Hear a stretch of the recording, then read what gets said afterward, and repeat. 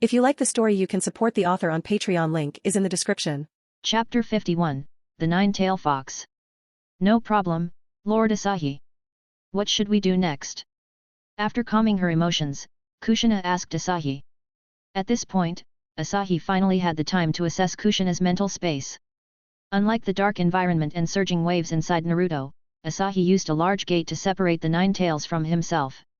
Kushina's mental space was much drier and wider, and notably brighter. It seemed like the living conditions for the Nine Tails were somewhat better. However, in reality, the Nine Tails were much more confined within Kushina's body compared to Naruto's. This was because Kushina's seal was the 4-symbol seal. Although advanced, it still had some differences from Naruto's 8-trigram seal.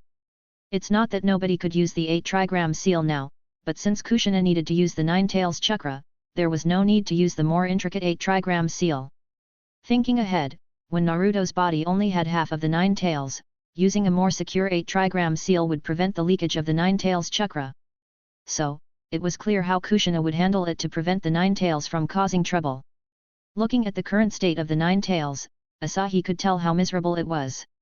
The current Nine Tails had its entire body bound by several sealing jutsu-formed iron chains, creating a character-like pattern. If it weren't for knowing the Nine Tails' temper, Asahi would be curious if Kushina had some strange preferences. But the Nine Tails was also suffering. It was restrained tightly by iron chains every day. It's no wonder it wanted to snatch Kushina's body every day, it must be so suffocating. Asahi watched the immobile Nine Tails and couldn't help but feel a bit sympathetic. However, the irritable Nine Tails didn't care about what Asahi was thinking. It had just tried once again to infect Kushina's chakra and influence her mind. Although it hadn't been effective yet, there were still some things it could do. But the next moment, Kushina brought a stranger into her mental space. Now, there was something to do. Intimidating humans was much more interesting than slowly invading Kushina's mind. Although this man gave it a strong feeling, what did it matter? The Nine Tails had already become like this. What else could he do to it? Roar! Damn brat, have you thought about accepting this Mai's power? The Nine Tails roared at Kushina, but it knew that it was impossible. So, it shifted its gaze to Asahi with its eyes, larger than a human's. And you, human? How dare you not tremble in fear when meeting this me? Once I'm out, I will tear all of you into pieces. A terrifying aura swept over, and a thick pressure hit Asahi and Kushina. Kushina had no doubt that if the Nine Tails had free movement, it would have immediately attacked both her and Asahi. If they hadn't reinforced the seal earlier, the Nine Tails would have taken action by now. Seeing the Nine Tails in a state of rage, Kushina looked a bit nervous as she glanced at Asahi. Asahi waved his hand, "Don't worry, I'll talk to it." "Weak human, what qualifications do you have to talk to me?" Upon hearing Asahi's intention to talk, the Nine Tails sneered with a mocking smile on its face. The smile on the Nine Tails' face carried an indescribable sense of wickedness. Asahi looked at the Nine Tails with a hint of disdain. To deal with this arrogant fox, there was no need to speak politely, otherwise, it might infuriate him. Weak? Weren't you sealed away by the supposedly weak humans? Bound in a corner every day, unable to move an inch. Asahi's words directly hit the Nine Tails' sore spot. Roar! Roar! Previously played between Uchiha Madara and Hashirama Senju, and later sealed by first Hokage wife Mito Uzumaki, the Nine Tails had experienced enough humiliation. As an important military force to deter other ninja villages, the Nine Tails had experienced the harshness of life. Since Mito's era, it had been bound by chains formed by sealing jutsu, with no freedom. Originally, when Mito aged, it thought it could finally be free, but then came Uzumaki Kushina. Once again, it was sealed, receiving the same treatment as before, with the only difference being the change in the surrounding environment. But this wasn't what it wanted. It wanted freedom. However, unfortunately, the Uzumaki clan was the natural enemy of the tailed beasts, and the sealing jutsu they used restrained it tightly. The hope of breaking free from the seal seemed extremely slim. Human, you have thoroughly angered me. Just wait, once I'm out, I will definitely, absolutely blast you into pieces. Watching the enraged Nine Tails, Kushina looked a bit puzzled as she glanced at Asahi. Lord Asahi, is this how you communicate with the Nine Tails? Either my social communication studies are not solid enough, or your approach is too unique. Are you sure this is okay? I feel like if you continue to provoke the Nine Tails like this, my future days might become even more difficult. Ignoring Kushina's bewildered state, Asahi lifted his head and stared into the Nine Tails' eyes, speaking slowly. 9 tails? Everyone knows there are 9-tailed beasts in the world, named according to the number of tails they possess, from 1 tail to 9 tails. However, people have always overlooked the true names of the tailed beasts, or rather, they never considered that tailed beasts might have names. In fact, compared to being called 9 tails, you would prefer people to address you by your real name, wouldn't you? I'm not wrong, am I, Kurama? Asahi's casually spoken words not only left the still bewildered Kushina even more confused, but even the enraged 9 tails quieted down. Kushina's current thoughts were simple: tailed beasts actually had names. Even though she experienced the destruction of her country and family at a young age, she received education at the Ninja Academy in Konoha. Why didn't she know such important information? Even Minato Namikaze, Jiraiya, Tsunade, and even the deceased Mito's husband Hashirama Senju never mentioned this to her. At this moment, Kushina started to deeply doubt her own knowledge. As for the 9 tails, it was utterly shocked. Apart from the old man sage of 6 Path Hago Romo Otsutsuki, his brother Hamura, and a few other tailed beasts, no one else knew his real name. So, how did Asahi find out his true name? Chapter 52, Bullshitting Kurama about Tajuna clan history. What are you, exactly? 9 tails asked sharply, completely losing its arrogance from earlier. Asahi shook his head, choosing not to directly answer its question. I've seen through the future with these eyes, you won't succeed. Succeed in what? Stop playing tricks here, human. I've lived for over 1,000 years, I've seen it all. The 9 tails voice was filled with frustration. It didn't believe that Asahi could see the future. Or rather, it refused to believe that it would be trapped inside a Jinchuriki forever. However, the mysterious aura emanating from Asahi had already instilled a slight sense of fear in the 9 tails. Asahi chuckled lightly at the 9 tails' agitated state. You don't have to act like this. If I don't intervene, you'll continue like this forever. Oh, I forgot to mention, your days will be a bit better from now on. Although the environment is a bit rough, at least you won't be bound by chains. Since the moment Asahi declared his name, his words had gained a credibility boost with the 9 tails. Who are you? Why are you telling me this? The 9 tails asked sharply. Though reluctant to believe Asahi's words, it needed to understand its future. Seeing the 9 tails yielding slightly, Asahi silently applauded himself. Indeed, the most arrogant among the tailed beasts was more manageable when not indulged in its temper. And revealing its name proved to be a powerful tactic, no wonder so many fanfictions employed it. Now that the 9 tails showed signs of softening, Asahi, with a mysterious and threatening tone, continued to speak. I am Asahi, the current head of the Tajuna clan. I'm telling you this just to get you to cooperate a bit. Tajuna clan? Cooperate?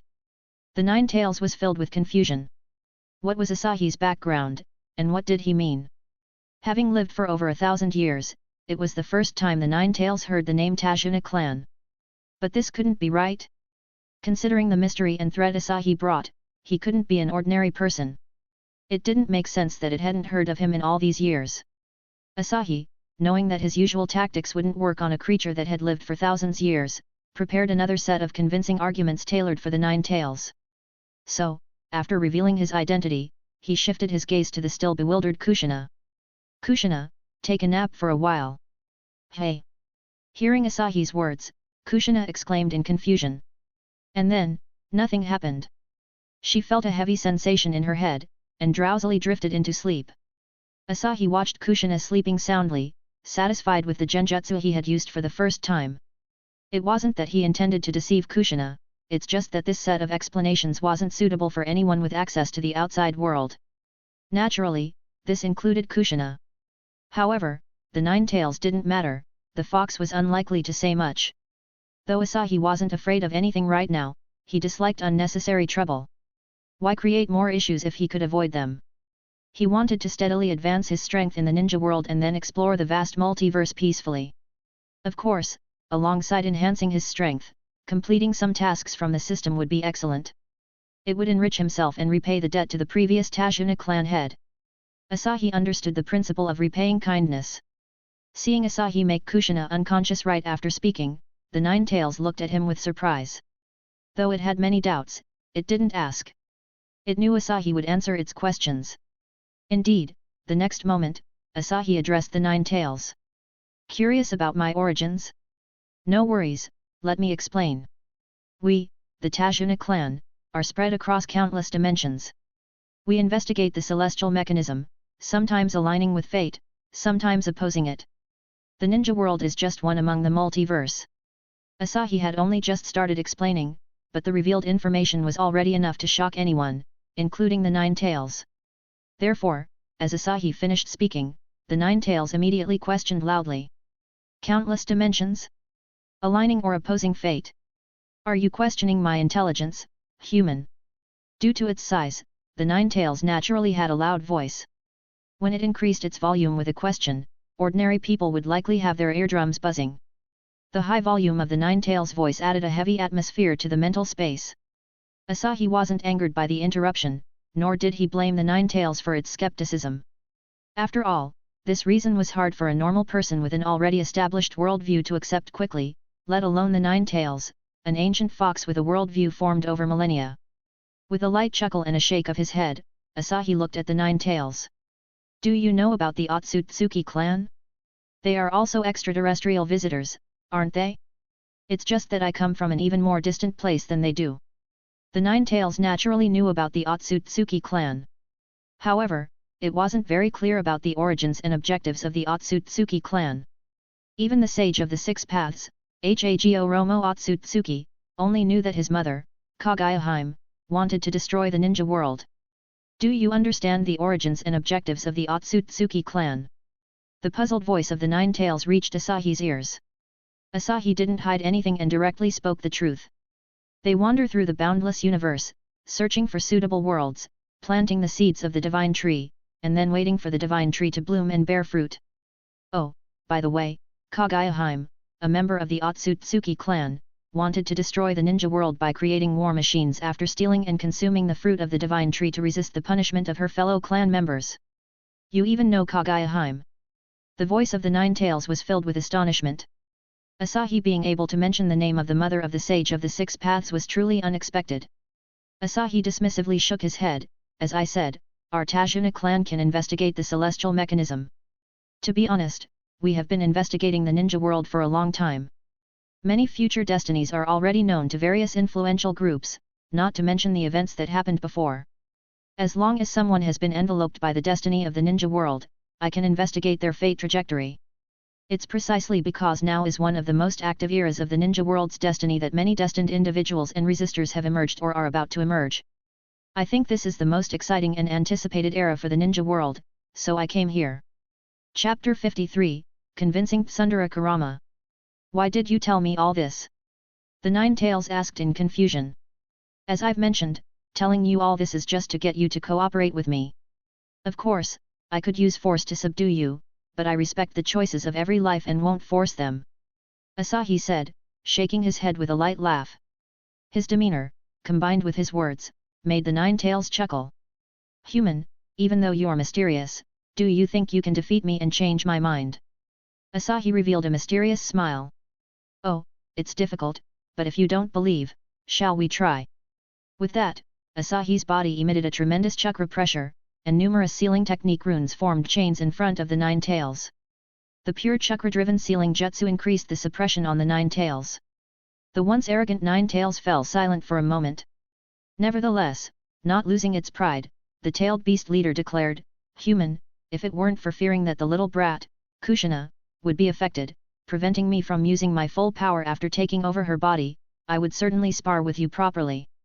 As Asahi observed the stubborn Nine Tails, he couldn't help but smile inwardly but didn't expose its bluff. Can we talk properly now? He asked. Humph, human, tell me, how do you want me to cooperate with you? I'll consider it, the Nine Tails said, staring at Asahi with curiosity about his intentions. Asahi looked back at the Nine Tails and straightforwardly replied, It's simple. Cooperate well with Kushina, don't disturb her in the future, and lend her your chakra. Hearing this, the Nine Tails was perplexed. Why? You, such an existence, shouldn't care about someone like Kushina, right? Also, what is the purpose of your Tajuna clan? Asahi shook his head. You seem to have misunderstood something. Do you think my Tajuna clan is here for some malicious purpose, like the Otsutsuki clan coming to the ninja world? You're overthinking. As I said, we, the Tajuna clan, accompany destiny. We either befriend it or confront it. Each previous head of the Tajuna clan has never involved themselves in the world's dominance. Our goal is simple, to accept those enveloped by destiny and bring them into our Tajuna clan. The favored ones by destiny will naturally flourish under the protection of our clan. As for those abandoned by destiny, watching them strive to break free from its shackles is also meaningful. In short, I, in the guise of an ordinary mentor, travel through various worlds, taking in disciples and providing them an opportunity to change their destinies. I watch as they embark on paths different from their predetermined fates. As for what paths my disciples choose, that's their decision, and I won't interfere much. Asahi's tone was plain, as if he were explaining the simplest matter. Of course, when teaching them, I will also instill in them a good set of life values, Asahi added silently in his mind. The phrase felt a bit too low on the sophistication scale, so he kept it to himself. In the eyes of the Nine Tails, Asahi and the Tajuna clan had quite a high level of sophistication. So, Kushina is the one you mentioned, favored by destiny? Do you want to take her as your disciple? The Nine Tails grinned, thinking that being the Jinchuriki, Kushina's destiny must be extraordinary. However, reality delivered a punch as Asahi shook his head, as if seeing through the Nine Tails' thoughts, giving it a strange look. No, Kushina is not one favored by destiny, or rather, she was favored, but destiny abandoned her. But yes, I do want to take her as my disciple. How is that possible? With my help, how could Kushina be someone abandoned by destiny? The Nine Tails exclaimed in shock. Asahi shook his head with a hint of regret. Without an opportunity to change her destiny, she would have died a few years from now. She has great potential, so I want to take her under my wing, giving her a chance to alter her fate and see where she can go in the uncertain future. What about me in her originally destined fate? What will happen after Kushina's death? The Nine Tails asked with confusion. Asahi didn't hide anything and replied directly. You'll be resealed into the body of a child, but that child will change you. He is the true child of destiny. So, have you decided how to choose? Accept the original fate, wait for the arrival of the child of destiny, or help Kushina break free from destiny. Asahi's voice fell, and the Nine Tails burst into laughter. Ha ha ha, what nonsense is this child of destiny? Can a human change my thoughts? Also, why should I make a choice? What benefit does it bring to me? The Nine Tails' voice, though loud, revealed a hint of uncertainty. Not making a choice is still a choice, isn't it? As for whether humans can change your thoughts, it will be revealed in the future. As for the benefits to you, at the very least, you will gain some freedom, won't you? Freedom. The Nine Tails muttered softly. To be honest, it was swayed, not because of some nonsense child of destiny but because of the grand world that Asahi described. Multiverse. The Nine Tails, which had existed in the ninja world for 1,000 years, had grown tired of this piece of the ninja world. If there was a chance to witness a broader world, it was actually quite tempting. After a moment of silence, the Nine Tails did not speak, and Asahi did not urge it. Tajuna clan leader Asahi. I can do my best to help Kushina, but I have one request. Asahi breathed a sigh of relief when he heard the Nine Tails' request. Agreeing to this was much simpler. What's the request? Let's hear it, Asahi said. When you leave the ninja world in the future, take me with you. The Nine Tails stared at Asahi, enunciating each word. Asahi was taken aback, he thought the Nine Tails would ask for freedom or something. He didn't expect it to want to leave this world. However, it wasn't a big deal, and he could fulfill its request. Sure, when I leave in the future, I can take you with me. However, due to the rules of the world's natural order, I can only take a portion of your chakra, allowing your consciousness to exist. This was purely Asahi bullsh ***ing the Nine Tails, there were no rules of the natural order that requires a specific part. The Nine Tails wasn't that crucial, and the existence of the natural order in the Naruto world was still up for debate.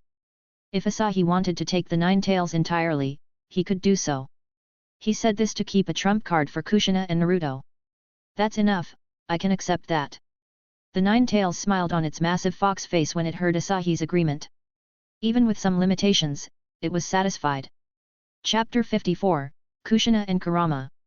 But you should know, even if I cooperate with Kushina now, she won't be able to master my power overnight.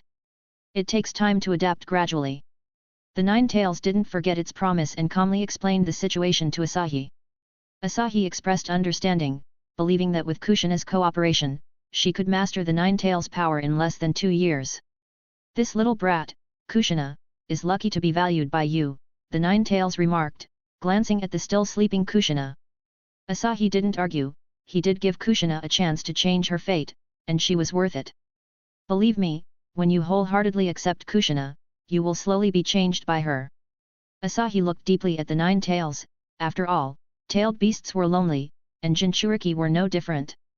When an important light appears in one's life, be it a human or a tailed beast, they would do their utmost to protect it. With Kushina's personality, Asahi believed she could warm the Nine Tails' lonely heart. This time, the Nine Tails didn't argue but fell into silence. Gazing deeply at Kushina, the Nine Tails suddenly smiled. Change me? After what you said, I'm quite looking forward to it. Asahi smiled and didn't say much. He waved his hand, sending a gentle spiritual wave towards Kushina. Kushina, who was lying on the ground, slowly opened her eyes, looking at the familiar mental space with a bewildered blink. The sleep had been so sound that, for a moment, her mind couldn't quite catch up. But Kushina was a ninja at heart, and her inherent caution quickly brought her back to reality. Oh no, did the Nine Tails cause trouble again? Jumping up from the ground, she instantly activated the adamantine sealing chains. Numerous golden chains surged from her back, solidly locking the Nine Tails, who was just admiring a moment ago. The Nine Tails felt like cursing itself. It had just been thinking about helping Kushina, and the next moment, it got counter-killed by her. Acting instinctively to seal the Nine Tails, Kushina, vigilant, looked towards the Nine Tails. However, as her gaze moved, she saw Asahi with a helpless smile. It was only then that she remembered, oh right, it seems Senior Asahi came to help solve the Nine Tails problem. Do I even need to intervene now? Did I misunderstand something? But if I say that, isn't it Senior Asahi's doing that I fell asleep? But why? Lord Asahi. At this moment, Asahi really didn't know how to describe his feelings. He couldn't sympathize with the Nine Tails, and instead, there was an urge to laugh. But laughing seemed inappropriate. The Nine Tails had such a tsundere personality, it would surely throw a tantrum. Ah, who would have thought that Kushina had such a fierce side, just directly attacking without saying a word. What did the Nine Tails do in the past? Why does it seem so hated? Cough. Kushina, can you release the sealing jutsu? It's fine. Upon hearing this, Kushina awkwardly lifted the jutsu, releasing the Nine Tails from the dumpling-like state. As soon as it came out, the Nine Tails, in a composed manner, said to Asahi, Asahi, I think I regret it now. Cough. Asahi coughed lightly. It was unexpected, purely accidental. Kushina, quickly release the seal on the Nine Tails. At this point, Kushina, who missed Asahi's splendid performance, still had no idea what was going on. All she could think about was why the Nine Tails seemed so easygoing now. Shouldn't it be roaring angrily at her? Suddenly, hearing Asahi ask her to release the seal on the Nine Tails, Kushina subconsciously wanted to object. Lord Asahi, the Nine Tails, it. Hey, kid, remember, my name is Kurama, not Kyuubi.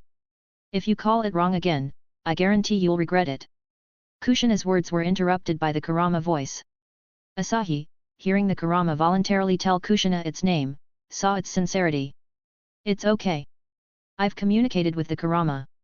It will help you in the future. Don't worry. Oh, and don't keep calling it Kyuubi, you know its name now, Kurama. Ah, is it resolved like this? Lord Asahi, are you sure? Kushina still found it a bit unbelievable. This was the strongest tailed beast, why did it feel like the narrative suddenly changed? During the time she was asleep, what happened between Asahi and the Nine Tails? Without explaining to Kushina, Asahi just nodded. Don't worry, everything is fine. After a moment of silence, Kushina looked up at the Nine Tails. Kurama, right? Since Lord Asahi said it's okay, I'll trust you once. Also, not only you have a name, but I also have one. I'm Uzumaki Kushina, not a little kid. As she spoke, Kushina quickly formed hand seals. The chains on the 9 tails emitted a dazzling light at that moment. Then, as if weathered by the wind, they slowly shattered into pieces, dissolving in the air. Swift and decisive, living up to the name of blood-red chili pepper. Bang! Freed from the chain restraints, the Kurama instantly dropped to the ground, producing a thunderous roar. With the sudden ability to move, the Kurama sat on the ground, twisted its neck, and then extended its massive head in front of Kushina. The colossal body made Kushina appear exceptionally tiny in front of it, with her whole person just about the size of its eyes. Looking at the Kurama up close, Kushina felt an indescribable sense of malevolence in its gaze. Even Kushina could sense the heavy breathing of the Kurama, and a drop of cold sweat involuntarily fell from her forehead. For a moment, Kushina almost couldn't help but want to take control of the Kurama. But she held back, she couldn't afford to show weakness. Suddenly, the Kurama chuckled and raised its head abruptly. "All right, Kushina, I remember. Remember, don't embarrass me for the strongest-tailed beast Jinhyuriki in the future." Phew! Kushina breathed a sigh of relief. Honestly, she was quite nervous just now. Watching everything unfold quietly, Asahi didn't say a word, no matter how tense the atmosphere was just now. This was something between the two of them. Now that the atmosphere between Kushina and Kurama had eased, he smiled and said to Kushina, "There are some things you don't need to know yet, so I let you sleep for a while. But you have to believe that Kurama will do its best to help you in the future. Don't worry too much. Also, tailed beasts, like humans, are intelligent beings. You have to learn to accept and trust them from the bottom of your heart. Only then can you better harness the power of the 9 tails." Chapter 55, Kushina becoming a disciple. Kushina nodded thoughtfully. "I understand, senpai. Tch, too nosy." Although Kurama liked what Asahi said in its heart, it maintained its stubborn and haughty demeanor. Asahi nonchalantly smiled. He had finished his business, and it was time to get to the point. He wasn't idly making up stories for himself. "I can actually teach you a technique to help you adapt to Kurama's chakra more quickly. However..." "However what, senpai?" Asahi deliberately prolonged his tone, making the impatient Kushina couldn't help but ask. Although she didn't know what happened between Asahi and Kurama, Kurama's performance just now had resolved an issue that had troubled her for many years. This made Kushina extremely curious about the method Asahi mentioned for better accepting Kurama's power. While knowing that there's no such thing as a free lunch, if she could fully master Kurama's power, she might be able to go on missions outside the village like Minato. So, for freedom. Let's first hear what senpai has to say." Asahi looked deeply at Kushina. "However, this technique is a secret technique of my Tajuna clan's practice, a kind of closely guarded secret." "Oh, I see." Kushina felt somewhat disappointed. If it's a closely guarded secret, why mention it at all? Kurama looked at Kushina in silence. She was usually a clever girl, but why did her brain fail her at such a crucial moment? "Well, let's help them out. Hey, Kushina. Since it's a closely guarded secret, why don't you just ask Asahi to be your teacher? With his strength, he can teach you anything from any aspect. And who knows, maybe you'll get to see some extraordinary worlds in the future." Of course, Kurama didn't say the last sentence. It knew better than anyone what should and shouldn't be said. Kushina was stunned by Kurama's words. Can she do that? She looked at Asahi, somewhat surprised, and said, "Senpai, can you really do that?" Asahi smiled. Kurama really gave him a good assist. "Of course, if you become my disciple, you naturally become a member of the Tajuna clan, and you can learn the clan's techniques." Kushina was tempted. In terms of seniority and strength, she should address Asahi as senpai. If she becomes his disciple, it would be a great advantage for her. But... well, forget it, senpai. Although I really want to be your disciple, you know my identity. The village won't allow it, even if I want to. Asahi chuckled nonchalantly. Whether Konoha agreed or not was Konoha's business. As long as Kushina agreed, other issues could be resolved. You don't have to worry about Konoha's issues. You just need to make up your mind. Since you don't have any formal mentorship, and I'm not a ninja from the village, I can discuss it with the Hokage. Really? Kushina asked with excitement. Of course. That's great, senpai. I'm willing to be your disciple. Freedom, here I come! Kushina exclaimed excitedly in her heart. At this moment, Asahi unexpectedly felt a bit emotional. Taking a disciple was really troublesome. Fortunately, Kushina agreed readily, otherwise, he, Asahi, would have lost face today. Okay, let's do the master-disciple ceremony. Asahi said directly, cutting through the complications to avoid any future troubles. Once Kushina became his disciple, she would be considered a member of the Tajuna clan. Even if Konoha didn't agree, it wouldn't change the fact, certified by the system. Kushina hesitated, senpai? Here? Isn't it too informal? Shouldn't the master-disciple ceremony be prepared for a long time? Asahi shook his head. Prepare outside? What if there were obstacles from Konoha? His plan to take in a disciple might be delayed. No need. Our Tajuna clan doesn't have so many formalities. I took in my 3 previous disciples very succinctly. Moreover, how serious can a place be when the ceremony is in the spiritual space? Isn't it more solemn to accept a master from the soul? Also, I probably won't stay in Konoha for too long. Details like these take too much time to prepare. Hearing Asahi's firm words, Kushina couldn't find words to retort for a moment. She could only agree repeatedly and immediately began preparing for the ceremony. Different from the 3 orphans from humble backgrounds, Kushina, from a traditional ninja clan, knew well the etiquette of becoming an apprentice.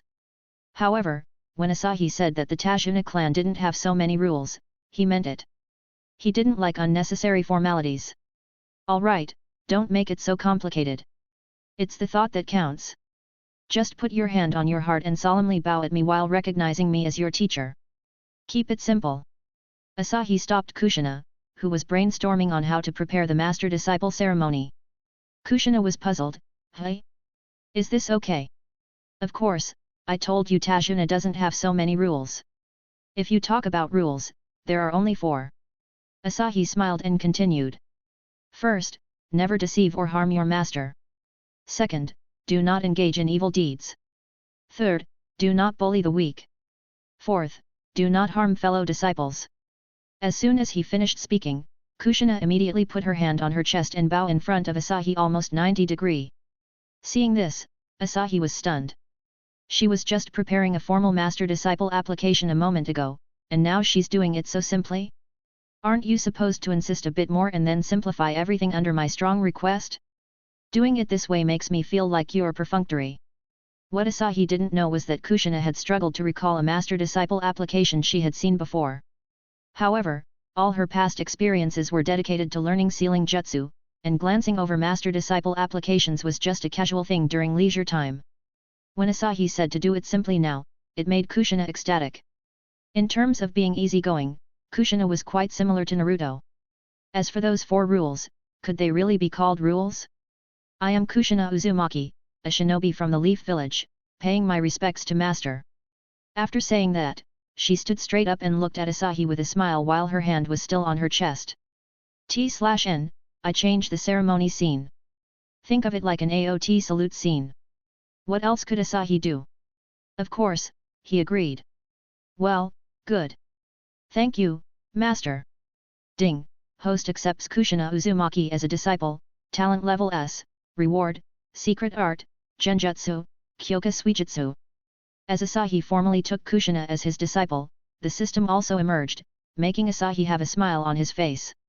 Chapter 56, The Special of Secret Art. Kyoka suijutsu. Asahi felt a surge of joy. He was well aware of the power and practicality of this secret art. Unfortunately, except for the first time he arrived in the Naruto world and completed the consecutive mission to assist the Sunin, none of the reward he received are secret art. Unexpectedly, after taking Kushina as his disciple, he received secret art reward. T/N, honestly this secret art originally translated as Deo method, but I myself don't what the hell is Deo method, uneasy face. However, the name Kyoka Suijutsu, it's a bit misleading. This is the Naruto world, not the Soul Society. Shaking off the random thoughts in his mind, Asahi quickly focused and examined this skill. Kyoka Suijutsu, judging from its name, indeed in the category of genjutsu. When cast, it could make the target's 5 senses perceive what the caster wanted them to perceive. This nature was somewhat similar to the Katsuri Yugan bloodline limit of the Shinobi clan. However, the power of this secret art naturally didn't only manifest in this aspect. When necessary, the caster could consume a large amount of senjutsu chakra to completely transform the illusion into reality. For example, the Shinobi clan could use their bloodline limit to cast illusions, controlling the opponent's 5 senses to make them feel the burning sensation of flames and cause injury. But Kyoka Suijutsu was different. If necessary, the caster could consume senjutsu chakra to forcibly materialize the flames that would burn the opponent. In this aspect, it had some characteristics similar to the Uchiha's Sharingan forbidden jutsu Izanagi. However, even Kyoka Suijutsu wouldn't lead to blindness. The amount of senjutsu chakra consumed was not something an ordinary person could bear, and also not many people can use senjutsu. If forcibly used in battle, even if it succeeded, after depleting the chakra, death would be imminent. So, both had their own merits. But looking at it from another perspective, as long as the soul is intact, this is a brand new way of resurrection. If Madara knew about this, Nagato's existence might not be that significant. Master? Master! Kushina stood up from the ground, seeing Asahi standing there in a daze, seemingly quite happy. After waiting for a while and seeing that Asahi didn't seem to intend to speak, Kushina had to speak up to remind him. Kushina's words pulled Asahi back from his joy to reality. This skill was quite powerful, there's no denying it. As long as the strength is strong enough, this skill is practically can compare with infinite Tsukuyomi. Oh, it's nothing. Since you are already my disciple, I can teach you the training methods of the Tashuna clan. Asahi adjusted his expression, not wanting to lose face in front of his disciple. What's the big deal if he looks like someone inexperienced? Really? Thank you so much, Master. Kushina didn't care about what happened earlier. Her eyes were gleaming with excitement. This was her shortcut to freedom. Seeing Kushina's excitement, Asahi didn't quite understand what she was thinking. Hadn't he just told her that the secret art would help her accept the power of the 9 tails more quickly? Did he miss something? But it didn't matter. Today was a day of double happiness for Asahi, and he didn't want to dwell on such matters. Coincidentally, he had just acquired Kyoka Suijutsu, and teaching Kushina the secret art would be a good opportunity. It would save him a lot of time, and he could also test out Kyoka Suijutsu. Secret art, Kyoka Suijutsu. The moment Asahi made a move, Kushina felt the environment around her change. She was no longer in the mental space but found herself in an ancient and elegant study. 2 books appeared out of nowhere in front of her, one titled Secret Art and the other Secret Art, Senjutsu. Instinctively, Kushina picked up both books and started flipping through them, completely engrossed. Meanwhile, Kurama, who had been observing from the side, noticed that after Asahi made a move, Kushina's eyes fell into a trance. Her hands were randomly flipping through the air, as if she were reading a book. It looked confusedly at Asahi. Although it knew Asahi was behind this, it couldn't understand how Asahi did it. Moreover, it was certain that it couldn't resist this jutsu. Kushina continued flipping through the books in her own world. It seemed slow, but in no time, she had firmly memorized all the information. Of course, this was because Asahi used Kyoka Suijutsu to assist her. Due to Kushina's strong abilities, Asahi also decided to impart the complete version of the secret art to her. The complete version, Secret Art, Sage, was profound and mysterious. With Kushina alone, it would probably take a long time to comprehend and then attempt to practice. Fortunately, Asahi had just acquired Kyoka Suijutsu, which saved Kushina a lot of time. This was much stronger than the 3 kids who could only learn from Asahi's insights. Feeling that Kushina had comprehended the secret art, Asahi lifted the jutsu of Kyoka Suijutsu from her. When Kushina, who had returned to her senses, noticed her surroundings had reverted to her mental space, she couldn't care less about such matters. Or rather, it was challenging for her to calm down. Master! After successfully practicing the secret art, can I really perform all the jutsu in the world? Kushina's eyes were filled with shock. The information she had just received was truly astonishing. Of course. Asahi shrugged indisputably, giving an affirmative answer. Even would release. Simply put, any jutsu that can be activated purely by manipulating chakra can be performed. Of course, if it requires a specific part of the body as a medium, that's a different story. It falls into the category of innate talent like Dojutsu technique as example. Unless you can obtain that medium. Wood release is powerful, but it still falls within this scope, so it can be used. Asahi explained to Kushina without caring at all, completely ignoring the fact that Kurama beside them was almost fuming. If you were to ask Kurama what it feared the most, it would be the Mangeki Sharingan and would release. Now, Asahi was saying that as long as one trained the secret art, they could use would release. Wasn't that basically saying anyone who practiced the secret art could easily defeat it? In reality, Kurama was overthinking. Leaving aside how many people could learn the secret art, the amount of chakra needed to use would release was not something many possessed. But if someone managed to acquire a Mangeki Sharingan, those who had practiced the secret art could indeed overpower the untamed Nine Tails. This technique is really too strong. Kushina exclaimed. Asahi, on the other hand, didn't care. Despite the strength of the secret art, it still had significant constraints on the people in the Naruto world. Perhaps due to the rules of the Naruto world, the secret art functioned like sage mode.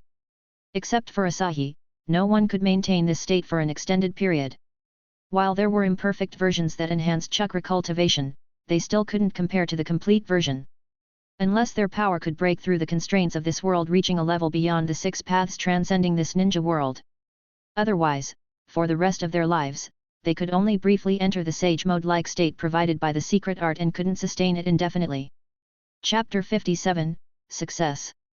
Alright, even if you achieve the sage mode with the secret art, you won't be able to use the large-scale wood release like the first Hokage. Don't think too much about it. The time is about right, don't make your little boyfriend worry. Also, don't you want to try the tailed beast transformation in collaboration with Kurama? Asahi, with a smile on his face, stopped Kushina's astonishment. Hearing Asahi refer to Minato as her little boyfriend, Kushina blushed briefly. However, she was quickly captivated by Asahi's words. Yeah, I still want to try the tailed beast transformation. Setting aside her wild thoughts, Kushina said excitedly.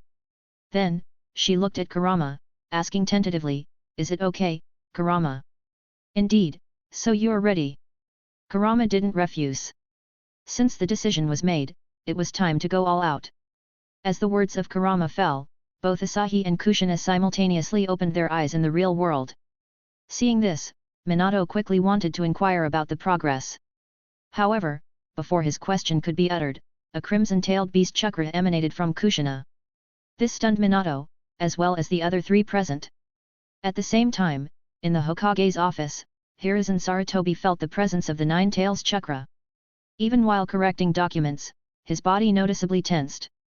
Someone, notify Shimo to go and stop the Nine Tails disturbance. Yes. A shadow flashed by. Hiruzen Sarutobi didn't have time to think. He immediately removed the ceremonial robe from his body, revealing his battle outfit. With body flicker technique, he disappeared from the Hokage's office. Had the Nine Tails gone berserk? With this thought, Jiraiya, Tsunade, and Orochimaru instantly decided to take action to subdue the rampaging Nine Tails.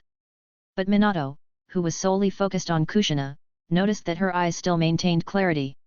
Master Jiraiya, wait. Stopping the Sunin, Minato asked Kushina, Kushina? Are you okay?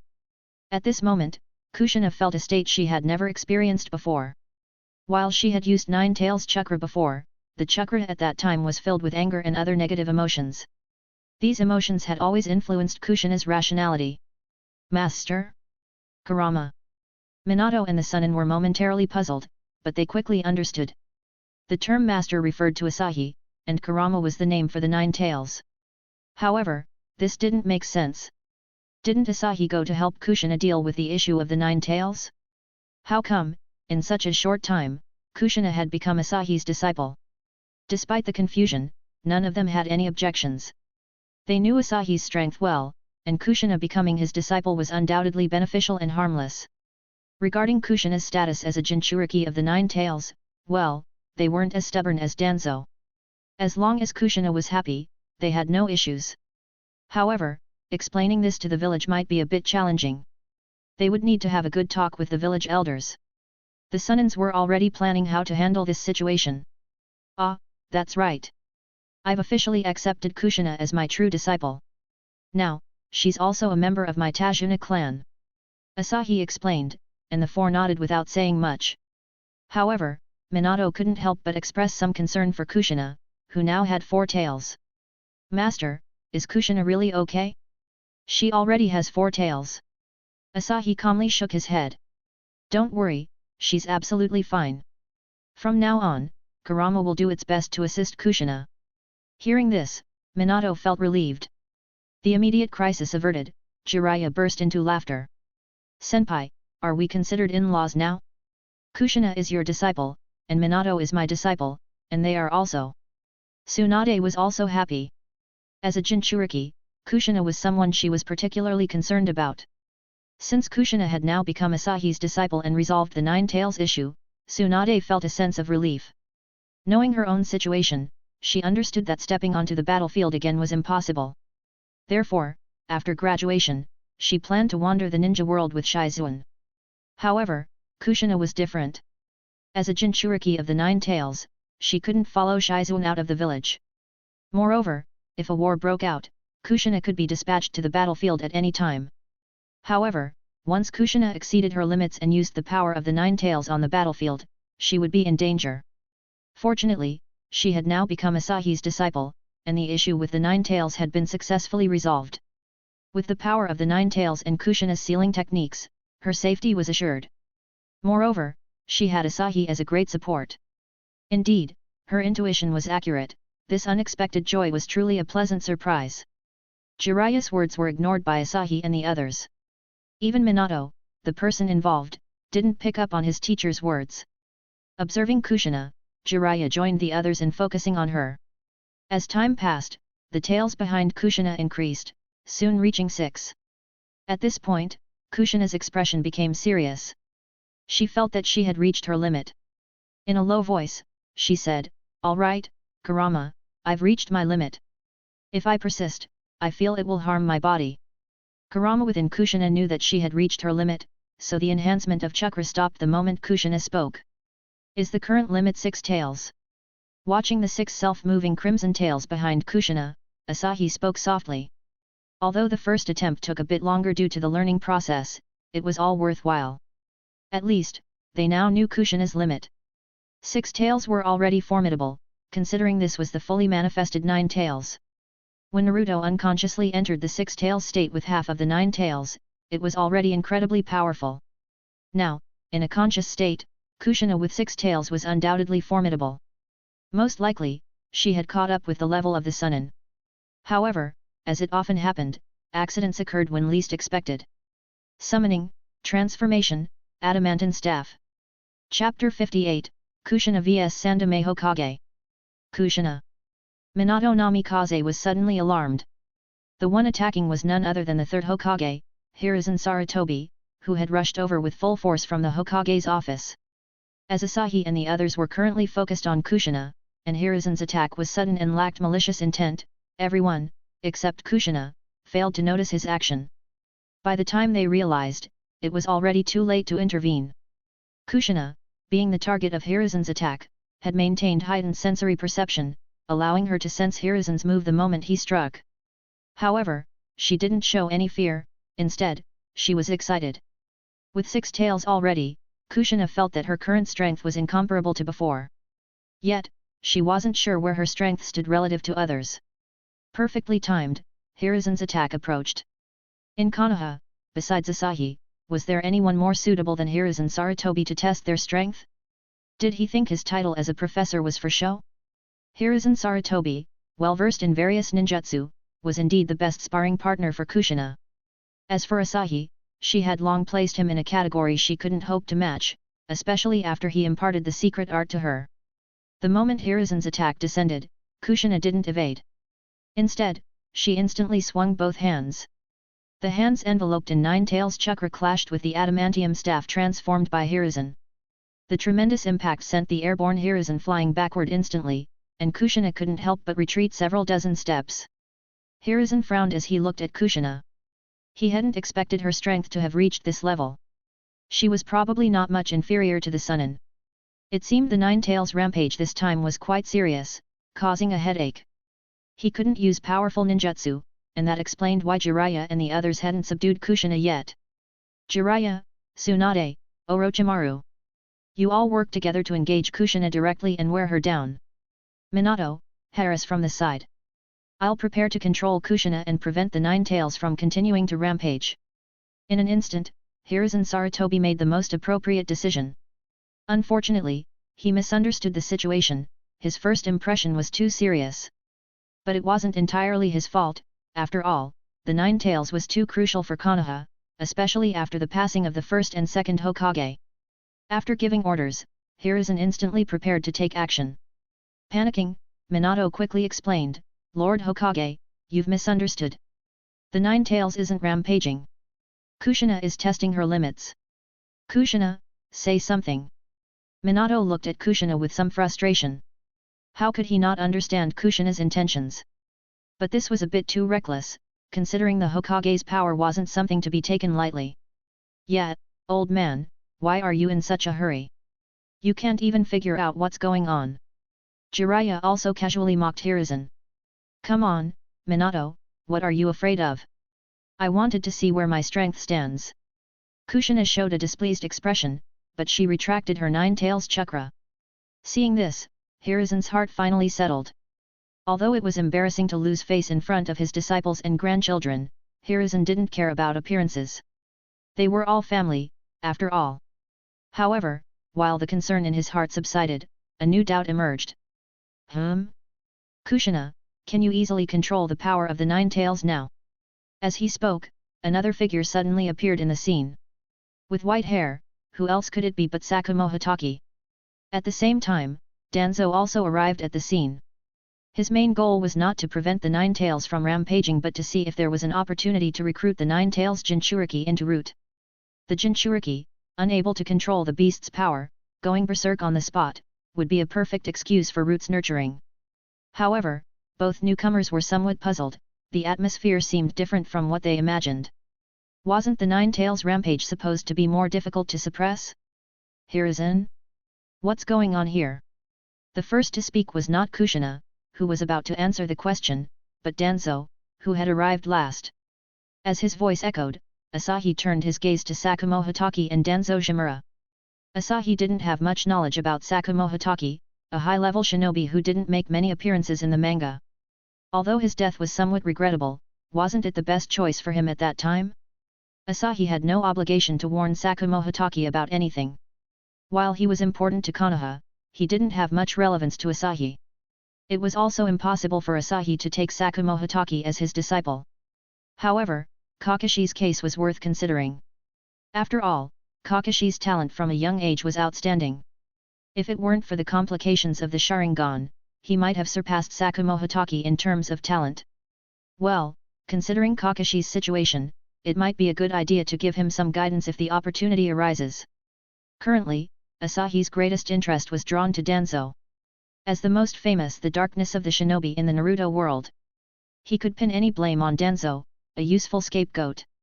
Even things that Kishimoto couldn't whitewash, Asahi could easily attribute to Danzo. Now, Asahi was curious about the real Danzo, who, in the present, looked quite normal. He quickly considered if there were any accusations he could throw at Danzo. Such a useful tool shouldn't go to waste. At this moment, Danzo was unaware of Asahi's thoughts. He looked at Hiruzen with confusion, and even Sakumo Hatake cast a doubtful gaze at Hiruzen. I don't know the specifics. Just now, Kushina was testing her limits. Hiruzen shook his head, turning his gaze towards Kushina, waiting for her response. Finally, it was Kushina's chance to speak. She felt uncomfortable holding back her words earlier. Yes, Lord Hokage. My master has already helped me resolve the issue with the Nine Tails. You don't have to worry about it going berserk anymore. Master.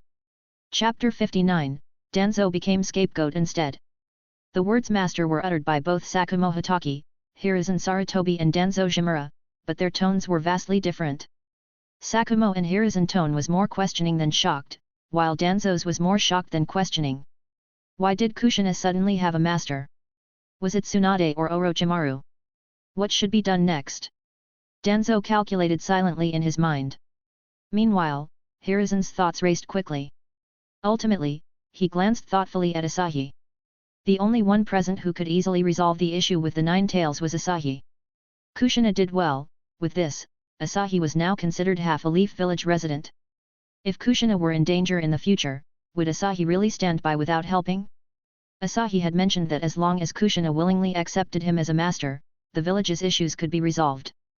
Kushina trusted Asahi completely, so when Hiruzen asked her earlier, she had answered without hesitation, revealing the details of the situation. Now, upon hearing the Hokage Hiruzen Sarutobi and assistant Hokage Danzo Shimura express their confusion, Kushina didn't hesitate to provide an answer.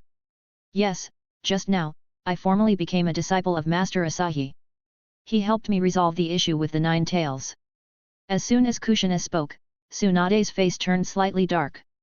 Seriously, her sister's thought process was too straightforward. Was this the place to speak? Kushina's situation wasn't easy to handle, and now she openly revealed it. Why didn't she notice Danzo's cunning presence? For Danzo, who had secret intentions of turning Kushina into a war machine for Root, the situation was both exciting and confusing. However, on hearing Kushina's quick response to the Hokage's and assistant Hokage's questioning tones, Danzo realized he didn't need to think much. He immediately protested. What? You actually took someone from another village as your master? Let me tell you, Kushina Uzumaki, you must be aware of your identity. This is absolutely impossible. Sarutobi, I can't agree to this. You deal with it yourself. Upon hearing Danzo's rebuke, Kushina's fiery temper flared up. She was about to argue with Danzo when Asahi spoke up. The assistant Hokage of Konoha, Danzo Shimura, isn't it? Whether I take disciples and how I take them is none of your business. What kind of authority do you think you have? Beautiful. Kushina praised fiercely in her heart. It wasn't Asahi being conceited, it was just that dealing with pure hawks like Danzo, the more you yielded, the more ruthless they became. So, directly confronting Danzo not only made him wary but also made Asahi feel refreshed. Why not do it? Asahi hadn't forgotten that Danzo had given him a hard time while watching the anime. You. Asahi, let me tell you, don't act recklessly just because you're a shadow-level ninja. Since you know I am the assistant Hokage, you should know that we, Konoha, never lack shadow-level ninjas. Believe me, I can keep you in Konoha forever. Danzo lost his temper upon hearing Asahi's sarcastic remarks. However, as Asahi expected, facing Danzo's aggressive response, there was still some hesitation. Danzo dared to probe only verbally. Although Danzo had revealed his strength, Asahi was not intimidated at all.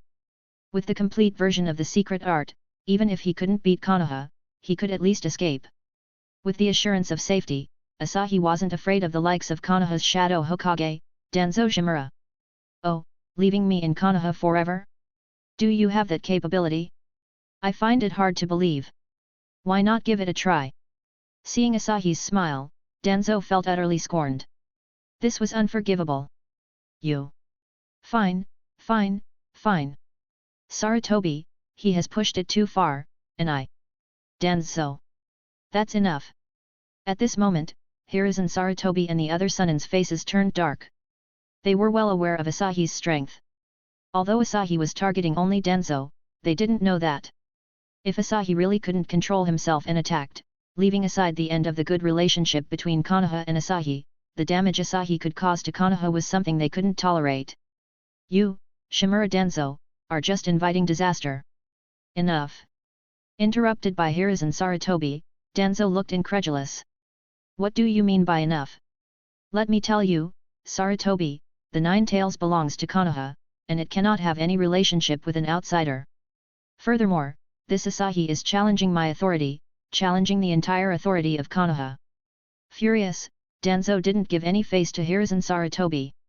Danzo, since when can you represent Konoha's authority? How Kushina chooses is her freedom. As elders, what we should do is provide her protection, not treat her like a criminal. Hiruzen Sarutobi was not indulging Danzo at all at this moment. He wanted to hitch Asahi onto Konoha's bandwagon, and he couldn't let Danzo ruin the opportunity. Now was a chance to make Asahi have a favorable impression of Konoha, of the Hokage lineage. Yet, Lord Danzo, while the 9 tails is important, we also need to consider Kushina's feelings. The Sunin couldn't help but interject. However, given their status as juniors, they couldn't openly criticize Danzo and could only silently criticize him behind his back. Humph, what do you Sunin understand? Sarutobi, you've changed. You've become too weak now. You can't even protect the village's interests. Danzo growled in a low voice. What do you mean by protecting the village's interests? Where has the village's interests been harmed? I am respecting Kushina's choice. Hiruzen Sarutobi silently thanked Danzo for the assist. Although Danzo almost messed things up, it provided an opportunity for Sarutobi to showcase the generosity of the Hokage faction. If Asahi were to take on more students from Konoha in the future, there could be several more shadow-level ninjas from Konoha. Hiruzen. You. Enough. There's no need to say more about this matter. I've already made up my mind. Danzo, you can go back now. Sakumo, please escort Lord Danzo. Danzo wanted to say more, but Hiruzen Sarutobi interrupted him directly and even issued a travel order. Most importantly, to prevent Danzo from causing any more trouble, Hiruzen Sarutobi directly dispatched Sakumo Hitaki to escort Danzo back. Chapter 60, Hokage formally welcome. What's going on here isn't an escort, it's plain old surveillance. In the entire village of Konoha, not a single person can pull off any shady moves under the watchful eyes of Konoha's ANBU chief, White Fang of Konoha, Sakumo Hitaki. Not even the legendary Sunin Jiraiya could manage it, let alone someone like Danzo. Yes, Lord Hokage. Upon arriving at the scene, sticking to the ANBU style of observing more and saying less, Sakumo Hitaki finally spoke up. Please, Lord Danzo. After saying this, Sakumo Hitaki gestured towards Danzo with a welcoming motion. Humph. Danzo's face was dark at this moment. With a disdainful snort, he left without even turning his head. As an escort, Sakumo Hitaki was very responsible. He followed closely behind Danzo, ensuring to escort him back to the route headquarters without a single step astray. It seems the Sunin had shared their intel with Jiraiya, but it appears that Danzo isn't quite clear about it. With a calm expression, Asahi glanced at Jiraiya. Having gone through so much, Asahi had a rough idea of what had happened. Haha, Lord Asahi, right? I am the third Hokage of Konoha, Hiruzen Sarutobi. Thank you for saving my 3 students earlier, and welcome to Konoha. After Danzo left, Hiruzen Sarutobi finally had the time to properly greet Asahi. It had to be said that he had a good way of speaking, expressing gratitude and welcome right from the start. Due to the earlier unpleasantness between Konoha and Asahi over the Kushina incident, Hiruzen Sarutobi chose not to mention it, probably to avoid any misunderstandings. However, even though he didn't bring it up, Asahi had to. Despite not caring much about Konoha's opinion, it was still necessary for the sake of Kushina Uzumaki. Lord Hokage, your kind words are appreciated. I also quite like the environment of Konoha. However, I hope Lord Hokage could consider Kushina Uzumaki's situation. At these words, Hiruzen Sarutobi burst into laughter. The two seemed to have an understanding, a harmonious agreement. You're joking, Lord Asahi. Although Kushina is a ninja of Konoha, the choices she makes are her own freedom. Just as I said to Danzo earlier, as elders, our only duty is to protect them. So, the matter of Kushina becoming your disciple, as long as there are no objections from both sides, Konoha won't interfere. Upon hearing Hiruzen Sarutobi's words, Minato, the Sunin, and Kushina Uzumaki all breathed sighs of relief. Fortunately, the old man didn't make any mistakes. This matter was handled quite cleanly. Haha, since that's the case, I'll thank you first, Lord Hokage. Asahi bowed to Hiruzen Sarutobi, expressing his gratitude. Hiruzen Sarutobi quickly waved his hand, no need to be so formal, it should be this way. Well, I have a lot of work to do, so I won't disturb your enjoyment. Please forgive me. As soon as Asahi heard that Hiruzen Sarutobi was leaving, he felt relieved. Formalities were truly annoying, and the atmosphere was far from relaxed. No problem, Lord Hokage. Go ahead with your duties. Alright then. If you have any matters, just instruct my 3 students. Oh, by the way, tomorrow morning is the graduation day for the students of the Konoha Ninja Academy. I don't know if you are interested, if so, you can go take a look. Hiruzen's thoughts were once again active. It would be great if Asahi could take on a few more disciples from these kids and cultivate some promising talents for Konoha. Upon hearing that tomorrow was the graduation day for the Ninja Academy students, Asahi raised an eyebrow. It seemed like the timing was just right. There were indeed quite a few promising talents among this batch of kids. Maybe he should consider taking on a few more disciples. Oh, really? Then I'll gladly accept the invitation. Honestly, I am quite interested. Haha, then I look forward to Lord Asahi's presence. Having said that, Hiruzen bowed and left. Asahi stroked his chin, starting to look forward to seeing those talented ninjas tomorrow. The following events were quite ordinary. As he had just become a disciple, Kushina volunteered to take Asahi for a stroll around Konoha to familiarize him with the environment. As her boyfriend, Minato naturally accompanied Kushina, serving as Asahi's guide. With the guide in place, the Sunin bid farewell. After all, they were busy individuals, and activities like shopping and strolling weren't quite suitable for them. In contrast to the joyful mood of Asahi and his companions, Danzo was about to explode. Sitting in the underground base of Root, Danzo couldn't control his anger. There was hardly anything intact around him, he had smashed everything in his fit of rage. The roots outside were trembling, unable to understand why Danzo was so furious. Danzo couldn't understand why Hiruzen Sarutobi was so accommodating to an outsider like Asahi. Even after Asahi extended his influence to the Nine Tails Jinchuriki, Hiruzen Sarutobi was still treating him with kindness. If we talk about formidable strength, all the information Danzo received indicated that Asahi was just a shadow-level powerhouse. Even if he improved his strength, he would still be at the higher end of shadow level. What's so frightening about that? Could there be some hidden secrets that he doesn't know about? Danzo pondered in his mind. Root. Swoosh, a figure knelt before Danzo, awaiting his orders. Danzo was about to speak, as if hesitating about something. He rubbed his forehead and said, "Never mind, you can go down." "Yes." Like at the beginning, the figure instantly disappeared from the spot. Danzo initially wanted the members of Root to monitor Asahi, but thinking about the attitude of Hiruzen Sarutobi just now, he couldn't help but feel uneasy. He didn't want to break ties with Hiruzen Sarutobi now, that would leave him with no chance of winning. Never mind, let it be. Let's see who will have the last laugh, Hiruzen. In the gloomy and spacious room, Danzo's murmuring voice echoed. Danzo, now calmer, sat in the chair with closed eyes, pondering about who knows what.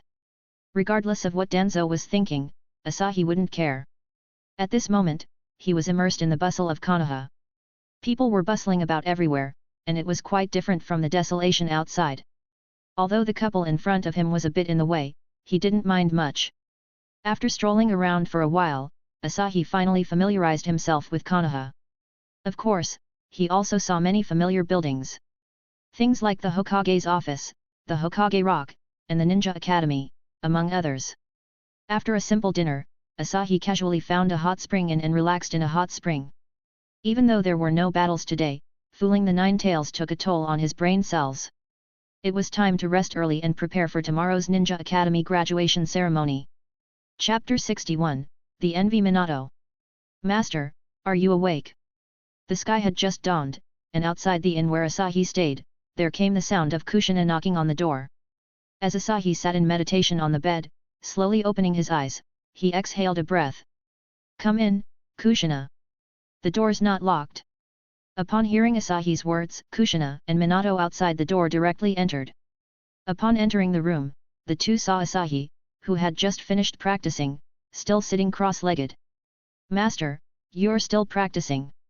Kushina exclaimed in surprise. "Yes, I've finished. How about you? Did you try the new training method I suggested yesterday?" Asahi nodded, but the conversation didn't linger on him. Instead, he inquired about Kushina. As soon as the topic turned to the new training method, Kushina's face lit up with excitement. "Master, I've started practicing. Both the chakra refining speed and recovery speed are much better than before. And I can sense that after practicing the secret art, my physical qualities are gradually improving. Although it's not very noticeable, with continued practice, there will definitely be significant progress." As she spoke, a hint of regret appeared on Kushina's face. "Unfortunately, with the secret art, Sage Mode version, after trying to practice, I couldn't grasp anything at all. I couldn't sense any natural energy." Asahi nodded in satisfaction. It seemed that even the incomplete version of the secret art was much more advanced than the techniques in the Naruto world. T/N, incomplete version, secret art without using Sage Mode or nature energy. Completed version, secret art using Sage Mode or nature energy. After all, considering Kushina's identity, the chakra refining method she practiced was naturally the best of its kind. As for Kushina struggling with the complete version of the secret art, it was not unexpected for Asahi. If the complete version of the secret art was easy to cultivate, what would be the significance of the threshold for Jonin to start practicing it? Moreover, the native sage mode in the Naruto world wasn't a pushover either. If it were easy and safe to cultivate, where would the dignity of the native sage mode in the Naruto world be? The strength of the secret art lies in this. As for the sage mode version, it was never easy to cultivate. If you can make initial progress within a year, that's already quite good. Ah! How could this be? Upon hearing Asahi say that it might take a year to make initial progress in the secret art sage mode version, Kushina looked utterly dismayed. She still wants to become a sage and experience the joy of being the first Hokage. Yes, she can't use large-scale wood release. But Konoha has recorded so many small wood release ninjutsu. It's just 1 year. With your talent, you'll definitely learn it within a year. Seeing Kushina like this, Asahi comforted her helplessly. But I want to experience what it feels like to use wood release sooner. The first Hokage was so strong, wood release must be amazing. By then, I can beat Minato. Kushina clenched her small fist and threatened Minato. This made Minato smile helplessly. No need for that. With the power of the 9 tails, you can beat me now. Minato was genuinely happy for Kushina. Not only was the issue of the 9 tails resolved, but Asahi also imparted such a powerful training method to Kushina. It seemed that Kushina was one step closer to becoming a Hokage than he was. Honestly, he was quite envious of Kushina. However, even though he envied her, he didn't feel jealous at all. After all, he could exchange his merits for that forbidden jutsu soon. Moreover, Jiraiya-sensei said he would teach him an extremely powerful jutsu recently. It was probably extraordinary. It's different. If you use the power of the 9 tails, it can't be considered me beating you. It becomes me and the 9 tails teaming up to beat you. I'm Kushina Uzumaki, and I will rely on my own strength to defeat the biggest obstacle on my path to becoming the female Hokage, and that is, you. Kushina retorted and, at the same time, threw a light punch towards Minato. What's so good about wood release? Your current sealing jutsu suits you well, and there's still a lot of room for improvement. I won't teach you other jutsu for now. Focus on practicing and gradually adapt to the 9 tails power. When you've trained the secret art sage mode, I'll teach you the strongest jutsu of our Tajuna clan, Hihatsu. T/N, Hihatsu equals secret art. It's a jutsu that only secret sage mode users can use. By then, you'll know what the strongest jutsu is. Wood release and the like will have to take a back seat. Asahi said proudly. Yes, Asahi had confidence in his Hihatsu. Really, master? Is the Hihatsu you're talking about that powerful? Kushina's eyes sparkled as if she saw her future. Opening the secret art sage mode, using Hihatsu to surpass the Hokage, trampling over wood release, and becoming the village leader successfully. Of course, the Tajuna clan is not just boasting. Our foundation is unparalleled. Alright, Asahi, the great persuader, completely embraced the role. Now, even he believed it. Currently, including Kushina, there were only 5 people in the Tajuna clan. It was the force that spread across the dimensions. The Tajuna clan is not just boasting. As for the foundation, it indeed exists, but it's mostly with the system. What does it have to do with Asahi? However, for Minato, an outsider, witnessing Asahi and Kushina chatting enthusiastically about the future here made him turn into a sour lemon. Both being disciples, when Kushina hadn't taken him as her master, Asahi had already solved her 9 tails problem. Just after becoming her master, Asahi provided her with the most powerful training method in the ninja world. Now, only on the 2nd day, he promised to teach her a jutsu stronger than would release within a year. Thinking about his own master, besides giving him a group of spirit beasts and the title of a Hokage's grand student, when teaching him, he often disappeared to see his girlfriend. What else did he give him? Even if he wanted to learn a forbidden jutsu, he had to exchange it with his merits. Although compared to others, Jiraiya was already good enough. But compared to Asahi, Jiraiya, this kind of master, should just be thrown away.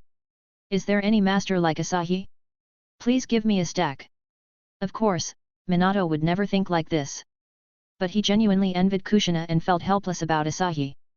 Great, master! I will work hard to train secret art sage mode as soon as possible. Kushina raised her fist and vigorously waved it in the air, cheering herself up. Cough, cough. Minato coughed twice, interrupting Kushina, who was in an excited state. This prompted Kushina to glare at him, as if demanding a reasonable explanation. If Minato couldn't provide one today, he might not be able to leave this room standing. Chapter 62, Ninja Academy. Minato swore he wasn't sour, but if this continued endlessly, he might miss the graduation ceremony at the Ninja Academy. Yesterday, Asahi mentioned he wanted to attend the Ninja Academy's graduation ceremony, and Minato, out of good intentions, suggested they should head there. Cough, cough, Kushina, it's getting late. We should head to the Ninja Academy now. Otherwise, we might miss the students' sparring matches. Upon hearing this, Kushina had a sudden realization, and she lowered her raised fist. Yes, today wasn't the time for daydreaming about the future. She should hurry and accompany her master to the Ninja Academy. The Ninja Academy? Asahi questioned. So early. It had only been daylight for a short while. Were the graduation ceremonies at the Ninja Academy always this early? Yes, students are going to have matches, and with so many of them, it will take quite some time, Kushina explained nonchalantly. That made sense to Asahi. In times of conflict, the students' graduation was determined through practical assessments. True, let's head there quickly. Asahi nodded and rose from his seat. Yet. Kushina and Minato agreed in unison. The inn where Asahi stayed wasn't far from the Ninja Academy, so they quickly arrived. Upon entering the academy, Asahi felt the bustling atmosphere. Unlike yesterday's casual stroll, numerous ninja and civilians had gathered today to witness the talents of the Ninja Academy's graduates. Many clan leaders with various intentions also made their way here. In the training grounds where the students were being assessed, the third Hokage, Hiruzen Sarutobi, had just finished his speech. Seeing Asahi and his companions, he warmly waved them over, inviting them to watch the students' matches. As the Hokage, Hiruzen's every move was under scrutiny. Now, he was actively waving. Who were these people? Asahi casually accepted the invitation of Hiruzen Sarutobi, along with Kushina and Minato, to watch the proceedings. With a light chuckle, he headed towards the elevated platform where Hiruzen stood. As Asahi moved, the crowd instinctively made way for him. All the major clan leaders in Konoha were silently speculating about Asahi's identity. Though not entirely clear, someone treated with such respect by the Hokage couldn't be ordinary. Regardless of the future, they decided not to provoke him if possible. This sentiment echoed in the hearts of everyone present. Not only the spectators but also the students preparing for the matches diverted their attention towards Asahi. A boy with goggles nudged the girl next to him and asked with a silly smile, "Rin, who do you think he is? Why is the Hokage so polite to him?" This boy was none other than Obito Uchiha, a prominent member of the Uchiha clan and later one of the masterminds behind the scenes in the ninja world. The girl, unfortunately, was Rin Nohara. Hearing Obito's question, Rin shook her head in confusion. "I don't know. But given the Hokage's attitude and the fact that he's accompanied by Minato-san and Kushina-san, he must be a significant figure." "Ha, really? Rin, you're quite knowledgeable. I don't recognize the two people accompanying him." Obito scratched his head, laughing at Rin, his eyes almost closing to slits. "Tisk, Obito, we're about to graduate. At least get to know some of our top ninjas in Konoha. Maybe one of them will be our mentor." A black-haired girl walked up to Rin, linking her arm with hers, and with an expression of helplessness, said to Obito. "Come on, Obito. We're becoming ninjas soon. Don't you remember gathering information is part of our duties? It's not that hard to find out about such famous figures." As the two conversed, a young man and woman approached from a distance. The man had a handsome appearance, and upon closer inspection, bore some resemblance to Hiruzen Sarutobi. The girl had a thick black hair, with striking red pupils, and a hint of baby fat on her face, which unexpectedly made her look somewhat adorable. The newcomers were Asuma Sarutobi and Yui Kurane. It's hard to believe that the future bearded uncle and the aloof lady were once this young. Asuma took the lead in the conversation due to his outgoing personality. Obito, who got along well with Asuma because of their personalities, couldn't help but complain, "What? Am I the only one who doesn't know?"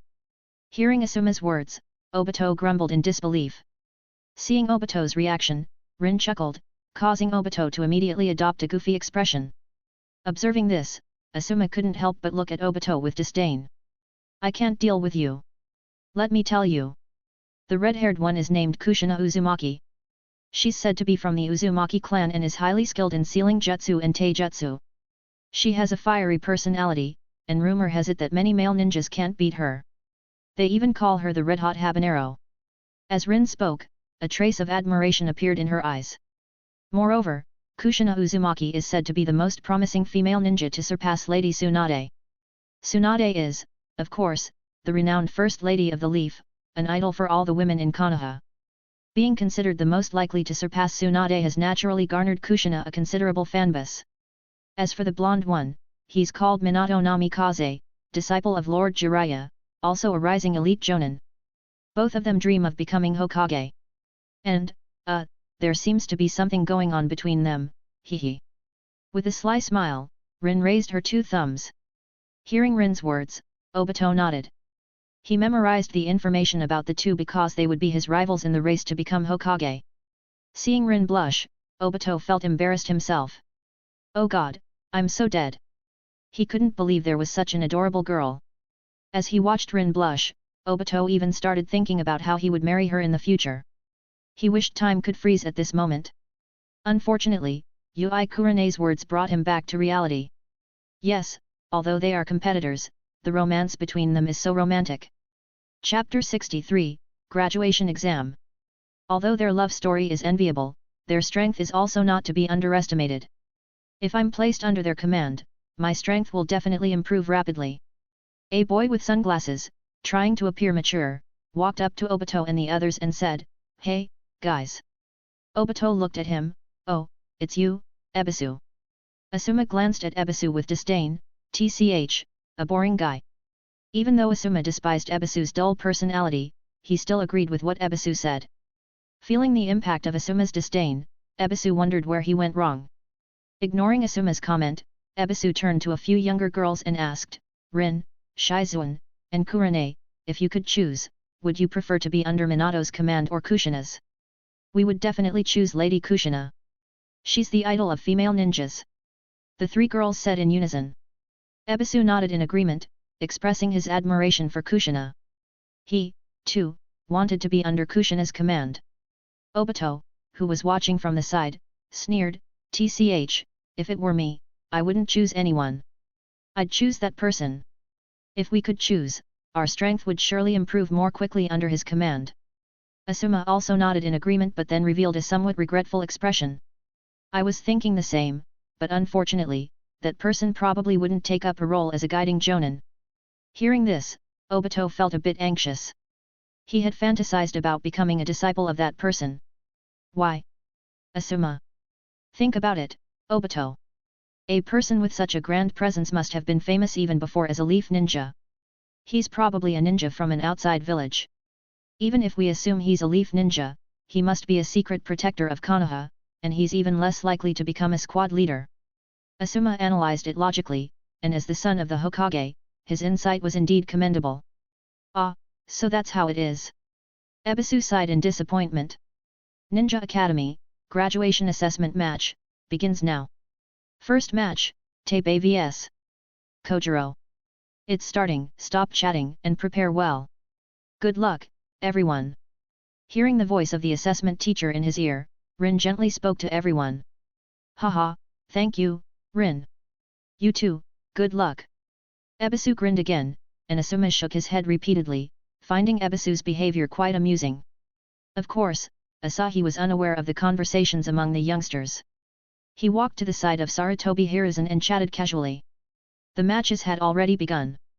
At this moment, he and Sarutobi Hiruzen stood at the forefront of the stands. Lord Asahi, there are quite a few promising talents among this batch of Leaf students.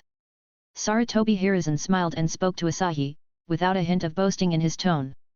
In his eyes, these children were the future of Konoha, and having some geniuses among them was genuinely a cause for joy. Asahi didn't find Sarutobi Hiruzen's behavior surprising.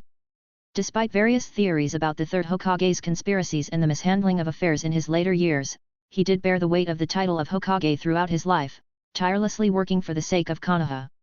With a light laugh, he said, "Is that so? I heard about it yesterday as well. They say there are many talents among the graduates, and it's said that the son of the Hokage is also among them. Oh, ha ha ha, so Lord Asahi has heard about it too.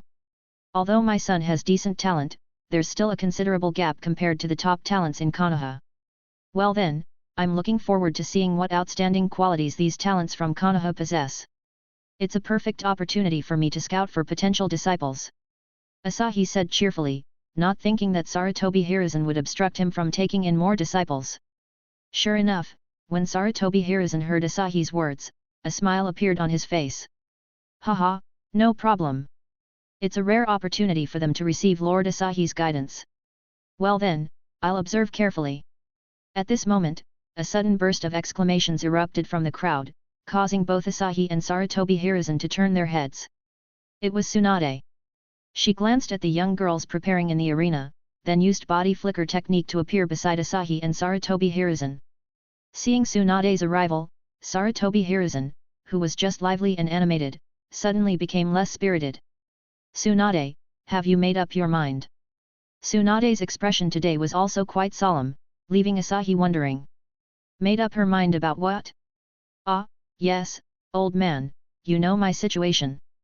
Tsunade chuckled lightly, trying to break the somewhat heavy atmosphere. That's good then. Remember to come back and visit when you have time. After a moment of silence, Sarutobi Hiruzen sighed helplessly.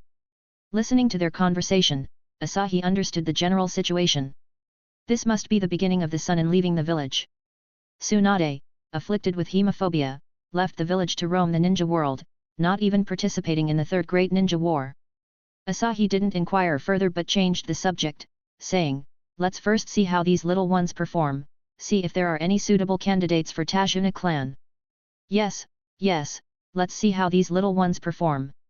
Sarutobi Hiruzen also adjusted his mindset, smiling as he spoke. It was Tsunade who was somewhat surprised when she heard Asahi's words. Asahi-san, didn't you just take Kushina as your disciple? Are you planning to take in more disciples now? Asahi smiled helplessly, well, I have no choice. In recent years, Tajuna clan has secluded itself, and the number of disciples within the sect has been decreasing. If I don't take in a few more disciples, the legacy of Tajuna clan might be lost. Hearing Asahi's words, Tsunade laughed, these kids from Konoha are indeed fortunate to be taken in by you. Asahi shook his head, feeling that he had no choice. After all, why did the system give him such a mission from the beginning? He believed that the series of missions were probably his novice benefits. Otherwise, why, after so many years, had he not received any tasks other than disciple-related ones? No wonder it was called the clan heritage system. The most important thing in a clan was its people. As long as you took in disciples and met system standards, it would reward you generously. So, to live a decent life, take in more disciples and contribute more. Chapter 64, Searching Best Disciple Candidates. Let's watch the match. Asahi casually remarked and didn't say much more. He cast his gaze down at the arena, and by now, the first group's match had concluded. Not having seen the performance of the two individuals, Asahi wasn't concerned. After all, those with exceptional talent usually made their mark later in the series.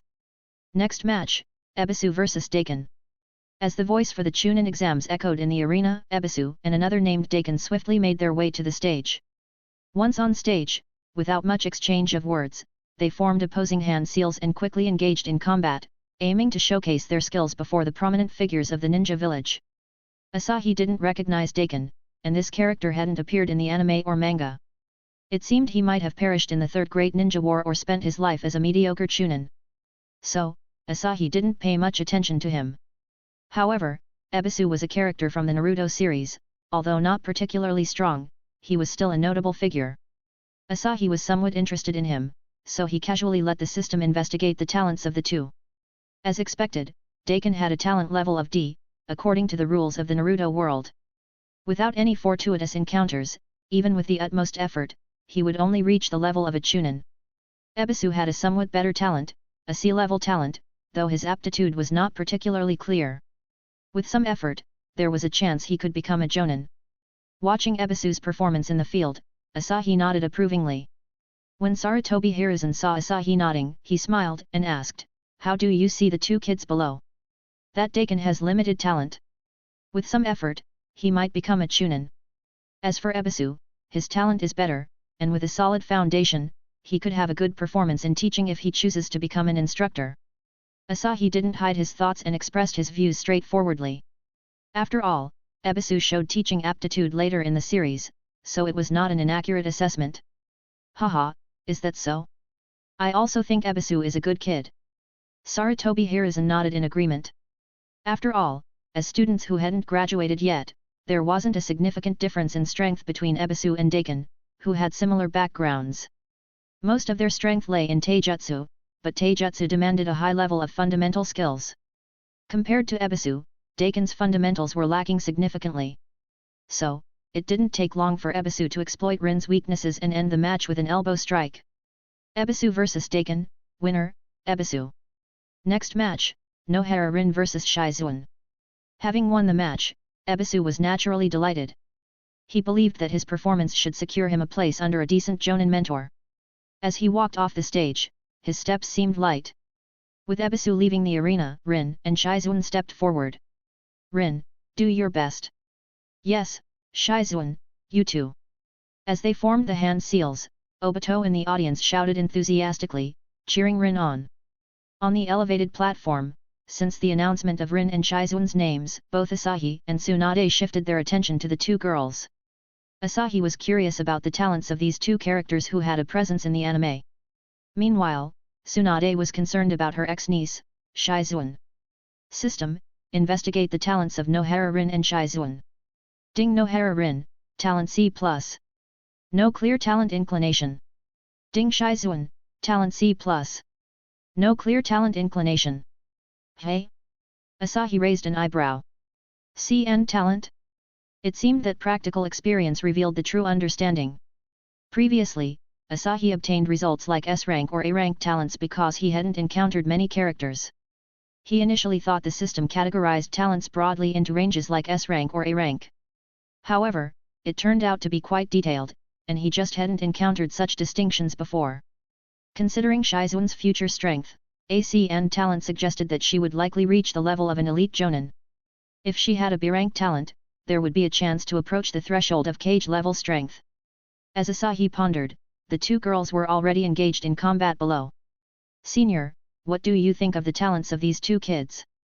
Tsunade asked Asahi tentatively. Seeing Asahi contemplating, Tsunade thought he might be considering taking on apprentices. Although she intended to leave with Shizuan, Tsunade still wanted Shizuan to have a bright future. Clearly, Shizuan would have a more promising future with Asahi than staying with Tsunade. Plus, her safety would be more guaranteed under Asahi's guidance. As Asahi was brought back to attention by Tsunade, he glanced at Rin and Shizuan and remarked, their talents are decent. If they grow safely, reaching Jonin level shouldn't be an issue.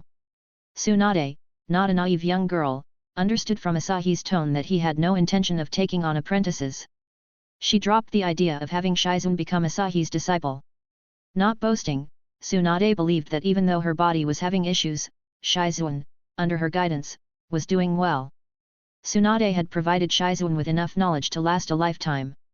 The matches continued, but for several rounds, Asahi didn't witness any impressive performances. The talents were mostly hovering around D rank, and the best one only received AC rank. This left Asahi frustrated. Even in a large village like Konoha, many ninjas had D rank talents. Finding disciples with both suitable qualities and decent talents seemed challenging. Fortunately, with the elimination of numerous cannon fodder participants, subsequent rounds showcased more talented ninjas who would make a name for themselves. In the next match, Uchiha Obito against Ishiki Chiyu. Instantly, Asahi became more alert. Is it finally time for an important character to appear?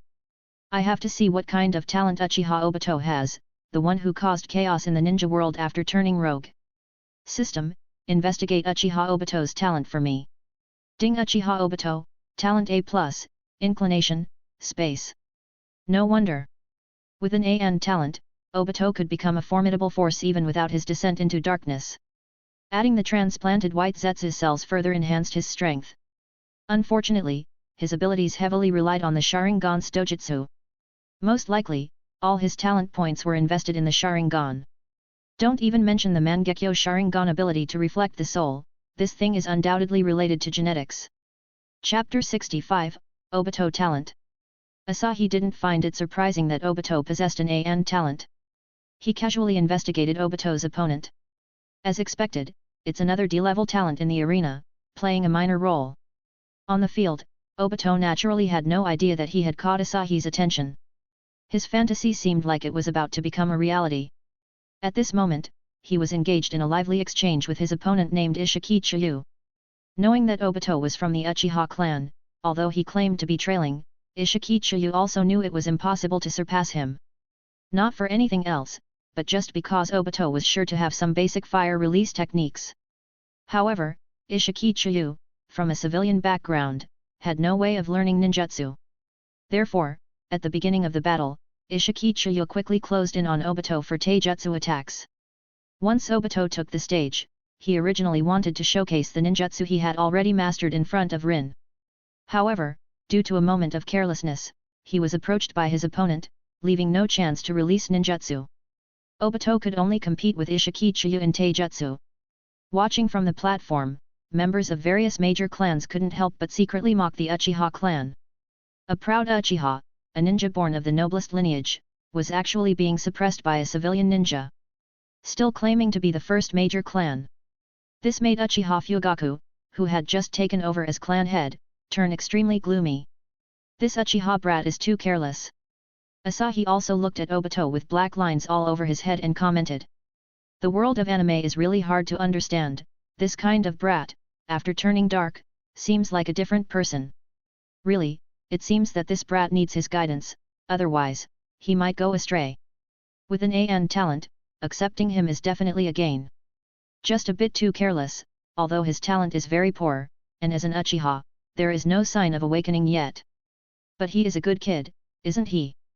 Upon hearing Asahi's evaluation, Sarutobi also smiled and said, "Who says he's not a good kid?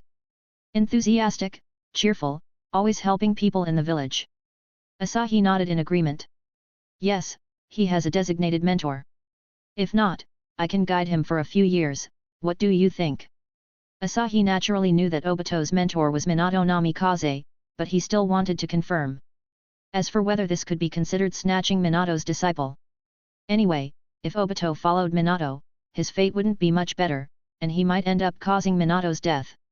Hearing Asahi's words, Sarutobi was secretly delighted. This seemed like the beginning of taking on a disciple. Moreover, it was Obito, a good kid who was wholeheartedly devoted to Konoha. Hehe, I initially planned to have Obito join Minato's team for guidance. But since you have a good eye for Obito, let him follow you. However, Obito is, after all, from the Uchiha clan. If you only want to guide him, it's fine. But if you intend to take him as your disciple, you should ask for the Uchiha's opinion. Sarutobi happily conveyed this to Asahi. The ever-present Minato behind Asahi was aware that Obito was originally his student. Asahi expressed his intention to take Obito as a disciple, and the third Hokage did not refuse, while Minato didn't mind at all. On the contrary, he was sincerely happy for Obito, knowing that the boy had received such a good opportunity. When Kushina heard that Asahi had taken an interest in Obito and was considering taking him as a disciple, she looked at Obito in surprise, trying to figure out what made him stand out. Oh, was Obito originally guided by Minato? Asahi pretended to be surprised and looked at Minato, saying, "Well, let's forget it. I can't snatch someone else's treasure." Upon hearing this, both Sarutobi and Minato became somewhat anxious. They couldn't let the village lose a potential future powerhouse. They couldn't delay Obito's future. "Don't, senpai." Although initially, the Hokage wanted me to guide Obito for his future, it was all for Obito's sake. If senpai wants to take Obito as a disciple, I wholeheartedly agree. Fearing that Asahi might affect Obito's future, Minato quickly spoke up, refusing Asahi. Seeing this, Sarutobi looked at his disciple with appreciative eyes. Asahi was just being polite. Since Minato had said so, he agreed accordingly. Kushina continued to observe the child who had suddenly risen a generation and was destined to become her junior disciple. But no matter how Kushina looked at it, she didn't think there was anything special about Obito. Not strong, not particularly talented, and laid back. Apart from being an Uchiha, which could hold up some facade, he seemed lacking in many aspects. With the matter settled, Asahi continued to watch Obito's performance. Finally, Obito lived up to the name of Uchiha. When a kunai was thrown at him in the Stone City, he successfully used the body flicker technique to escape the line of sight in the Stone City. Then, he sealed the victory with a powerful fireball jutsu. After the victory, Obito arrogantly waved to Rin in the audience, indicating that he had won the match. Asahi chuckled softly. Obito was quite clever, and he was quite cute when he was younger. Hokage, after the assessment, please call the head of the Uchiha clan. I've decided to take this child as my disciple. Sarutobi Hiruzen smiled. No need for that trouble. Fugaku is right there. I'll call him over, and you can talk to him. Thank you, Hokage. No problem, it's also time for everyone to take a break. Rest time is over. In 5 minutes, the assessment will continue. Uchiha Fugaku walked up to the Hokage with a dark expression. Although Obito had won the match just now, it was quite embarrassing for the Uchiha clan. Greetings, Lord Hokage. I wonder what business Lord Hokage has with me. Hehe, Fugaku, are you mad at Obito? There's no need to be angry. I have good news for you. Sarutobi Hiruzen said cheerfully, leaving Uchiha Fugaku confused. Good news? I wonder what Lord Hokage is referring to. Haha, come, Fugaku, let me introduce you. This is Tashina clan head Asahi, a rare and powerful individual. He wants to take Obito as his disciple and is asking for your opinion. Upon hearing Sarutobi Hiruzen's words, Fugaku looked at Asahi with surprise, wondering what Asahi saw in Obito. After all, it's difficult for the Uchiha clan's Sharingan to awaken, and Obito's talent isn't remarkable. Now, at almost 10 years old, Obito not only showed no signs of awakening the Sharingan but also lacked proficiency in the ancestral fire release talent. Chapter 66, Asuma rejected by Asahi. For Asahi, Fugaku naturally valued him. When Asahi first arrived, Fugaku was already speculating about his identity.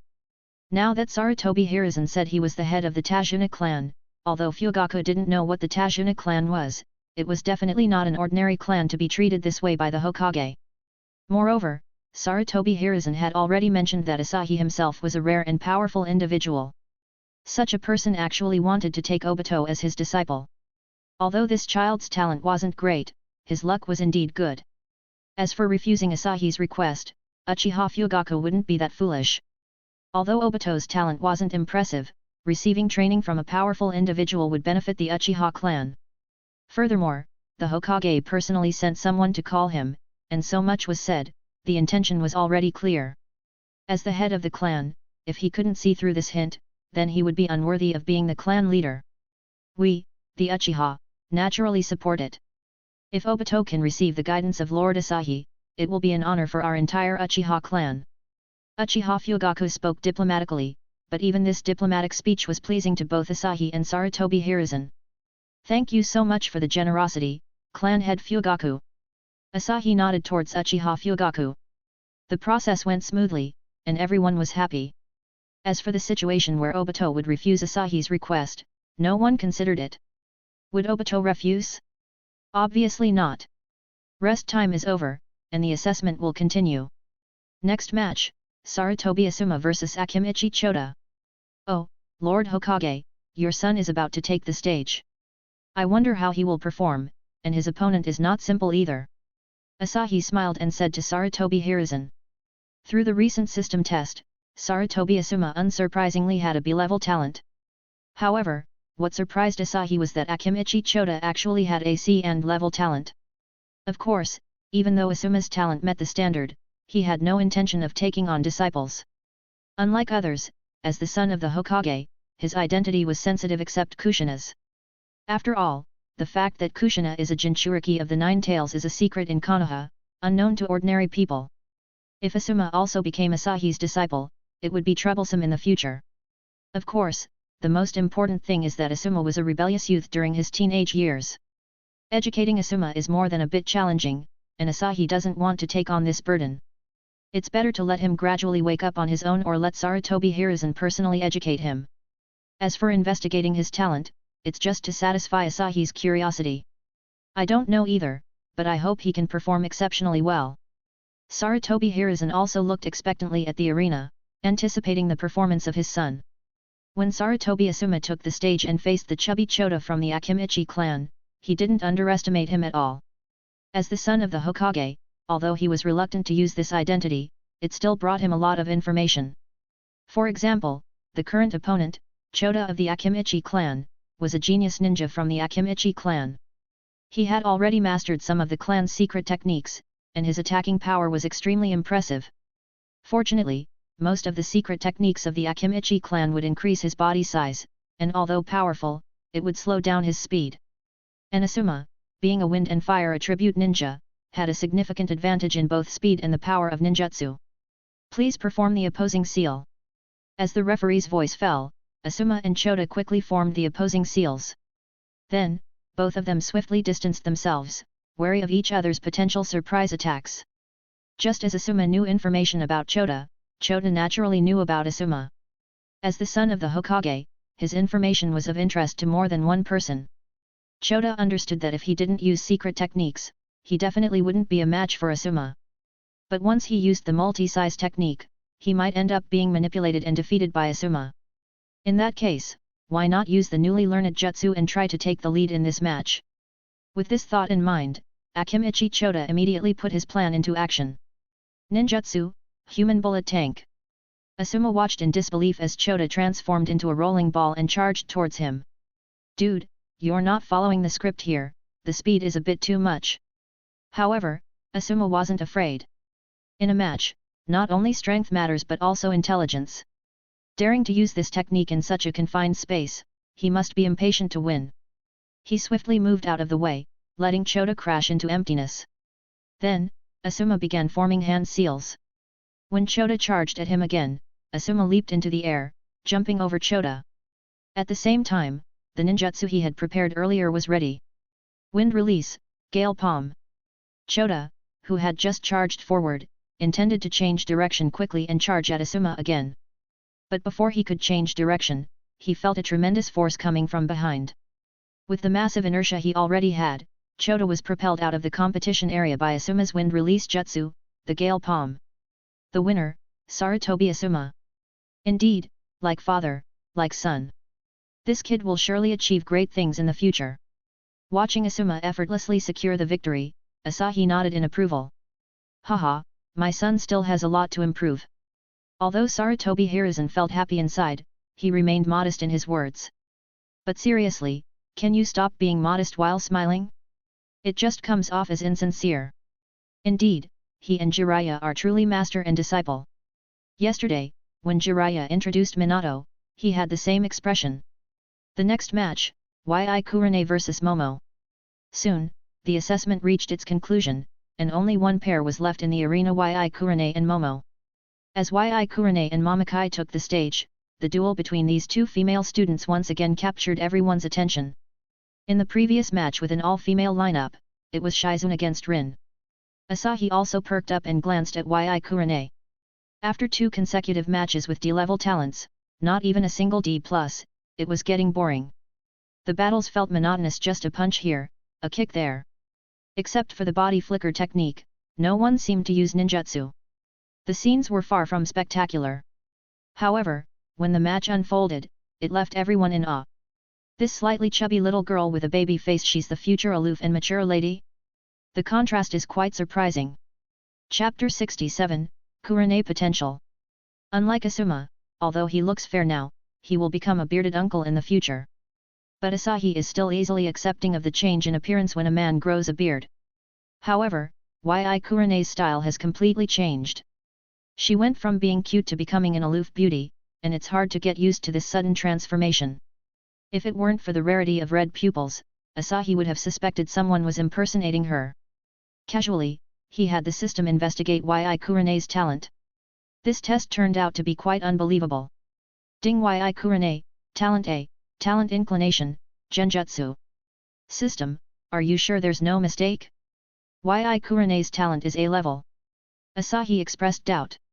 This A-level talent is even more shocking than the change in Yi Kurane's style as she grew up.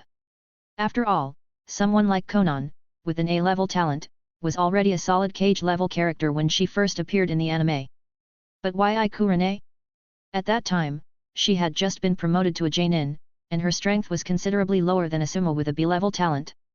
Ding rescan, Yi Kurane, talent A level, talent inclination, genjutsu. It's true. Asahi inwardly exclaimed. It doesn't make sense. Why is her A-level talent so weak later on, with hardly any representative ninjutsu? Wait a minute. Few representative ninjutsu? Asahi seemed to understand something. If Yi Kurane's talent is focused on genjutsu, then it's understandable that she becomes weaker later on. After all, genjutsu users require a high level of mental strength. Without the boost of a Kekki Genkai or without family secret techniques, it's challenging for a genjutsu user to grow into a powerful ninja. It's evident that the Yi clan does not possess any bloodline limit, but Yi Kurane's father, Yi Shinku, managed to become one of Konoha's greatest genjutsu ninja. This indicates that the Yi clan still has a secret technique heritage. However, why does Yi Kurane become so weak later on? Asahi speculates that the Yi clan's inheritance was interrupted. In the original work, it's mentioned that Yi Shinku sacrificed himself on the night of the Nine Tails attack. Moreover, by the time Yi Kurane officially appeared, it seems like she was the only remaining member of the Yi clan in Konoha. If the Yi clan's secret techniques have specific high requirements, it's understandable that Yi Kurane didn't come into contact with them when her father sacrificed himself. In this way, Yi Kurane's exceptionally high talent explains her unusually slow growth. Having a good teacher for guidance is crucial in the ninja world. Strong individuals in the ninja world often have a good mentor or heritage. Take Asuma, for example. Although his talent is only at the B level, due to being the son of the Hokage, he can casually choose various ninjutsu, steadily reaching the elite Genin level. Not to mention, the twin flying blades in his hands are not something an ordinary ninja can obtain. After severing ties with the family heritage, Yi Kurane, relying solely on ordinary genjutsu, was able to become an elite Genin. This is enough to show the strength of her talent. Such a good seedling is indeed an unexpected joy. Asahi felt a sense of joy in his heart. It's like picking up an A-level talent disciple for free. He wonders what rewards he might get, perhaps another secret art? It must be said that Asahi's speculation is very close to the truth. As Asahi was contemplating taking Yi Kurane as a disciple, she began her own performance in the arena. Although, due to her age, she couldn't learn many family secret techniques, being a ninja born, she had already mastered quite a few ninjutsu before graduating from the Ninja Academy. As the battle began, Yi Kurane swung a kunao and started forming hand seals with her small hands. Genjutsu, illusionary disruption. A simple genjutsu clearly left the opponent momentarily stunned. In an instant, Momo felt the scenery before her change. Yi Kurane, who was just in front of her eyes a moment ago, suddenly disappeared. She knew she had fallen into a genjutsu. Quickly disrupting the flow of chakra within her body, she tried to break free from the illusion. After all, they were still children, and Yi Kurane's genjutsu was far from having the power it would have later on. Momo easily broke free from the illusion. However, Yi Kurane didn't expect a simple genjutsu to take down her opponent. This genjutsu could control the opponent for a few seconds, which was already enough. Ninja battles often end within seconds, especially when the two are so close. Indeed, as Momo broke free from Yi Kurane's genjutsu, she felt a chilling sensation on her neck. Yi Kurane looked at her with a smile. "Momo, you lost." Looking down, Momo saw a sharp kunao pressed against her neck. Just a slight movement forward could take her life. She forced a bitter smile. "Thank you for sparing me, Yi Kurane. The match is over, winner, Yi Kurane." Both sides, make the reconciliation seal. With the examiner's announcement, it meant that the final round of the exam had come to an end. All the students who passed the exam stood in groups of 3, waiting for their assignments. As for those who didn't pass, they could only leave with a reluctant expression, awaiting next year's exam. Watching Yi Kurane easily resolve the battle, Asahi showed a satisfied expression. This is the performance expected of an A-level talent. Lord Hokage, this child has a talent for genjutsu. I have a technique that she can inherit. Therefore, I would like to take her as my disciple. I wonder what your opinion is. With the exams concluded, Asahi didn't want to beat around the bush and directly addressed Sarutobi Hiruzen. In Kushina's mental space, Kurama was discussing matters related to Obito with Kushina. Kushina wanted to find out what made Obito special, something that caught Asahi's attention. However, after asking for a while, all she got was that the Uchiha clan was inherently evil, with no useful information. Kurama also wanted to know the reason, and Asahi could understand why both of them was concerned, considering Kushina was his Jinchuriki, and she had tremendous potential. However, when it came to Obito, even Kurama couldn't figure out anything special about him. In the mental space, both were left baffled.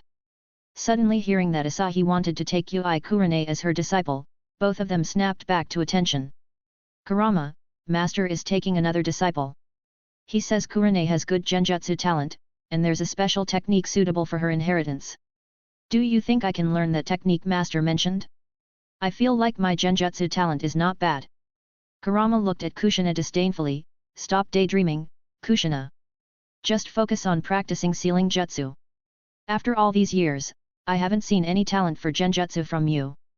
Chapter 68, Yui Shinku, Kurane Father, vs Asahi. That child called Yui Kurane, let's not talk about her talent for now. Her luck is really something. The technique Asahi mentioned, suitable for her, should be the one she used on you yesterday. Kurama said this with a hint of emotion, making Kushina somewhat speechless. Indeed, the technique mentioned by Asahi was the one he had just acquired, the secret art, Genjutsu, Kyoka Suijutsu, as it was believed to be very suitable for Yui Kurane. Oh? Yui Kurane. Hearing Asahi's words, Sarutobi Hiruzen furrowed his brow. While he hoped Asahi would take on more disciples, he wasn't sure about making a direct decision regarding Yui Kurane. Unlike Obito, who was on the periphery of the Uchiha clan, Yui Kurane was the daughter of the head of the Yui clan. Her father, Yui Shinku, was a top genjutsu master in Konoha. Initially, he had planned to train Kurane himself. However, Asahi's suggestion made Hiruzen feel that with some skillful maneuvering, he might be able to gain a favor from Asahi. Upon seeing Hiruzen's furrowed brow, Asahi asked, "What's wrong, Hokage? Are you having difficulties deciding?" Hiruzen, without hiding anything, explained, "You may not be aware, but Kurane is the daughter of Yui Shinku, our village's most outstanding genjutsu master. He originally intended to train Kurane himself." Upon hearing this, Asahi instantly understood. It was only natural for a father, being the top genjutsu master in Konoha, to want to personally train his daughter. However, Asahi, undeterred, confidently said to Hiruzen, "I understand, Hokage. As long as I can prove that my proficiency in genjutsu surpasses Kurane's father, there shouldn't be any difficulties, right?"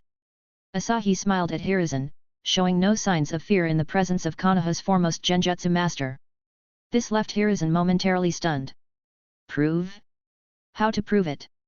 A competition, perhaps? It can be interpreted that way. With these words, Asahi chuckled lightly. With the acquisition of Kyoka Suijutsu, his confidence in his genjutsu skills soared.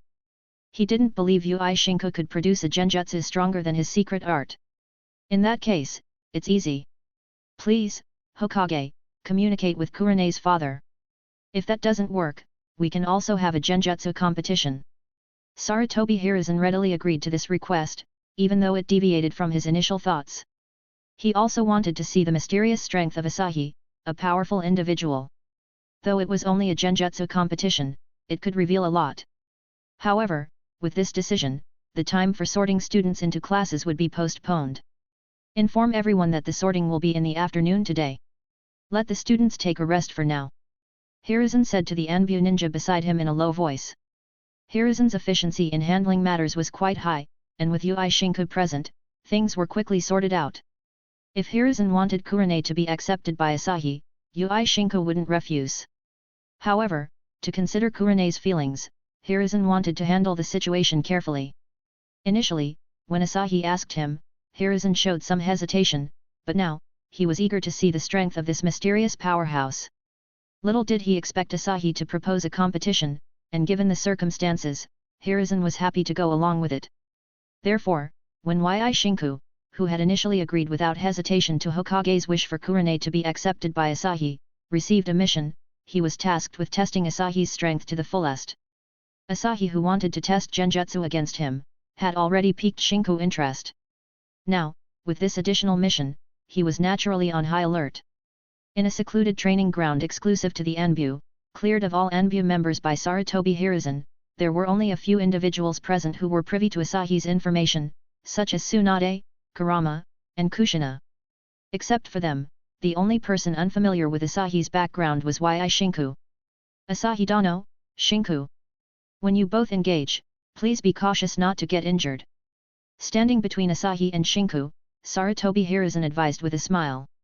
Don't worry, Hokage-sama. Shinku, in his Anbya vestment, quickly responded. Asahi also nodded, indicating that he understood. Seeing that both were ready, Hiruzen didn't say much more and directly announced the start of the match, leaving the stage to the two participants. Almost the moment Hiruzen left, the atmosphere on the field instantly became tense. Asahi Dano, I'm about to attack. Please be careful.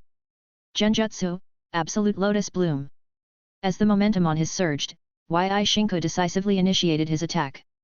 Genjutsu users emphasize the importance of striking first, but since it was a friendly match, he reminded Asahi before making a move. Asahi simply nodded, rapidly channeling chakra within him, preparing to resist Yi Shinku's Genjutsu. Since it was a Genjutsu competition, Asahi didn't choose to evade or counterattack, instead, he decided to withstand Yi Shinku's assault head-on. This way, he can better showcase his strength. As Yi Shinku unleashed a Genjutsu towards Asahi, upon hitting him, it was as if it vanished without a trace, leaving no ripples.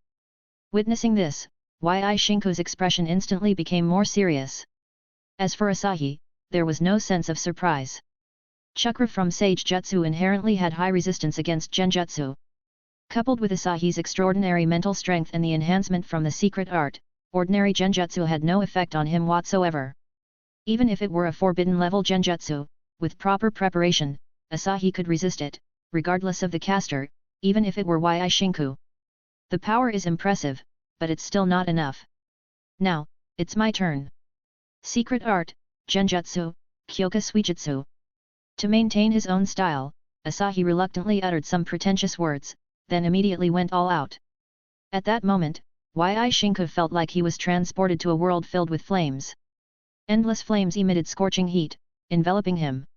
He realized that he had fallen victim to a Genjutsu.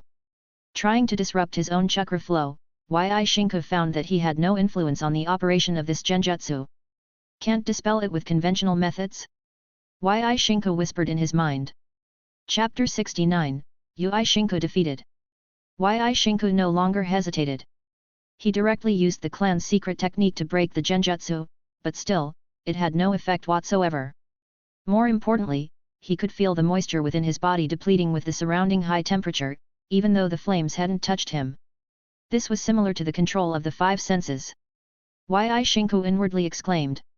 While amazed at Asahi's strength, it didn't mean he was helpless.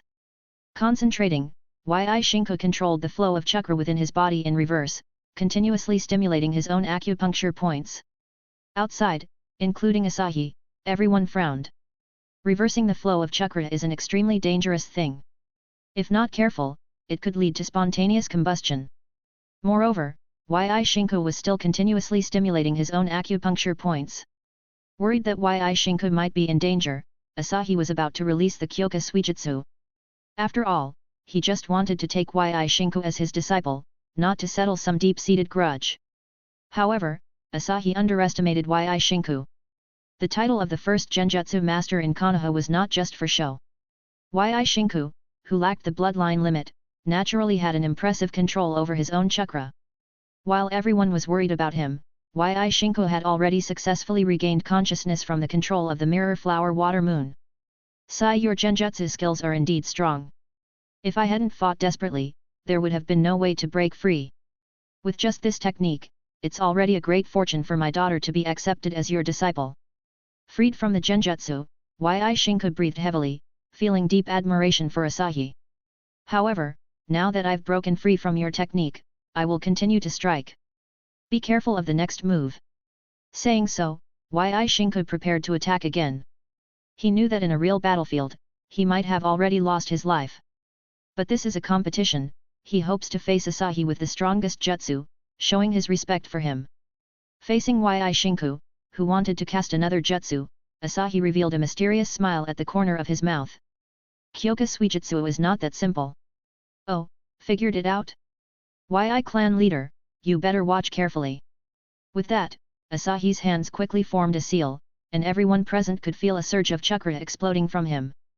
Yi Shinku was also stunned, he was sure he had freed himself from the genjutsu. What did Asahi mean now? Before he could react, he instantly felt a more dangerous and terrifying sensation than in the illusion just now. Not only him, but everyone present felt a brewing sense of destruction in the air. Sure enough, the next moment, countless purple flames suddenly appeared around Yi Shinku, exuding a noble and mysterious aura. But no one underestimated these flames, as they could sense the immense power within. Especially Tsunade, who had seen Asahi in action, understood the terror of these flames even more. Although the shape was different, she could be certain that these flames were of the same origin as the ones Asahi used in his dragon-shaped ninjutsu. Indeed, to decisively defeat Yi Shinku and avoid falling into his strongest secret technique, Asahi took a clever approach. He combined Kyoka Suijutsu with the roaring dragon flame. T/N, in case readers forgot. Roaring dragon flame is the secret art technique that MC used when defeating Hanzo. While this increased his chakra consumption, the effect was unparalleled by ordinary flames. Gudong! Yi Shinku deeply swallowed a mouthful of saliva, and at the same time, a drop of cold sweat slid down his forehead. The flames that appeared out of nowhere around him seemed capable of turning him into ashes at any moment. Yi Shinku could be sure that this was not caused by Asahi using fire release ninjutsu. Because all fire release ninjutsu requires the user as a medium to manifest. Of course, the roaring dragon flame does not require the user as a medium. But he didn't know about this technique that doesn't belong to the world of ninjas. Since the possibility of Asahi using ninjutsu was ruled out, then... Sir, is this a manifestation? Forcibly summoning the existence of the genjutsu world into reality. Yi Shinku asked this difficult question, never expecting that the highest level of genjutsu, pursued by the Yi clan for countless years, would be witnessed today. Onlookers like Sarutobi Hiruzen were also stunned by Yi Shinku's words. Manifestation. Forcibly summoning things from the genjutsu into reality. Is that possible? The answer is yes, Asahi nodded calmly. Yes, it's manifestation, but the downside is that it consumes a lot of chakra. I concede. With Asahi's words, Yi Shinku directly dispersed the already gathered chakra and admitted defeat. Although Asahi mentioned some drawbacks to the manifestation, considering the damage this jutsu could cause, these drawbacks were completely acceptable. Think about it, when you know you are under a genjutsu, would you bother resisting these illusions that don't cause actual harm? Of course, because most genjutsu users mix reality and illusion in their attacks, the opponent might try to resist. But as long as the opponent is a little careless, and suddenly manifested attack can take away their life. Clap clap clap! With Yi Shinku's concession, Asahi dispersed the flames on the field, and everyone outside the arena applauded. Although this match wasn't exactly thrilling, both sides simply displayed a genjutsu each. However, Asahi showed them an unsolvable genjutsu and revealed just a small portion of his irresistible strength. For them, that was proof enough at how strong Asahi was. Asahi, as the head of the Tajuna clan, your skill in genjutsu alone allows you to roam freely in the ninja world, praised Sarutobi Hiruzen. Your praise me too much. Haha, not at all. Since the result is as it is, how about letting Kurane become Asahi disciple? Sarutobi Hiruzen laughed heartily, finally steering the conversation back to the main topic. Entirely at the discretion of the Hokage. Yi Shinku bowed to Sarutobi Hiruzen. After saying that, he stood up and bowed to Asahi. Thank you for taking my daughter as your disciples. I'll trouble you in the future, sir. Asahi waved his hand, as if to say that he doesn't need to be bothered by Yi Shinku for a lifetime. He found it troublesome, and when Kurane's strength reached the level of a Jainin, he would be treated the same way as Kushina, Konan and the others allowed to grow on their own. After all, according to the system's rules, once their strength reached Jainin level, they could graduate. At that time, their need for guidance from their master would be minimal. He would take the time to teach them a few techniques, and that would be enough for their growth. Of course, he thought this way, but words couldn't be said like that. It's not troublesome at all. I also think Kurane has great talent and can carry on a technique for the Tajuna clan. Chapter 70, Team Announcement. The matter between Asahi and Yi Shinku has been perfectly resolved, and the satisfactory conclusion pleases Sarutobi Hiruzen. On one hand, he gained some understanding of Asahi's strength, and on the other hand, the bond between Asahi and the Leaf Ninjas deepened. Time quickly moved into the afternoon. In reality, the teachers at the ninja school had long known which students would graduate and which would need to retake the exams. They had already submitted the rough class list to the Hokage's office. So, even before the students underwent their assessments, the class assignments were already sorted out. However, due to Asahi's involvement, Konoha needed to reprocess the class assignment information. Therefore, the students at the ninja school did not receive their class information right away. But the students were unaware of this, and it didn't matter to them. Although they were excited to know which class they would be in, they could wait for half a day. At this moment, the students who passed the exams had gathered in the classroom, discussing whom they would be grouped with. Asahi's 2 future apprentices were also gathered with the others, discussing the team and the instructor of higher-ranking ninjas. In my opinion, it doesn't matter who I'm in the same class with, as long as they don't drag me down. Sarutobi Asuma said coolly. With his somewhat elevated status, he immediately elicited gasps from a few female students, giving off a taste similar to Suzuki in later years. Ebisu adjusted his sunglasses. Indeed, I have no objections to being in a team with anyone, but I hope my higher-ranking ninja instructor is someone proficient in ninjutsu. This way, I can compensate for my weaknesses. After all, my basics in taijutsu and throwing techniques already surpass those of ordinary genin. The reasoning was sound legit, but when spoken by Ebisu, Obito couldn't help but suspect him of showing off. For Uchiha Obito, the future Hokage, what he detested the most was the kind of showing-off behavior exhibited by Ebisu. Just as he was about to jump out and retort, Rin spoke up. I think having a good teammate is crucial. After all, on the battlefield, you can't always fight alone. Upon hearing Rin's words, Uchiha Obito's earlier temper dissipated in an instant. Rin needed a good teammate, and needless to say, he, Uchiha Obito, am more than willing to oblige. That's right, I think Rin makes a lot of sense. Anyway, if I can be in the same team as Rin, I'll be very satisfied. Well, that might be a bit difficult. Think about it, this time, neither you nor Rin performed too well. According to the usual situation, the hope of you two being on the same team is not too great. After Obito made his statement, Kurane and Shizune calmly analyzed the situation for him. They were not wrong in what they said, of course, theoretically. According to Konoha's consistent principles, unless it's a specific team like Inoshikacho or the reconnaissance team where Hinata was in the original work. In a team of 3, there must be a certain level of complementarity. And currently, Obito and Rin obviously didn't have clear complementarity. Of course, in the original work, Obito and Rin were still on the same team, but at that time, Rin's role seemed more like a buffer between Obito and Kakashi. After all, no matter how you look at it, Obito is from the Uchiha clan, and everyone knows about the Uchiha clan. A ninja from the Uchiha clan and the son of the White Fang of the Leaf being teammates plus, considering how much Obito values Rin, one can boldly speculate, did the Uchiha clan have a hand in this? However, now, regardless of the original historical process, whatever considerations Sarutobi Hiruzen had in forming a team with Obito, Rin, and Kakashi, with the intervention of Asahi, the dream of Obito and Rin teaming up is clearly falling apart. Ah! How could this happen? Upon hearing the words of Kurane and Shizune, Obito's face drooped instantly. Crack! Just as the group was still chatting, the door of the classroom was pushed open by a Chunin teacher holding files. Obito immediately became alert, he knew this was to announce the class assignments.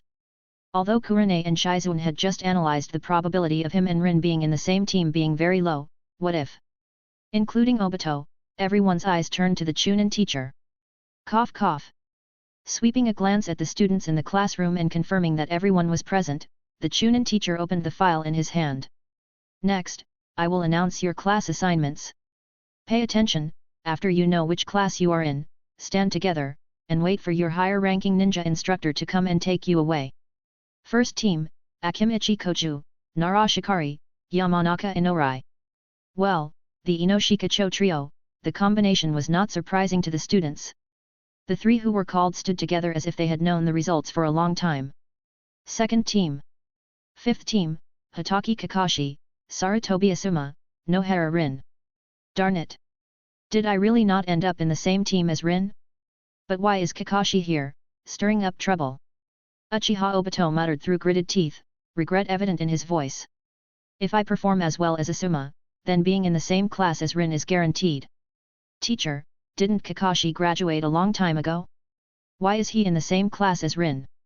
Although not being in the same class as Rin disappointed Obito, the fact that Kakashi was in Rin's class made it even more unbearable for him. The Chunin teacher didn't hide anything and directly explained. Oh, that's because during a previous mission, Kakashi's teammate unfortunately got injured and couldn't continue the mission. So now he's alone, and since you guys have graduated, he can fill in the understaffed team. Damn it! How can Kakashi be so lucky? Obito, somewhat frustrated, grabbed his own hair. He was really envious of Kakashi. They had already graduated, and Kakashi still managed to end up in the same class as Rin. But the Chunin teacher didn't care about Obito's breakdown, his task was not yet complete. Uchiha Obito, Yi Kurane, Shizuan, pending. Alright, class assignments are done. Everyone, wait patiently for your higher-ranking ninja instructors. After saying that, the Chunin teacher was about to leave the classroom. This completely stunned everyone in the class. Pending? What does pending mean? The remaining three are not in the same team. After so many years of schooling, they've never heard of graduating students having a pending status. Chapter 71, Pending Team. Wait, teacher. The pending trio hurriedly stopped the Chunin who was about to leave, even though it was Obito. At this moment, he wasn't in the mood to be discouraged about not being in the same team as Rin. This pending status meant that it was uncertain whether they could graduate as ninjas. If, by any chance, they really couldn't graduate as genin, wouldn't the distance between them and Rin grow even further? Of course, the most devastated person at this moment was not Obito but Yi Kurane. When she came, her father told her that her teacher would be a very, very formidable figure. This made Kurane look forward to it all along, and the result was a pending status. What on earth was going on? At this moment, Kurane felt like her father might have deceived her. Obito, Kurane, Shizuan. I hope nothing unexpected happens. At this moment, in their hearts, Rin and the others were silently praying. The Chunin teacher also stopped walking away because of the trio's shouts, turning around with a puzzled look and asking, "What's wrong? Do you students have something to say?" "Teacher, what does this pending mean?" Seeing the teacher stop to inquire, Obito hurriedly asked. On the side, Shizuan and Kurane also nodded pitifully, looking at the Chunin teacher. Seeing their expressions, the teacher instantly understood. These three had never heard of such a situation. It's also his fault. It's normal for the kids not to have heard of it. After all, no one else was like him, having actually encountered this kind of situation. He remembered that back then, Minato was also pending, right? When he received the file at that time, he was also confused.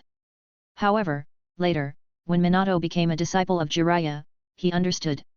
It's only been a few years, and the Minato he taught has all become Jonin, but he's still a Chunin. Sigh, I wonder which prominent figure has taken an interest in these three kids. The Chunin teacher sighed in his heart, feeling genuinely happy for them. Oh, pending the Chunin teacher elongated his tone, wearing a smile with a hint of mystery. Not only the pending trio but also the other students in the classroom perked up their ears, wanting to know what was going on. You three are really lucky. I won't tell you the specific reasons, but don't worry, it's a good thing. Just wait patiently, don't want spoil your surprise. The Chunin teacher ultimately didn't reveal what was going on, but his words reassured the trio. Good things are good, indeed. As the Chunin teacher left, the classroom instantly became lively. Although everyone didn't know what happened to Team Obito, they could guess. Time passed amidst the chatter, and more people were taken away by their respective Jonin instructor. Even Ebisu was taken away by an unknown Jonin. Obito, Rin, and Shizuan even saw the instructor of the previous year, Might Guy, and Genma Shiranui. Of course, despite not being in the same year, they were still familiar with each other. Now, in the spacious classroom, only the pending trio, Rin and Asuma were left. Tap, tap. As light footsteps echoed in the corridor outside the door, everyone turned their attention to the entrance. Wondering if it was Rin and their mentor or if it had something to do with them. Obito muttered quietly in his heart. As the footsteps drew nearer, the classroom door finally opened. The first thing that caught everyone's eyes was a warm head of yellow hair. Lord Minato! Everyone exclaimed as the newcomer turned out to be Minato Namikaze, a renowned ninja from Konoha. However, only Obito noticed Kakashi Hatake following behind Minato. No need to ask, Minato Namikaze was undoubtedly the Jonin mentor for Rin and Asuma. But when Obito saw Kakashi, he couldn't help but feel annoyed. "You arrogant guy, humph." Facing the displeased glances from Obito, Kakashi chose to ignore him, which only fueled Obito's frustration. If they were outside, he would definitely challenge Kakashi to a duel. Minato glanced at the on-edge Obito and chuckled. "Is this the child Lord Asahi have taken a liking to? The temperament is somewhat reminiscent of Kushina." Cough, Team 5, Rin Nohara, Asuma Sarutobi. "I'm your Jonin mentor, come with me." At these words, Rin and Asuma obediently followed Minato out of the classroom, with Kakashi accompanying them. Observing Rin and Kakashi walking together, Obito's discomfort intensified. Suddenly, as Minato approached the door, he turned back to the 3 remaining students in the classroom and said, "You're very fortunate. Make sure to perform well." As he spoke, he gave them an encouraging smile. With a handsome appearance, both Kurane and Shizuan nodded in agreement. However, Obito, with a disdainful expression, rolled his eyes. "Lucky? Everyone keeps saying I'm lucky, but I don't see it. Getting into the same class as Rin doesn't necessarily mean being placed under any ninja. How is that good luck? It's just plain bad luck if I end up in a different team from Rin." As Minato left, the classroom fell into an eerie silence. Do you think the 3 of us will be in the same team?" Sensing the awkward silence, Shizuan tentatively brought up a topic. "Not likely. If we were in the same team, why wouldn't the teacher have told us from the beginning?" Kurane disagreed with Shizuan's idea. "Yet, why does the school bother with all these mysterious arrangements? They could just tell us directly," Kakashi complained, feeling tired and not looking forward to what would happen next. Beep, beep, beep. As the 3 spoke, the sound of hurried footsteps echoed in the corridor once again. In just a few seconds, the classroom door was pushed open. "Lady Tsunade." The newcomer made the 3 students freeze in awe. Even Kurane and Shizuan, who admired Tsunade, couldn't help but subconsciously call out. Could it be that I will be under Lady Tsunade's guidance? The thought involuntarily crossed the minds of the 3. Becoming Tsunade's apprentice would be a tremendous leap. Not to mention, in terms of hierarchy, it would be on par with Lord Minato. Especially Kurane, who thought this possibility was highly likely. After all, her father mentioned that her teacher would be an exceptionally powerful person. If her father was referring to Lady Tsunade, everything would make sense. After all, Tsunade, one of the 3 legendary ninjas, deserved the admiration of all of them. "Shizuan, let's go." Chapter 72, Surprise 1. Kurane Ui was now perplexed, wondering why things turned out differently from what she had expected. Shizuan, too, was somewhat stunned. Although she had already speculated about this possibility, when it actually happened to her, excitement left her speechless. "Hey? Me? Lady Tsunade?" Shizuan asked incredulously. "Who else? Come on, let's go." Without much explanation, Tsunade turned and left. Hearing this, Shizuan hurriedly caught up, not even giving time for a farewell with Obito and Kurane. Once the 2 were gone, Kurane's face completely fell. Lady Tsunade was her idol. She had been fantasizing about being Tsunade's student. However, with Tsunade's departure, her expectations were shattered. "Ah! Who is our mentor, after all?" Obito couldn't help but express his irritation. Even though he didn't have high expectations for his future teacher, being left in suspense was unsettling. Yet, who could it be? Dad mentioned it so vaguely. There are only a few people in Konoha he admires. Could it be Orochimaru? Kurane speculated with a furrowed brow. Jiraiya already had disciples, and Tsunade had just taken one. Among the 3 legendary ninjas, Orochimaru was the only one without a disciple. As Kurane voiced her speculation, the images of Orochimaru came to the minds of Obito and Kurane simultaneously. Both shivered at the thought. While Orochimaru was undeniably powerful, his appearance was quite intimidating for children. Could it be Lord Orochimaru? Obito and Kurane exchanged a glance, unsure whether their current feelings should be anticipation or fear. Finally, in the midst of their uneasy suspense, the door to the classroom was pushed open. Their speculations were incorrect. The one entering wasn't Orochimaru but the ninja who had been treated specially by the Hokage earlier in the day. Asahi's late arrival was undoubtedly intentional. After all, whether in novels or manga, the protagonist always makes a grand entrance. Uchiha Obito, Yi Kurane. Follow me. Starting today, I am your mentor. Asahi entered and addressed Obito and Kurane with a warm smile, a very conventional statement that satisfied Asahi's craving for the original work. As Asahi spoke, Uchiha Obito admitted to himself that he felt a flutter of excitement.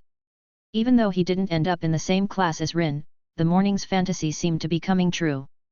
This meant he was getting closer to the position of Hokage, and he even felt like he had won against Kakashi this time. After all, his mentor was better than Kakashi's. Haha, once he became Hokage, Rin would surely fall for him. Another grand moment of self-indulgence. The indifferent attitude from earlier had been thrown to the back of Obito's mind. Yes, sensei. Obito and Kurane exchanged glances again, then simultaneously replied. Following behind Asahi, Obito and Kurane were honestly quite nervous. Based on the morning's events, it was evident that Asahi was not an ordinary ninja. However, they truly didn't know Asahi, were unsure of his personality and temper, and had no idea what to do next. So, the two of them behaved very obediently along the way. Even the usually lively Obito suppressed his nature and refrained from being too lively. Though Asahi walked ahead of Obito and Kurane, his attention was mainly on the two of them. Seeing their restrained demeanor, Asahi chuckled without reason. Seems like the two of you are afraid of me. Hey? No, not at all. Hearing Asahi's words, both of them were startled and quickly denied. No? If you lift your heads while talking, it might be a bit more believable. Asahi laughed.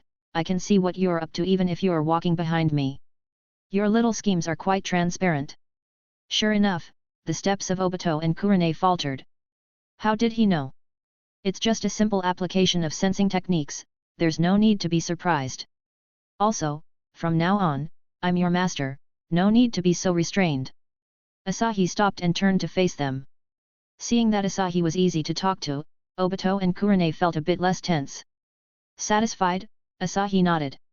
A strict master-student relationship was never what he wanted. As long as his words carried weight with his disciples, a more relaxed atmosphere was preferable. Turning around, Asahi, accompanied by Obito and Kurane, strolled towards the residential area of Konoha. This left Obito and Kurane somewhat puzzled.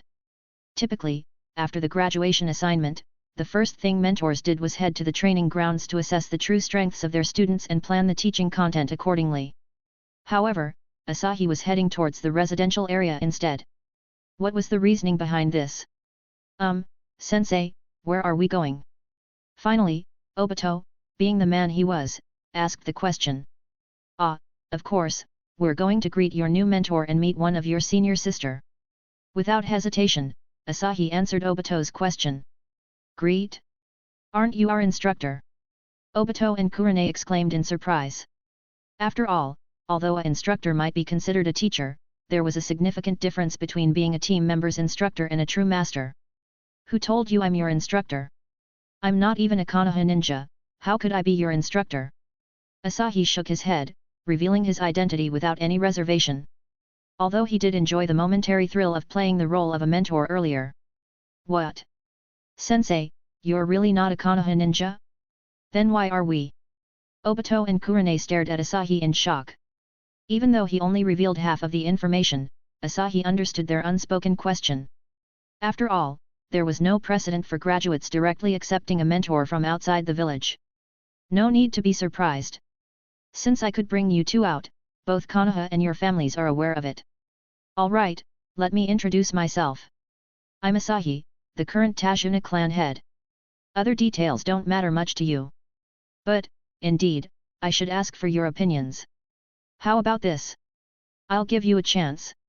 If you don't want to accept me as your master, just say it. I won't force you. Of course, if you don't want me as your master, I'll make sure to find you a good master from Konoha. Asahi said with a smile, being truthful.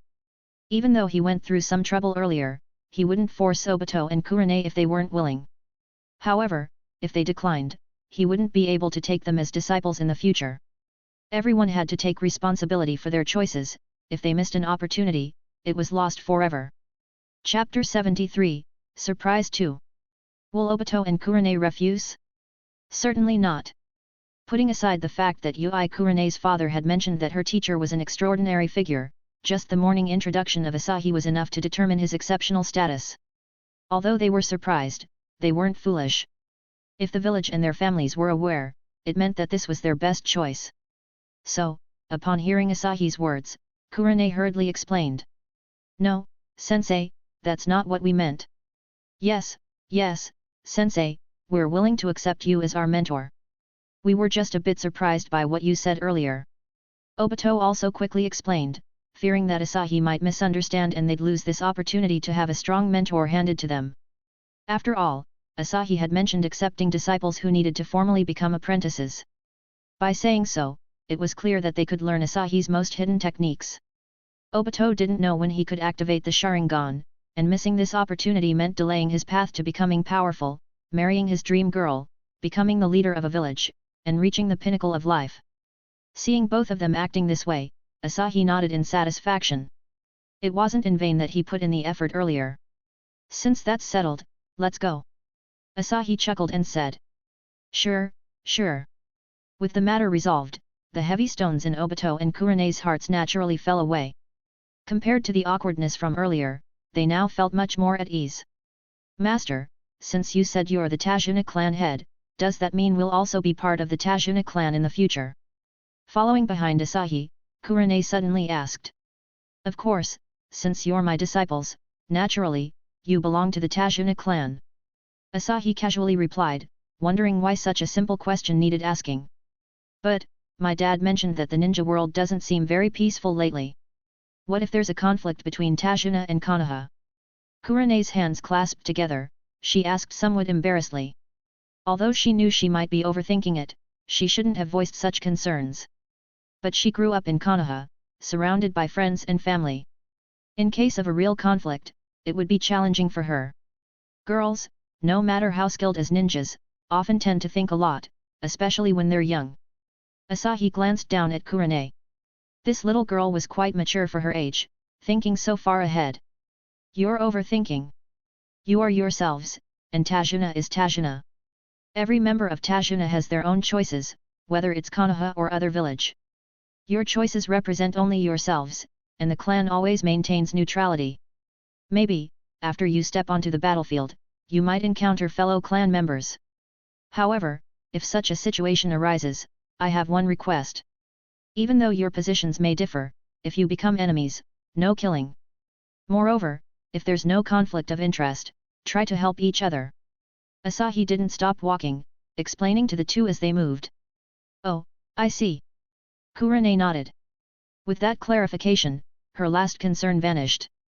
Obito, after hearing Asahi's words, suddenly became quite interested in the current situation of Tajuna clan. After all, from Asahi's words, it was evident that he had other disciples. "Master, where exactly is the location of Tajuna clan, how many people are there, and are there many strong individuals?" Obito asked eagerly, looking up at Asahi with anticipation.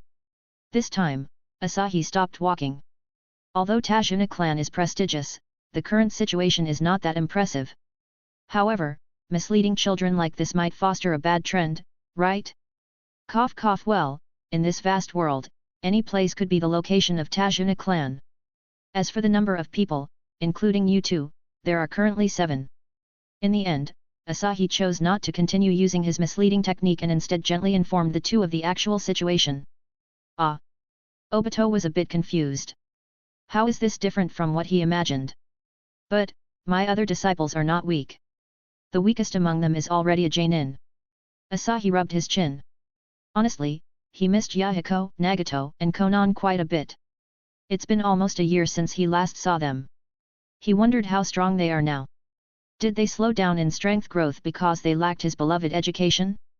Well, it seems that if he has time, he should go check on them. And also, assess their progress in practicing the complete version of the Tajuna clan techniques. Jainin. Obito and Kurene were surprised to hear Asahi's words. Originally, from Asahi's earlier words, they thought Tajuna clan, apart from Asahi, might only have a few other members. Little did they know, they were the newcomers amidst a group of powerful individuals. Who knows how long it will take to train to become a Jainin? "Well, master, how strong are you?" Can you compare to the Sunin? Obito's eyes gleamed, anticipating a positive response from Asahi. Sunin? I should be stronger than them. Haha, you little ones, focus your thoughts on training. In the future, you will realize that the road ahead is long. Moreover, the further you go, the more exciting the scenery becomes. Being a Jainin is just a starting point. Asahi laughed and spoke to the two, giving only a vague answer without revealing his true strength. After speaking, Asahi accelerated and walked towards the distance. However, despite this, Asahi's answer still excited Obito and Kurane. They didn't understand how much information Asahi's words contained, as becoming a Jainin was already distant for them. Being able to get Asahi's verbal acknowledgement that his strength might even surpass the Sunin was enough to thrill them. The two looked at Asahi's accelerating figure and quickly hastened their steps to catch up. When the three stopped again, they had arrived in front of a not too small house. Kushina Uzumaki, with her red hair, was waiting at the door. As Asahi's chief disciple in Konoha, Kushina felt that she must take on the responsibility of being an elder sister. Originally, Asahi thought of making it simple and having Obito and Kurane just become disciples. However, Kushina insisted on bringing Obito and Kurane to her house to become disciples. Hello there, two junior disciples. As soon as she saw Asahi coming with Obito and Kurane, Kushina immediately welcomed them. With a smile, she greeted Obito and Kurane, surprising the two. Lady Kushina is also Master's disciple. Patreon.com/Saitama Blast. Creator's thoughts. Saitama_Blast Saitama_Blast. Thanks for reading. Feel free to review this story and donate your Power Stone. Comment. Chapter 74, Obito and Kurane become disciples. Call me sister, no need for formalities. Kushina waved her hand, adopting a friendly tone to bridge the gap with Obito and Kurane. Master, tea is ready. Let's go inside and talk. After exchanging greetings with Obito and Kurane, Kushina smiled and suggested to Asahi. Sure. Asahi had no objections and Obito and Kurane naturally had none either. Upon entering the house, Asahi noticed that the spacious living room had been cleared out by Kushina. Only one chair remained, placed in the center of the living room. Kushina, what's going on here? Asahi was puzzled. He had checked the room around noon, and it seemed like a fine living room. How did it end up like this in the afternoon? Feeling a bit embarrassed, Kushina explained that she initially intended to tidy up the room and decorate it properly. She wanted to align with Asahi's philosophy of keeping things simple while ensuring she was satisfied. However, striking a balance proved challenging. After clearing the room, Kushina wasn't pleased with the results. It was either too extravagant or required more preparation time, something she lacked. After careful consideration, Kushina decided to go with whatever was convenient. Having only one chair wasn't bad. Well, maybe. Master, you did ask for simplicity. After thinking it over, I believe this setup aligns best with your preferences. Kushina replied to Asahi while trying to maintain composure, determined not to lose face in front of her junior disciples. Asahi gave Kushina a speechless look. He meant to keep things simple, but did she interpret it as emptying the entire living room? Doesn't she think this setup makes the initiation ceremony seem rushed? It was better at the beginning, at least with some furniture, it felt warmer. Cough, it's fine, it's fine. Since you've already tidied up, explain the initiation ceremony to them, and let them officially become disciples. Asahi cleared his throat, subtly considering Kushina's feelings in his words. Leave it to me, master. As the conversation shifted back to its main course, Kushina eagerly volunteered. Facing Obito and Kurane with a serious expression, Obito, Kurane, let me tell you, master really dislikes rigid formalities. You will put your hand on your chest and acknowledge your master. Kushina said while also demonstrate how to perform it. Silence. A moment of awkward silence. Kushina felt a bit uncomfortable. Why weren't they reacting? Did she lose all authority in front of these kids? On the other side, Obito and Kurane also felt awkward. Seeing Kushina's stern expression, they thought there would be a lot to be mindful of during the initiation. Unexpectedly, she said 2 sentences and then fell silent. What were they waiting for now? What's wrong? Any confusion? Asahi looked at the trio, now in an awkward silence, and asked in puzzlement. Hey? Is there anything else? Kurane looked up at Asahi and Kushina. Her red pupils were filled with curiosity. Though Obito remained silent, it was evident that he shared the same sentiment. Wasn't I clear enough? Kushina asked in a low voice, a strong sense of threat emanating despite her hushed tone. Obito and Kurane shivered involuntarily. Hehe, no, absolutely not. Sister, you were very clear. Though unfamiliar with Kushina's temperament, the innate survival instinct of humans led Obito and Kurane to make the right choice. Asahi looked at the three with a speechless expression. It was supposed to be a straightforward matter, why did it become so complicated with the three of them together? Enough, Kushina, don't scare them. Let them initiate already. Asahi finished speaking and directly sat on the only chair in the room. Seeing this, Kushina ceased her teasing of Obito and Kurane. She wasn't heartless, how could she stay mad at them for such a trivial matter? Her previous reaction was merely a habitual response. Cough, all right, master. Having said that, Kushina turned and left. Obito, Kurane, what are you waiting for? Just do like what I said and acknowledge your master. Okay.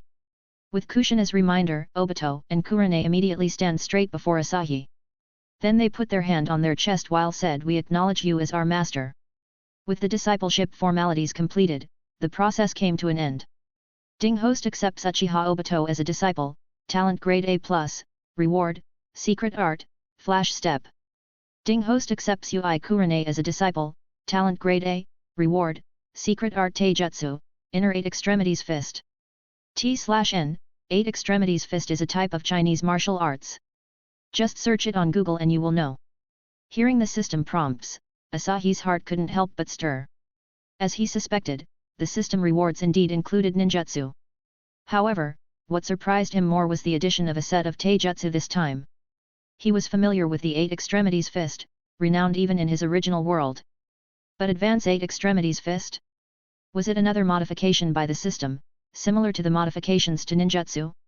A fleeting thought crossed Asahi's mind, but he didn't delve into it at the moment. At ease.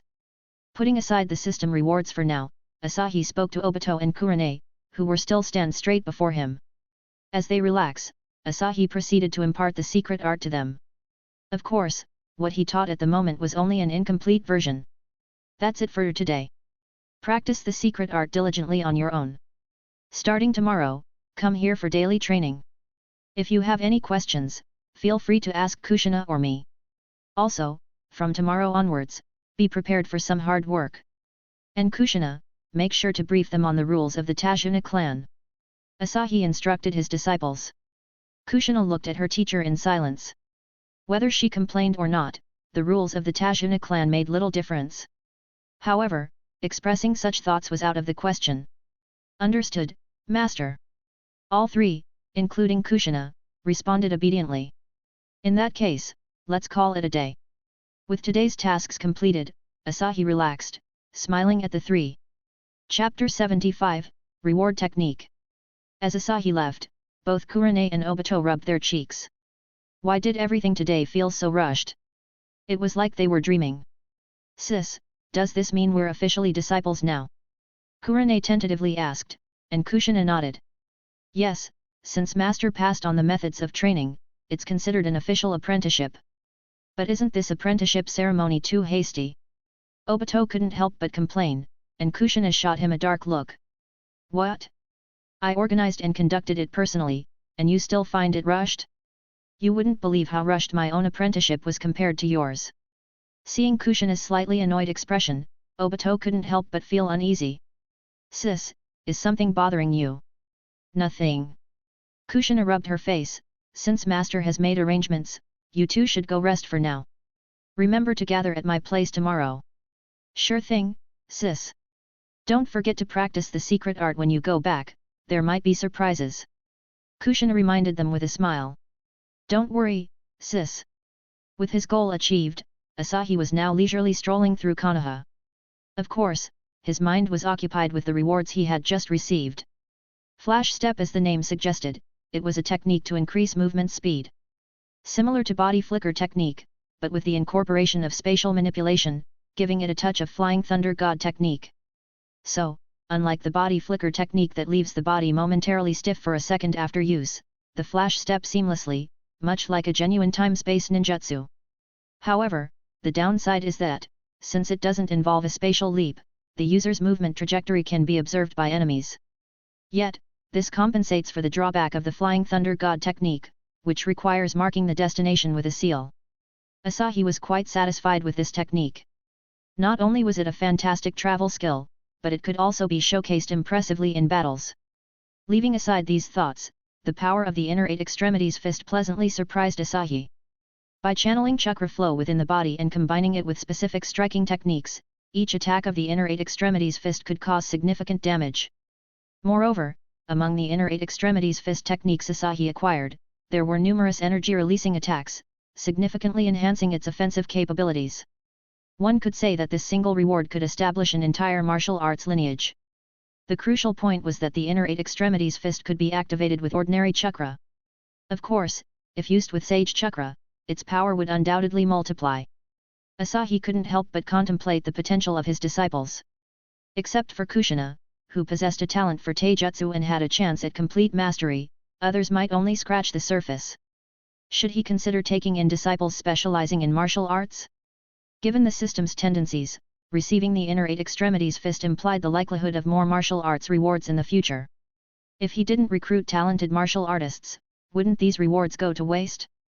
Asahi pledged that his motivation was purely to enhance the legacy of the Tajuna clan, not just for the sake of the system's rewards. Thinking of taijutsu master, Might Guy was undoubtedly the first to cross Asahi's mind. Asahi speculated that Might Guy's talent was at least A rank, with all points invested in taijutsu. However, if he were to take Might Guy as his disciple, the thought of Might Guy's wearing green spandex suit, smooth and round watermelon head, shining white teeth, and his easily tearful personality sent shivers down Asahi's spine. What if he got infected with such a personality? Just the occasional encounter was already a bit much for Asahi. If it happened every day, he felt he would go mad. Well, let's consider it later. Asahi decided not to rush into such a decision. He muttered to himself that losing an A rank wouldn't be too much for him. With various thoughts swirling in his mind, Asahi slowly left the fading streets of Konoha. As more trees appeared, the surroundings grew quieter. Unconsciously, he walked to the outskirts of Konoha. This is the Konoha training ground? Surveying the surroundings, Asahi thought about his current location. He wasn't too concerned, after all, there was still plenty of time. Strolling around wouldn't hurt. Also a perfect timing and place. This place seems spacious enough, just right for testing the effectiveness of the flash step. With this thought in mind, Asahi casually selected a stretch of distance. As the chakra circulated within him, the next moment, Asahi disappeared from his original position. Simultaneously, with almost no interval in time, Asahi instantly revealed himself hundreds of meters away. This wasn't teleportation, it was merely because the speed was so rapid that the naked eye couldn't catch his figure. Since it was his first attempt, Asahi stopped after covering just a few hundred meters. Even so, covering several hundred meters is a distance that an ordinary ninja would take several seconds to traverse with all their might. However, Asahi, in just an instant, had moved such a considerable distance. Moreover, if Asahi wished, he could continue moving until his chakra was depleted. As he sensed the scenery rushing by, Asahi also realized the major drawback of this technique. The main issue lies in its impracticality in combat if the observer lacks sufficient perceptiveness.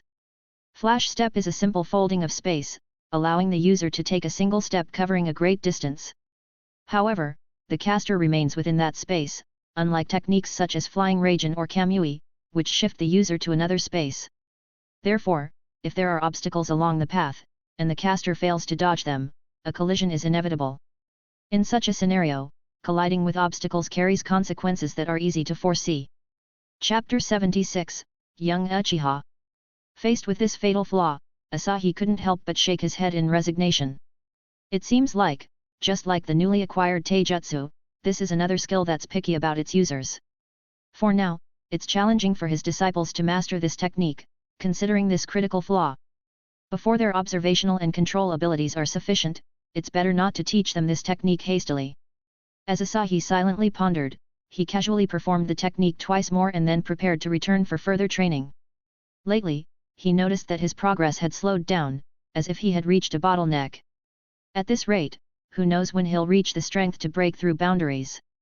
However, just as Asahi was about to turn and leave, his ears caught the sound of shuriken clashing and the noise of shuriken embedding into the trees. The sound was subtle, as if the shuriken lacked force, not fully embedding into the trees, akin to a child practicing. This surprised Asahi. In such a quiet environment, he thought there was no one else training here. Unexpectedly, as he was about to leave, he heard the signs of someone practicing. As for whether it was someone engaged in combat, Asahi felt that, even though he had only been a ninja for 4 years, he could distinguish between the sounds of training and those of a battle. Since his progress had slowed down, Asahi didn't mind staying outside a bit longer. Following the sound, Asahi quickly found the person practicing. As expected, the one practicing was a child around 4 years old. At a glance, the only difference between him and an ordinary child might be the clan emblem of the Uchiha on his back and the short knife disproportionate to his body. At this moment, the child hadn't noticed Asahi's arrival, and Asahi had no intention of disturbing him.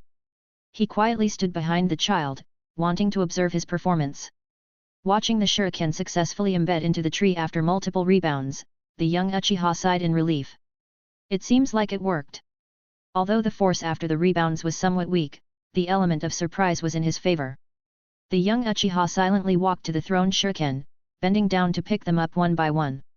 Despite being from the Uchiha clan, his family's situation wasn't great.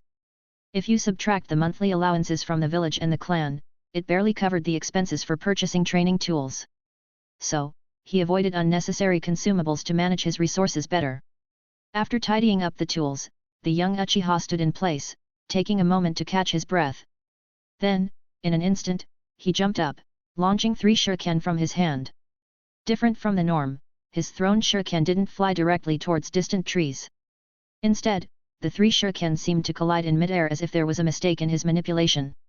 Ding, ding, ding. After a series of crisp sounds, the shuriken didn't fall to the ground but, as if they had eyes, flew towards nearby trees. Thud, thud.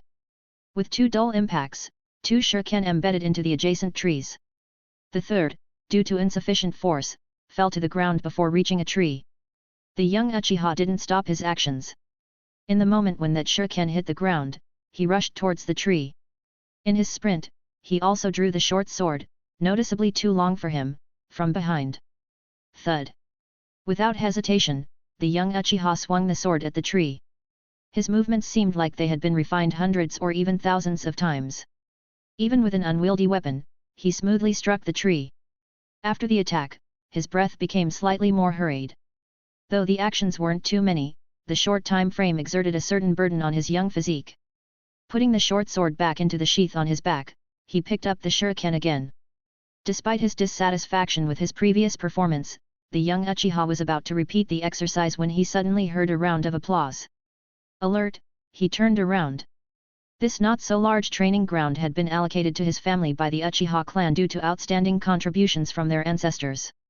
Even though many elders sacrificed themselves, there was no intention to reclaim the area. Usually, besides himself, there was never anyone else practicing here. May I ask, who are you? Turning around, the young Uchiha, noticing Asahi without a ninja headband, asked cautiously. Asahi put down his clapping hands and looked at him with amusement. No need to be so cautious. I'm just a traveler. A traveler? Someone from another village, perhaps. The young Uchiha silently thought to himself, feeling even more cautious. In fact, Asahi was also somewhat speechless. This young Uchiha looked too much like someone else. At young age, Asahi couldn't distinguish whether he was one of the future renowned ninjas just by his appearance. Although he had some guesses, the system didn't confirm them. Initially, he wanted to use the system's talent detection function to confirm the child's abilities and check the accuracy of his guess. Asahi felt somewhat helpless as he looked at the system's talent detection results. He knew that his guess was probably correct. He wanted to complain about the system being faulty.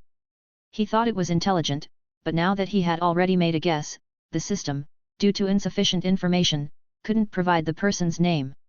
Isn't it because I was uncertain in my mind earlier? Do you have to be like this?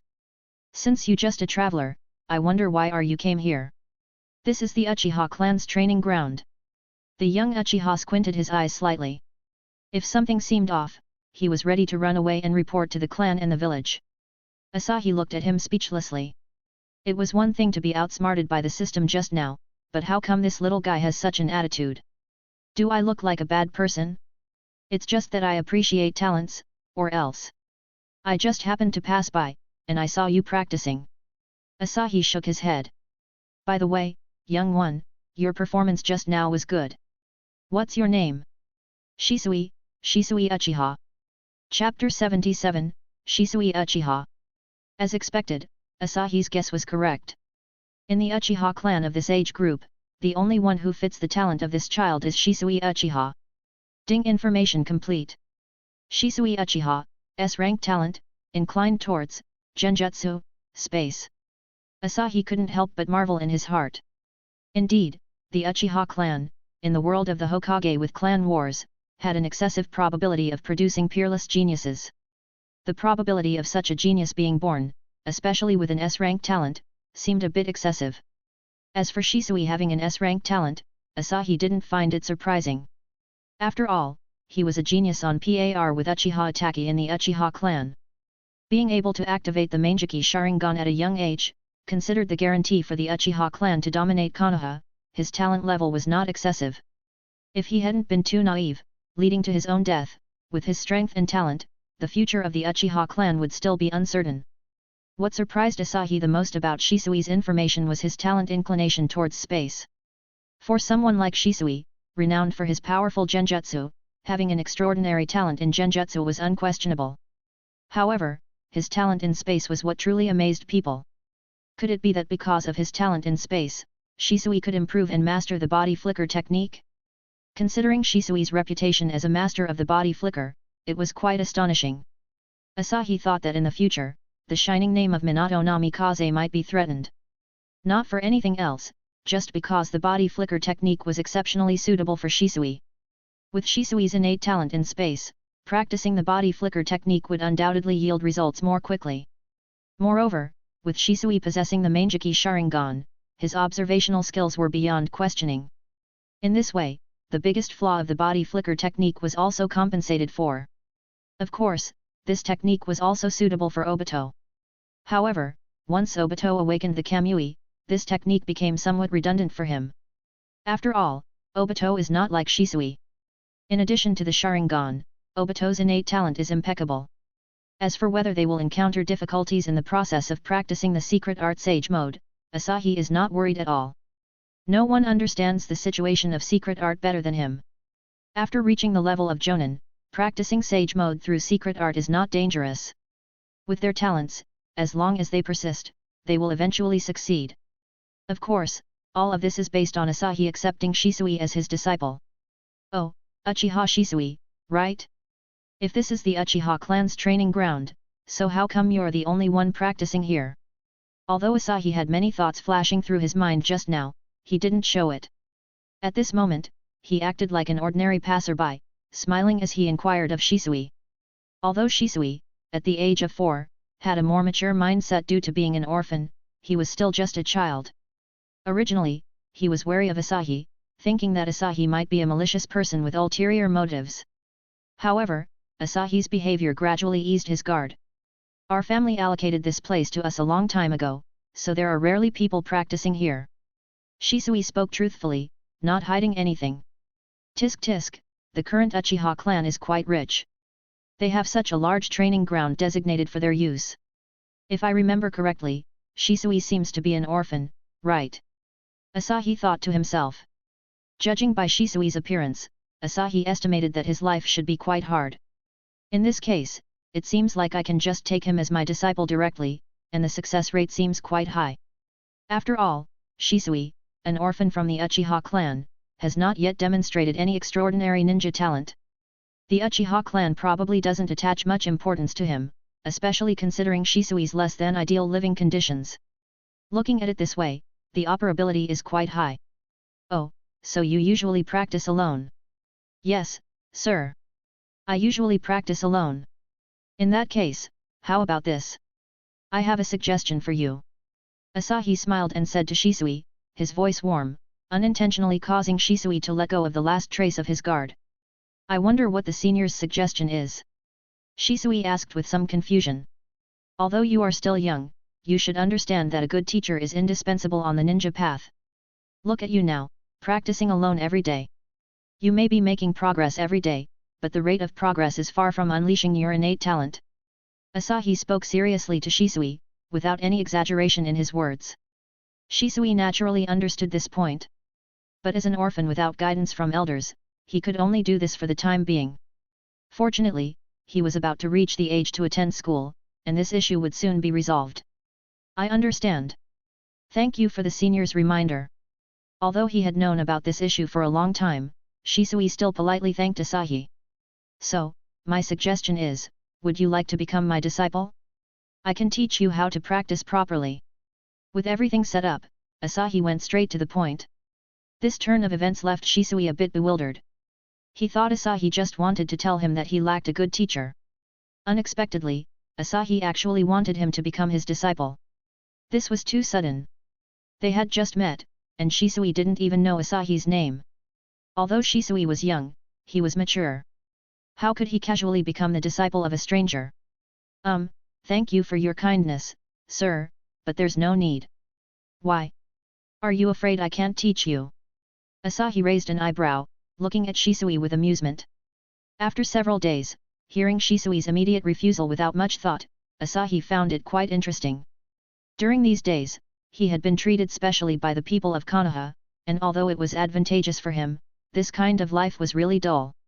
He had to maintain the image of a mysterious powerhouse, never revealing his true intentions.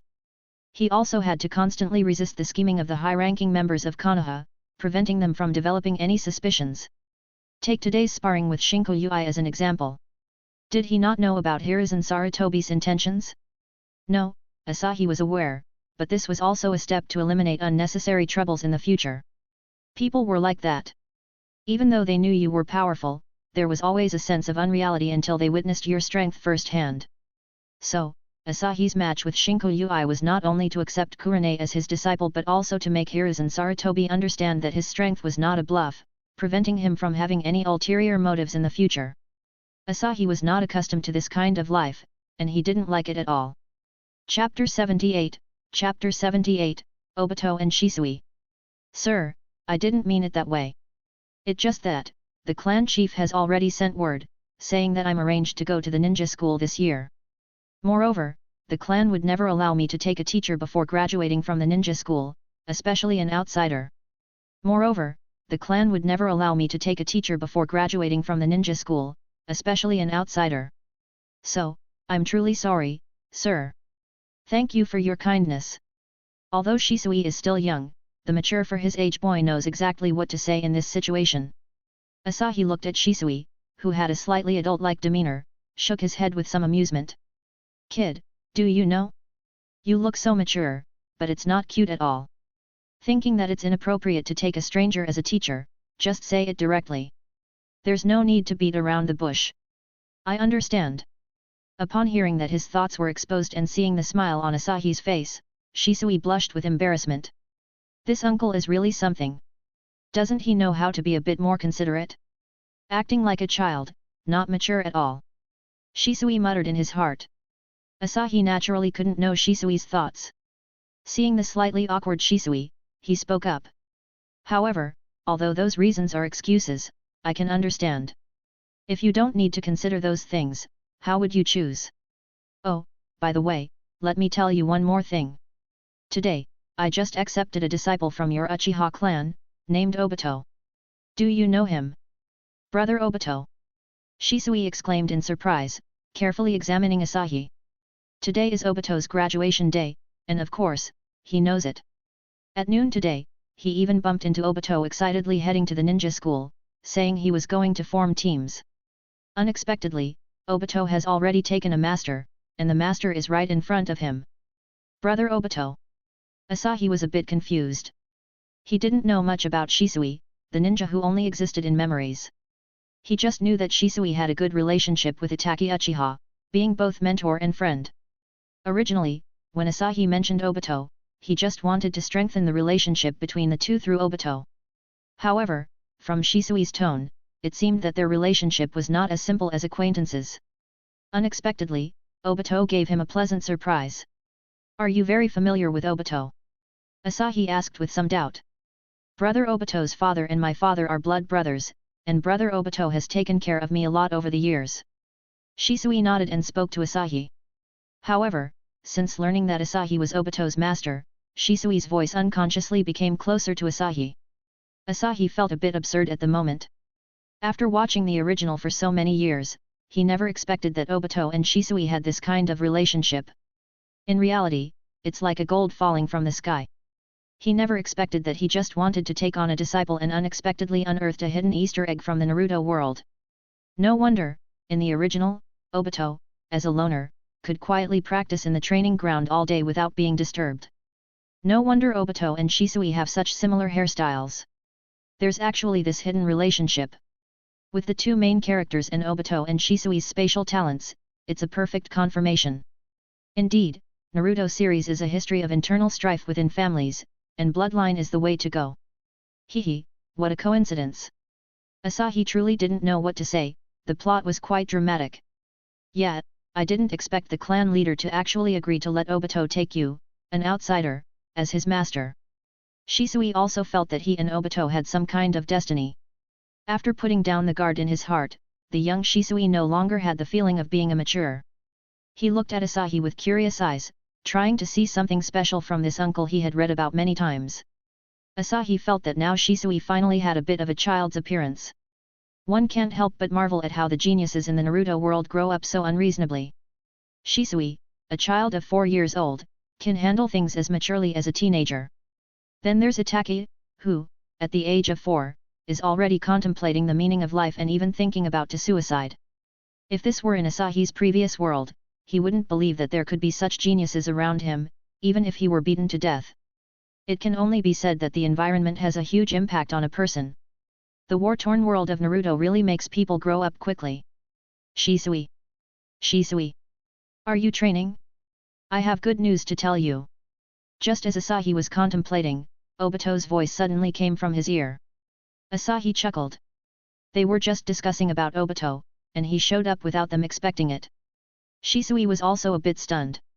Upon hearing Obito's voice, he subconsciously responded. As Shisui spoke, Obito enthusiastically rushed over. Shisui, I have good news to tell you. Master. Even before the person arrived, Obito couldn't contain his excitement and shouted. But before he could finish his sentence, he saw Asahi standing next to Shisui. The words he had spoken halfway were abruptly swallowed back, and he exclaimed in surprise towards Asahi. After Asahi left, Obito thought he would only see his mysterious sensei tomorrow. Unexpectedly, as soon as he returned to the clan, intending to share this good news with his cousin, he saw his mysterious sensei again. And he was with his cousin. Master, what are you doing here? Hastily approaching the two, Obito glanced at Shisui, then at Asahi, and asked with some confusion. Asahi didn't speak. Instead, he carefully observed Obito and Shisui. Not to mention, it was fine before not knowing. Since knowing that the two were cousins, Asahi felt that the more he looked, the more alike they seemed. Obito felt a bit uneasy being scrutinized by Asahi and didn't know what his sensei meant. Quietly poking Shisui, Obito whispered, Shisui, what's going on? Cough. Glancing at Shisui, who was about to speak, Asahi didn't give him a chance. I was just planning to stroll around and happened to see Shisui practicing, so I stopped to observe for a while. I just didn't expect that you two are actually cousins. So that's it. Obito instantly understood the concept of fate is truly indescribable. Asahi had just taken him as a disciple, and right after leaving, he encounters Obito's cousin. Scratching his head, Obito excitedly said, Haha, what a coincidence, master. So, what do you think of Shisui's talent? I think he might be a genius, at least as good as me. Chapter 79, Obito convincing his master. Asahi squinted at Obito, are you saying that with a guilty conscience? Regardless of how strong you become in the future, based on your current performance, you don't seem to match up to a genius, right? I don't care about what you think, I care about what I think. I believe Shisui has good talent, so I want to take him as my disciple, Asahi said leisurely, showing no signs of urgency due to Shisui's rejection. So, Obito didn't detect any issues in Asahi's words. The moment Obito heard Asahi express his intention to take Shisui as a disciple, Obito's eyes immediately lit up. Both Shisui and Obito are orphans, but at least Obito has a grandmother. What about Shisui? Leaving aside other matters, over the years, Obito deeply understands how challenging it is for an orphan to lead a normal life and achieve something. Even though he is from the Uchiha clan, without showing extraordinary talent, the clan wouldn't give you any special attention. Now, hearing that Asahi wants to take Shisui under his wing, it's a rare opportunity. Not to mention how much easier Asahi could make Shisui's future training path, just the conveniences Asahi could provide in daily life are hard for Obito to achieve. Really, sensei? That's great. With this, the two strongest Uchiha prodigies will both be your disciples. As Obito expressed his joy for Shisui, he couldn't help but praise himself. Seeing his cousin's excitement, Shisui felt a bit awkward about revealing that he had already rejected Asahi's proposal. However, even though Shisui hesitated to speak, Asahi had plans of his own. He wanted to take advantage of the relationship with Obito to bring Shisui under his tutelage. If Shisui had agreed, I would have considered it a good outcome. After all, cousins studying under the same teacher would be a fortunate thing. Unfortunately, Shisui declined, Asahi said with a look of regret on his face, leaving Obito stunned by his words. Rejected. How could such an opportunity be declined? In Obito's eyes, within the entire Konoha, aside from the Hokage, Asahi was the best choice for a mentor. No one could surpass him, even the legendary Sunin would fall slightly short, given that strength speaks for itself. What? Rejected? Shisui, what's going on? Obito asked Shisui in shock. Well, Obito, I didn't know your master before, and I didn't have much information about him. Plus, I was afraid the clan wouldn't approve, so I declined, Shisui said, rubbing his head and feeling a bit embarrassed. Upon hearing this, Obito helplessly rubbed his cheek. Sensei, I think you should give Shisui another chance. He's just a kid and probably doesn't understand your exceptional qualities. Isn't that understandable? As he spoke, even Obito felt a bit unsure. Asahi, such a prominent figure, had approached Shisui willingly. Shisui declined and now wants to reconsider. It seems like he's not giving due respect to the strength and status of a powerful individual. Asahi gave Obito an approving look, realizing that things and people can't be judged solely on appearances. For those who've watched the anime, they know that Obito was a sunny, passionate, kind, and somewhat carefree young boy. It's like he never thinks about anything, relying on his own preferences and personality. Thus, he often ends up late for various occasions because of helping villagers, assisting elderly ladies, and other altruistic actions, prioritizing others over himself. Whether it's the first day of school, a photo shoot, a team dinner, or a date with Rin, he tends to be late. But isn't this result the outcome of his thoughtful considerations? He believes that helping others is more important than his own affairs. He knows what choices are right and which ones will leave regrets. However, when it comes to his own decisions, he always chooses the path that others may deem unworthy but is the most meaningful to him. Give him another chance. Asahi raised an eyebrow at Obito, and his tone didn't reveal whether it was an approval or a refusal. It was as if this matter had nothing to do with him, he was just a curious onlooker. Obito was already feeling a bit guilty, and upon hearing Asahi's words, he instinctively thought that Asahi was angry. He opened his mouth but didn't know what to say. On the side, Shisui, seeing Obito in a dilemma, wanted to speak up and assure him that it's okay, he wasn't really eager to have a mentor anyway. After all, for him, whether or not to have a mentor didn't really matter. Although judging by Obito's behavior, Asahi seemed to be an extraordinary person. But what did it matter to him? He cared more about not making things difficult for Obito because of him. Unfortunately, Obito was one step ahead of him. Originally feeling a bit hesitant, Obito, considering Shisui's difficult life in recent years, made up his mind. If the sensei is angry, then so be it. Later, he would sincerely apologize and take any punishment. At the very least, he could let the sensei punish him severely. Regardless, he had to help Shisui. Missing such an opportunity would leave no room for regret. Yes, master. Please give Shisui another chance. I believe he won't disappoint you. Asahi glanced at the bowed Obito in front of him, quite satisfied with Obito's approach. Indeed, with proper cultivation and guidance, a young Obito could undoubtedly grow into a remarkable individual, shining like the sun. In a world filled with tragedies, Asahi would gladly welcome any change that could bring warmth to the world. However, I seem to have asked Shisui before you arrived. If you didn't have to consider all those messy issues, how would you choose, Uchiha Shisui? Asahi's face suddenly lit up with a smile. Looking at the hesitant Shisui, he asked teasingly. Obito, who was anxiously awaiting Asahi's answer, felt relieved upon hearing these words. Excited, he straightened his body, definitely would agree, right, Shisui? Saying that, Obito pulled Shisui over and gave him a meaningful look. Surprisingly, looking at the two figures in front of him, Asahi felt that Obito, as an elder brother, did quite well.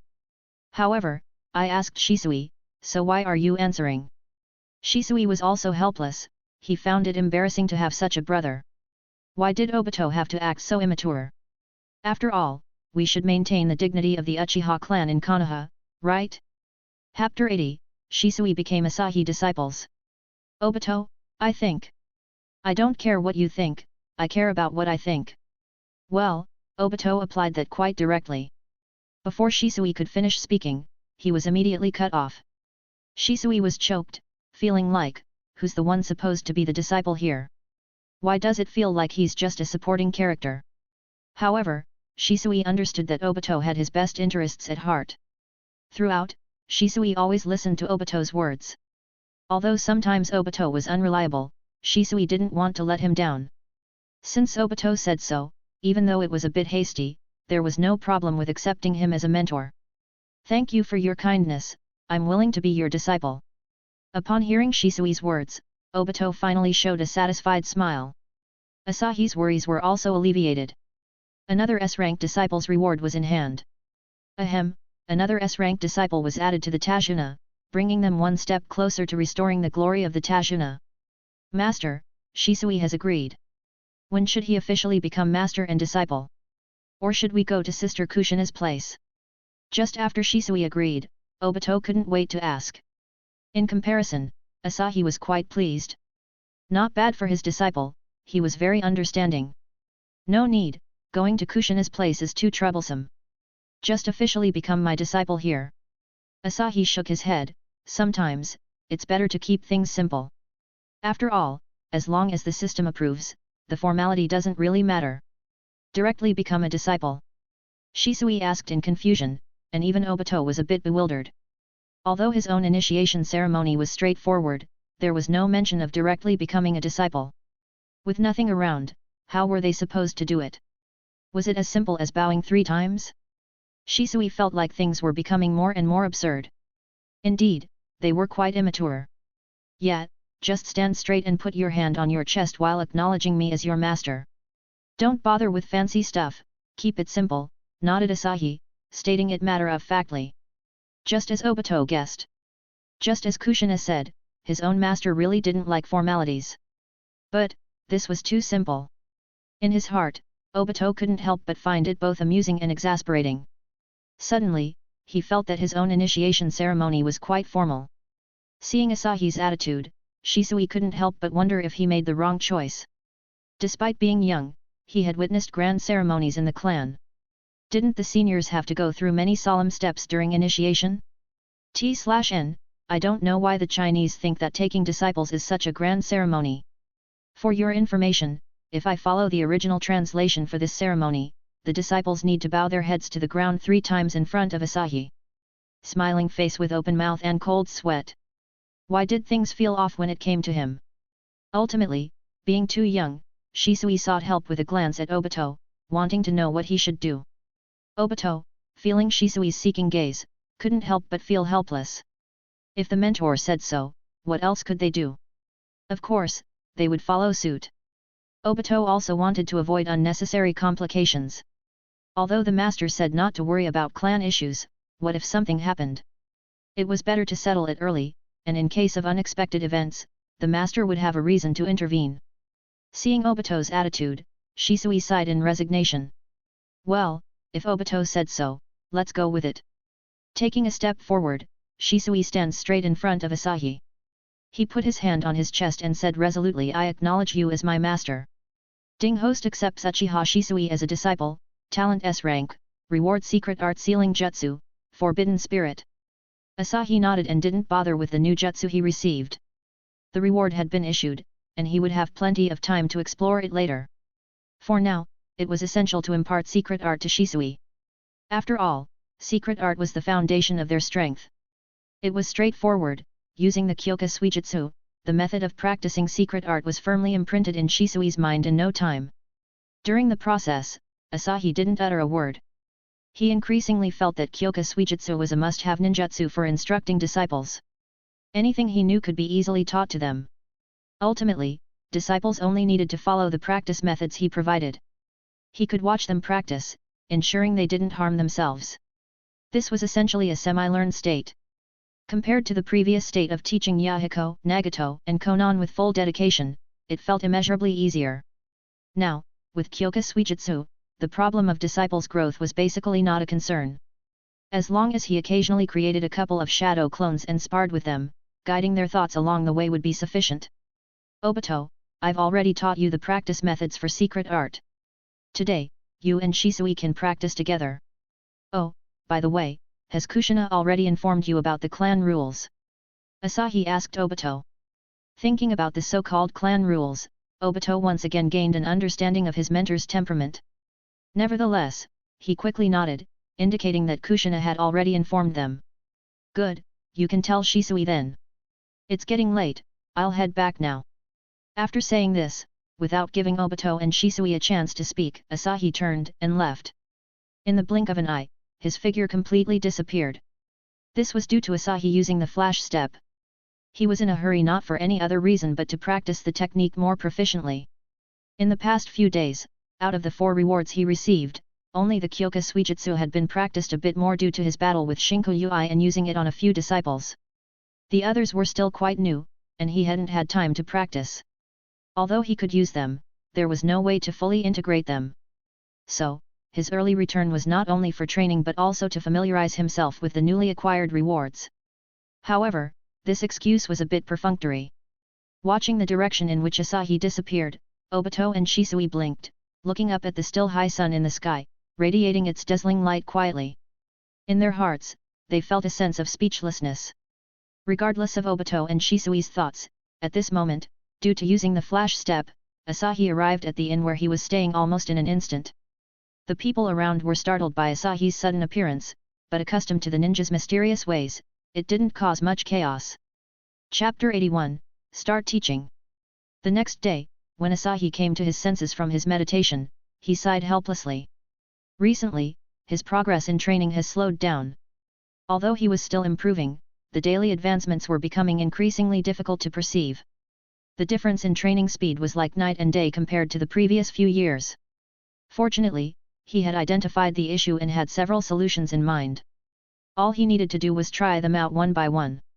Glancing at the time, Asahi shook his head. He decided to put the matter of training on hold and focus on guiding his beloved disciples. After a simple meal and some tidying up, Asahi arrived at Kushina's house. Obito, Kurane, and the others had naturally gathered at Kushina's house in anticipation. As soon as they saw Asahi's arrival, all of them stood up in unison. Asahi, upon entering, immediately sensed the aura of secret art emanating from each of them. Satisfied, he nodded and addressed them. Not bad. Since you have been practicing secret art, I believe you have already experienced its benefits. Moving forward, pay attention to your training. From today onwards, your training focus will be one thing. And that is taijutsu. Having said that, Asahi looked at them sternly. I believe you are aware that the ninja world has not been particularly peaceful in recent years, and war could break out at any moment.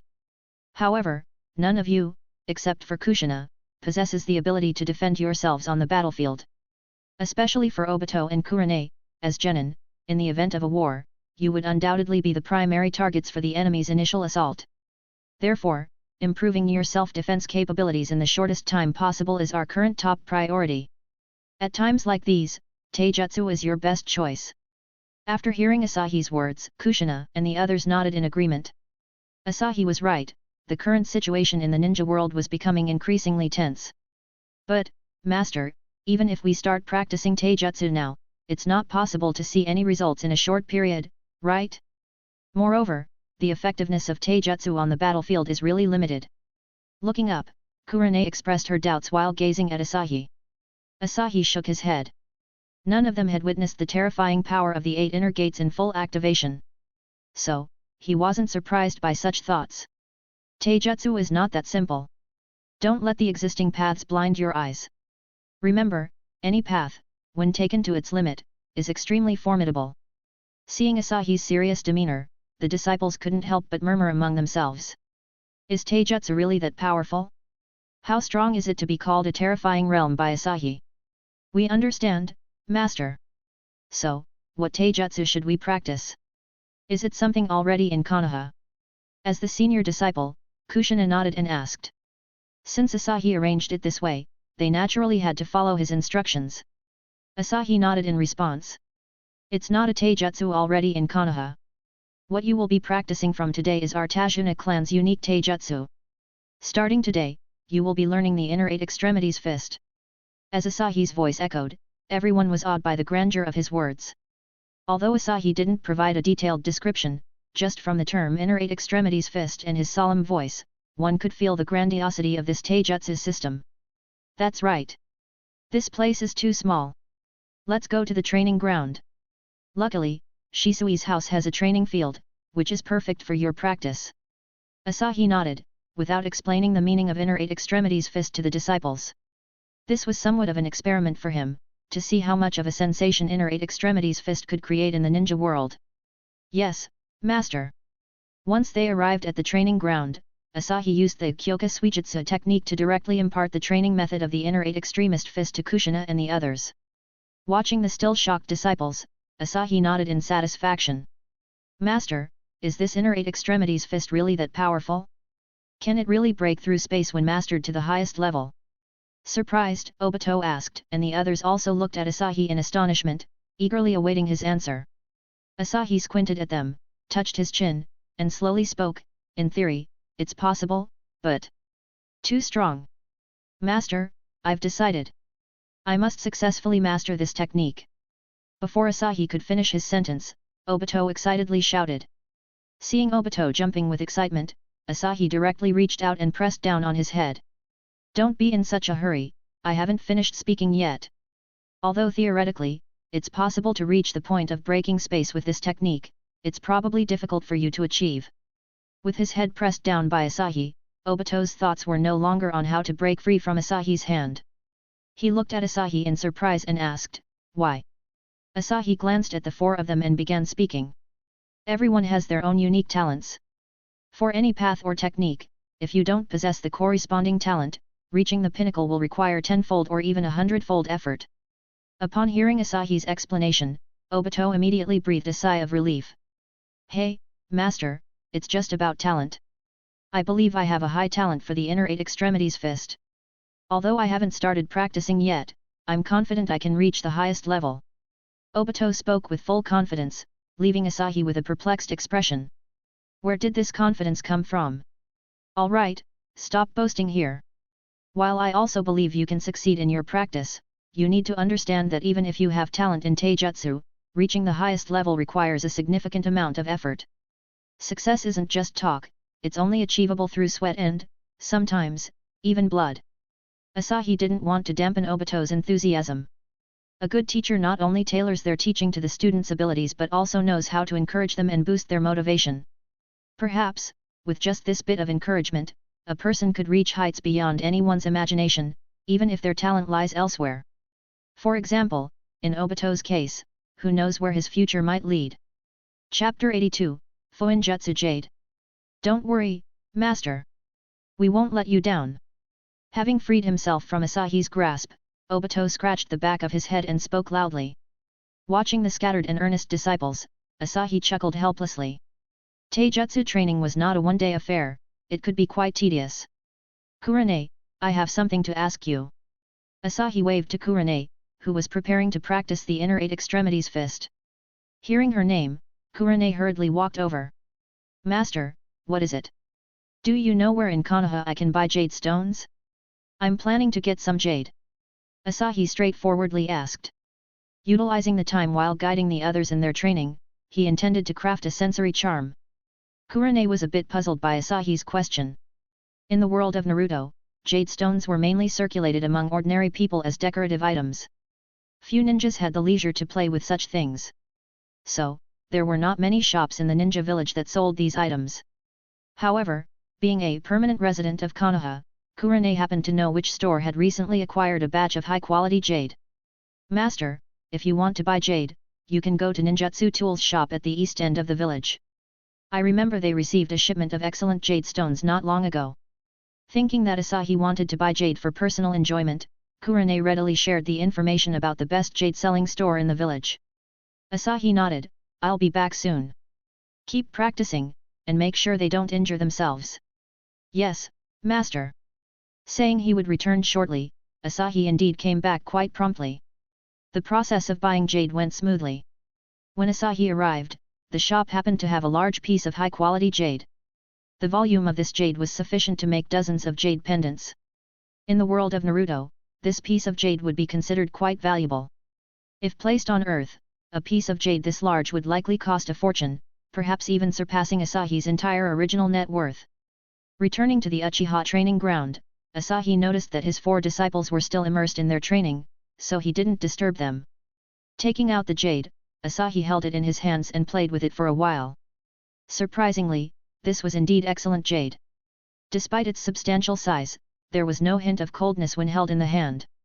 The jade was transparent, emitting a gentle feeling throughout its entire surface. Asahi was very satisfied with this piece of jade. Activating his chakra, the once unified jade instantly split into dozens of equally sized pieces. He casually picked up one piece, stowing the rest in the dimensional space within his sleeve.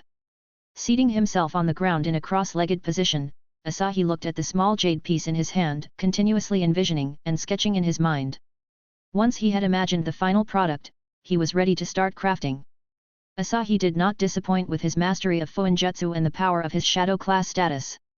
Though he had only practiced for 4 years, his unwavering dedication had made him formidable in every aspect. At this moment, chakra in his hands behaved like an obedient child, listening to his every command.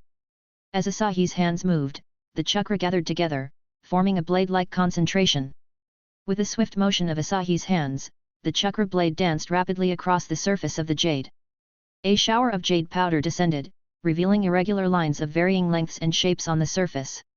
Upon closer inspection, it would be astonishing to discover that these irregular lines were actually composed of numerous Fuinjutsu runes.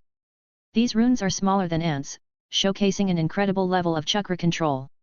With chakra, Asahi managed to carve such tiny runes onto the jade. However, Asahi was far from relaxed at this moment. Engraving 2 ceiling formations on a small jade pendant was a significant undertaking. Even someone like Asahi could easily fail with the slightest mistake. Therefore, Asahi devoted all his attention to this task. While he could have directly applied Fuinjutsu, Asahi always pursued perfection. If he decided to do something, he would put in his utmost effort to ensure its success. To guarantee the pendant's optimal defensive and sensory capabilities, Asahi chose to meticulously carve the runes, even if it meant more trouble. As time passed, the jade pendant in Asahi's hand became more refined. A dragon-shaped pattern slowly took shape, with the coiling body and vividly closed eyes. The entire dragon seemed to lurk beneath the surface, subdued yet brimming with explosive power. Yes, Asahi was depicting an image of a lurking dragon, a dragon patiently waiting for the opportunity to burst forth. Asahi hoped that his disciples, like the deep-sea dragon, would eventually have their day of soaring greatness, even if they were currently weak. A lurking dragon in the abyss, promising prospects for the future. Drib. A drop of sweat fell from Asahi's forehead, a result of his intense concentration and the mental fatigue that came with it. Just a jade pendant, and Asahi already felt a hint of fatigue. It's evident that the 2 formations he depicted were anything but ordinary. Indeed, the defensive and sensory formations carved by Asahi are the highest level sealing jutsu he currently commands. Moreover, these formations also incorporate some of the Forbidden Spirits runes, making these pendants something other ninjas cannot replicate. Phew!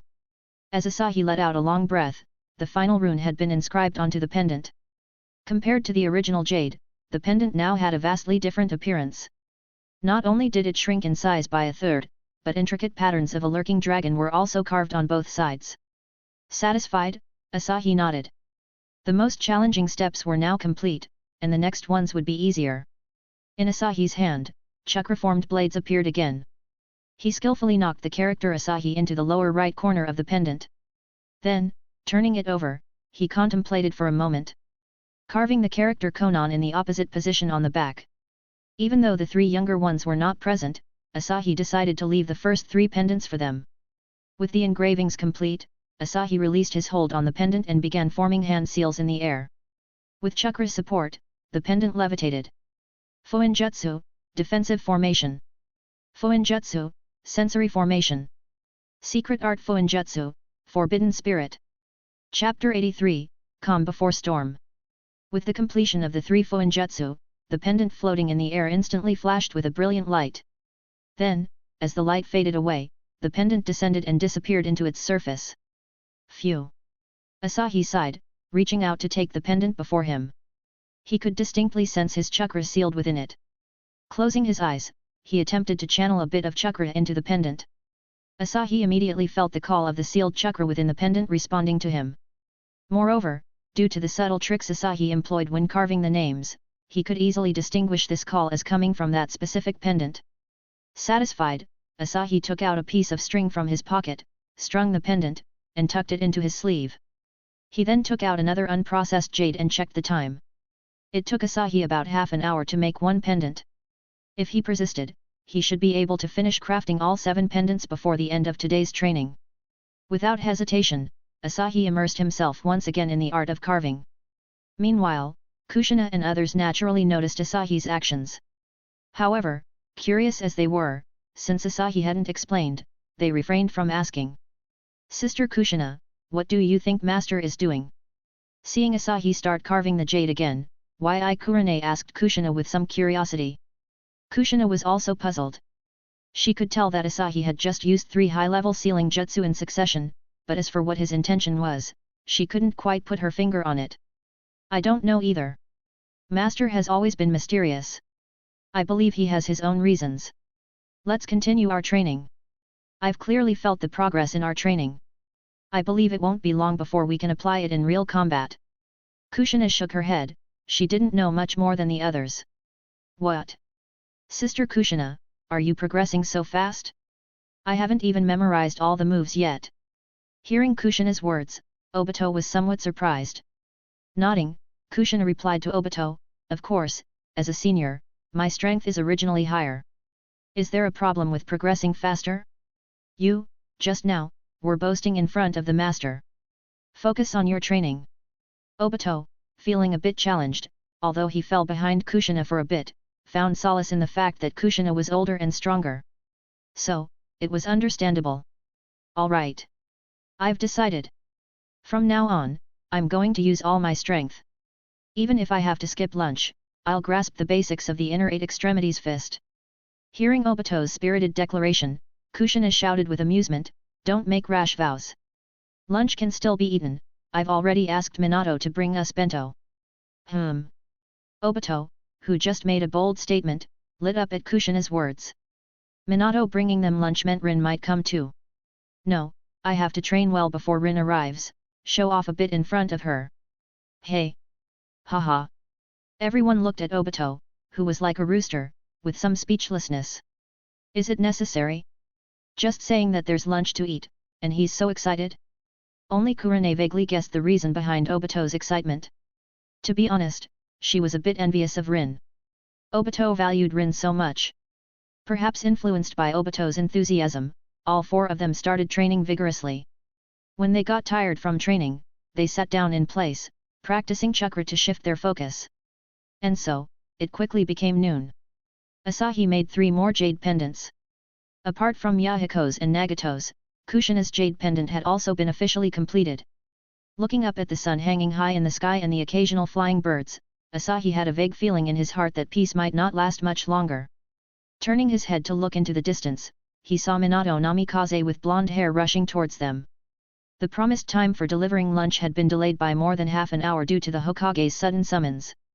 By now, Kushina had also spotted Minato approaching, and she wasn't angry. Minato was always someone who kept his promises, especially to her. So, the fact that Minato was late likely meant something had happened. "What's wrong, Minato? Did something happen?" Kushina asked with a hint of confusion as Minato arrived. Minato touched his hair and smiled, "Sorry, Kushina. I was summoned by the Hokage just now, and that's why I'm so late." Upon hearing this, Asahi immediately understood that his intuition was correct. If Minato was delayed like this, it was definitely not a trivial matter. Is it because the ninja world is unsettled again? Are they sending you out on a mission? Asahi asked. Minato, upon hearing Asahi's words, couldn't help but admire him. The fact that he could discern such matters so accurately was impressive. It seemed like a significant portion of Konoha's top ninjas had been summoned, including Minato himself. Indeed, the ninja world is getting restless again. I've been assigned a mission. I have to leave soon, Minato replied with a serious expression. Asahi nodded, understanding that a new mission meant trouble brewing in the ninja world. The approaching war was no longer a distant threat, it was becoming a reality. Asahi hadn't even said anything yet, but he had already guessed what was going on. Nevertheless, Asahi was considered one of their own, so Minato didn't hide anything. Yet, Lord Asahi. According to the information from the border ninja, something seems off in the Wind Country. The Hokage has instructed me to lead a team to investigate the situation at the border of the Wind Country. What? Does that mean Rin is also going on a mission with you? Won't it be dangerous? Obito, who had been a bit down earlier because he hadn't seen Rin, was now surprised by Minato's revelation. Minato chuckled, "No need to worry too much. There are many squads participating in this mission, and the level of danger isn't too high. Besides, Rin is my student. Even if there's danger, I'll risk my life to protect my students. Please make sure to protect Rin," Obito said, bowing deeply to Minato. Seeing Obito's reaction, Minato and Kushina exchanged a glance. This kid, he's quite similar to Minato, Kushina. Unconsciously, Kurane began to envy Rin again. It's so fortunate to have someone caring for you like this. Even Shisui couldn't help but give his cousin another look. What kind of girl could enchant Obito like this, making him talk about Rin so passionately? Chapter 84, Here is an Envious. Asahi watched Obito's reaction, unsure of what to say. He understood that the best way to prevent Obito from falling into darkness was to protect Rin. As long as Rin was safe, Obito wouldn't care about anything else. "Obito, don't worry. I will make sure to protect them. It's a promise between us men," Minato said with a smile, looking at Obito seriously. "All right, Kushina, I'll leave the bento for you guys. I need to go and prepare for the mission in the afternoon," Minato added, arranging with Obito. "Sure, Minato. Be careful on your mission," Kushina said, taking the bento from Minato. "Don't worry, Kushina. I'll be careful. The Hokage has already entrusted me with that jutsu, and this mission is a good opportunity to practice it," Minato reassured her. "Oh, by the way, it seems like the recent graduates are being sent out on missions. I guess the Hokage has plans for you guys as well. Can I go on a mission outside the village too?" Kushina asked eagerly, and even Obito and Kurane's eyes lit up at the prospect of going on a mission. "Maybe. It depends on the Hokage's decision," Minato replied, scratching his head with uncertainty. "I'll be going now. Goodbye, Lord Asahi. Goodbye, Kushina. Goodbye, everyone. Goodbye." As Minato left, he left behind a figure filled with a carefree spirit. The technique he mentioned? Flying Thunder God, perhaps? Watching Minato's departing figure, everyone, except Asahi, probably couldn't guess that another legend in Konoha was about to be born. The yellow flash of Konoha, Minato Namikaze. "Master, are we really going on a mission?" Obito asked eagerly, his heart secretly hoping for a chance to be with Rin. Asahi shook his head. He wasn't Kakashi Hatake, and he couldn't possibly know the specific arrangements for Obito and the others. "I don't know, but Kushina, you should have gained the trust of the higher UPS in Konoha by now. The chances of going on a mission are high for you. But I can't assign missions in Konoha. So, if they are sending you guys on a mission, it might be you leading Obito and Kurane," Asahi guessed. Hearing Asahi's guess, Kushina and the others were already excited, especially Kushina. For Obito and Kurane, it was mainly because they hadn't been on a mission outside the village and were looking forward to it. However, Kushina was different. As a survivor of Ozashio country, she had ventured outside the village a lot during her childhood. Still, since becoming the Nine-Tails Jinchuriki, she hadn't left the village once. After all these years, she was eager to experience the outside world again. Seeing the excited expressions of the group, except for Shisui, the outsider, Asahi chuckled softly. I hope you can still have these expressions after stepping onto the battlefield. We've trained all morning, let's eat something quickly.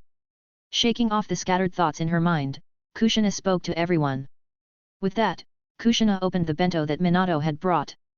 Looking at the bento prepared by Minato, Asahi couldn't help but internally criticize. Why were the bento in the Naruto world always rice balls? Was this thing so delicious? At this moment, Asahi felt the need to carry a set of cookware with him. Otherwise, with the training intensity of his disciples, eating rice balls every day, the body might not last a week. Although complaining, they still had to eat. After all, he had been busy all morning, and to be honest, he was feeling a bit hungry. After a simple meal, it seemed like the news of a possible mission or the addictive nature of their training had stimulated them. Without much rest, they hurriedly resumed their training. Watching them, Asahi was a bit worried about Shisui's body. A 4-year-old child mingling in a group of people with legal adult, wouldn't it be too tiring for him? Fortunately, their movements weren't too proficient yet. Except for Kushina, the others mainly practiced familiar movements, so it wasn't too exhausting. Asahi didn't intervene. Since the disciples were working so hard, Asahi, as their master, couldn't afford to be lazy. He casually took out a piece of jade and started making sensory tokens. Time passed in this harmonious atmosphere, but unfortunately, it didn't last until the end of the training.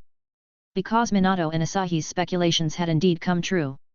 This time, as a Jonin, Kushina wasn't directly summoned to the Hokage's office like other high-ranking ninjas.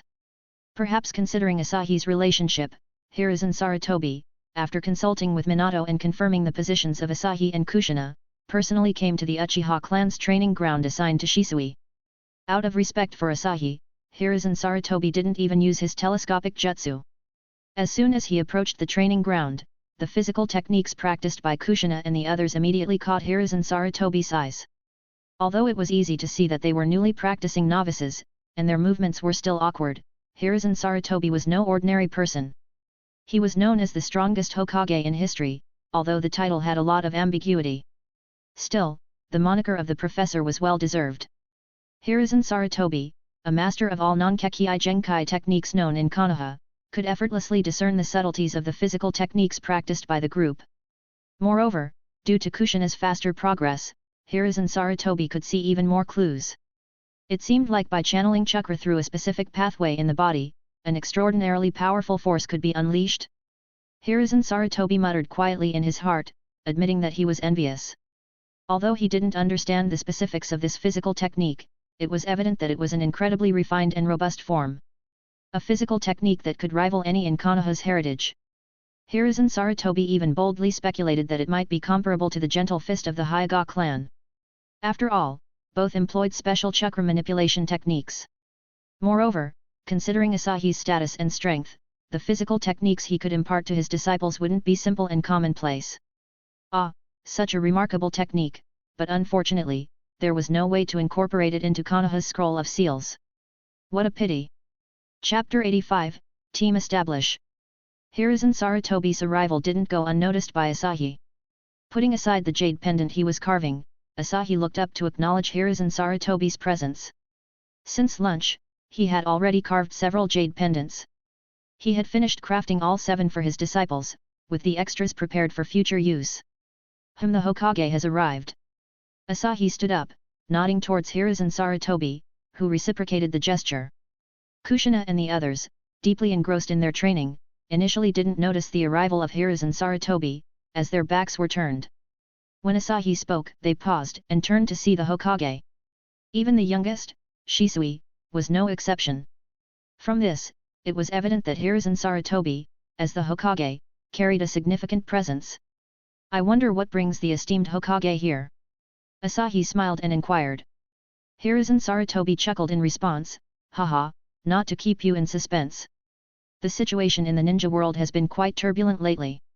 So, I thought of sending Kushina and her team on a mission. Just as expected.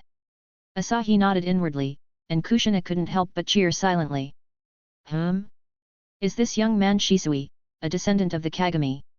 Hiruzen Sarutobi had naturally noticed Shisui, and now, Out of courtesy, he finally addressed him.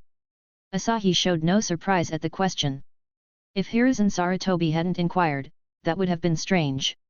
Yes, indeed, he is Shisui. Yesterday, I observed his training and found his talent promising. Considering that without proper guidance, it would be a waste, I decided to take him under my wing. Coincidentally, since Shisui and Obito are cousins, having them both as my disciples is a pleasant coincidence. Asahi calmly conveyed this to Hiruzen Sarutobi. As for Shisui, upon hearing his name mentioned by Asahi and the Hokage, especially concerning his grandfather, he couldn't help but unconsciously puff out his chest, as if validating his existence. Seeing Shisui's little gesture, both Asahi and Hiruzen Sarutobi couldn't help but chuckle. Then, I entrust Shisui to you, Asahi Dano. Kagami was my teammate and a hero of Konoha. I believe his descendants possess extraordinary talents.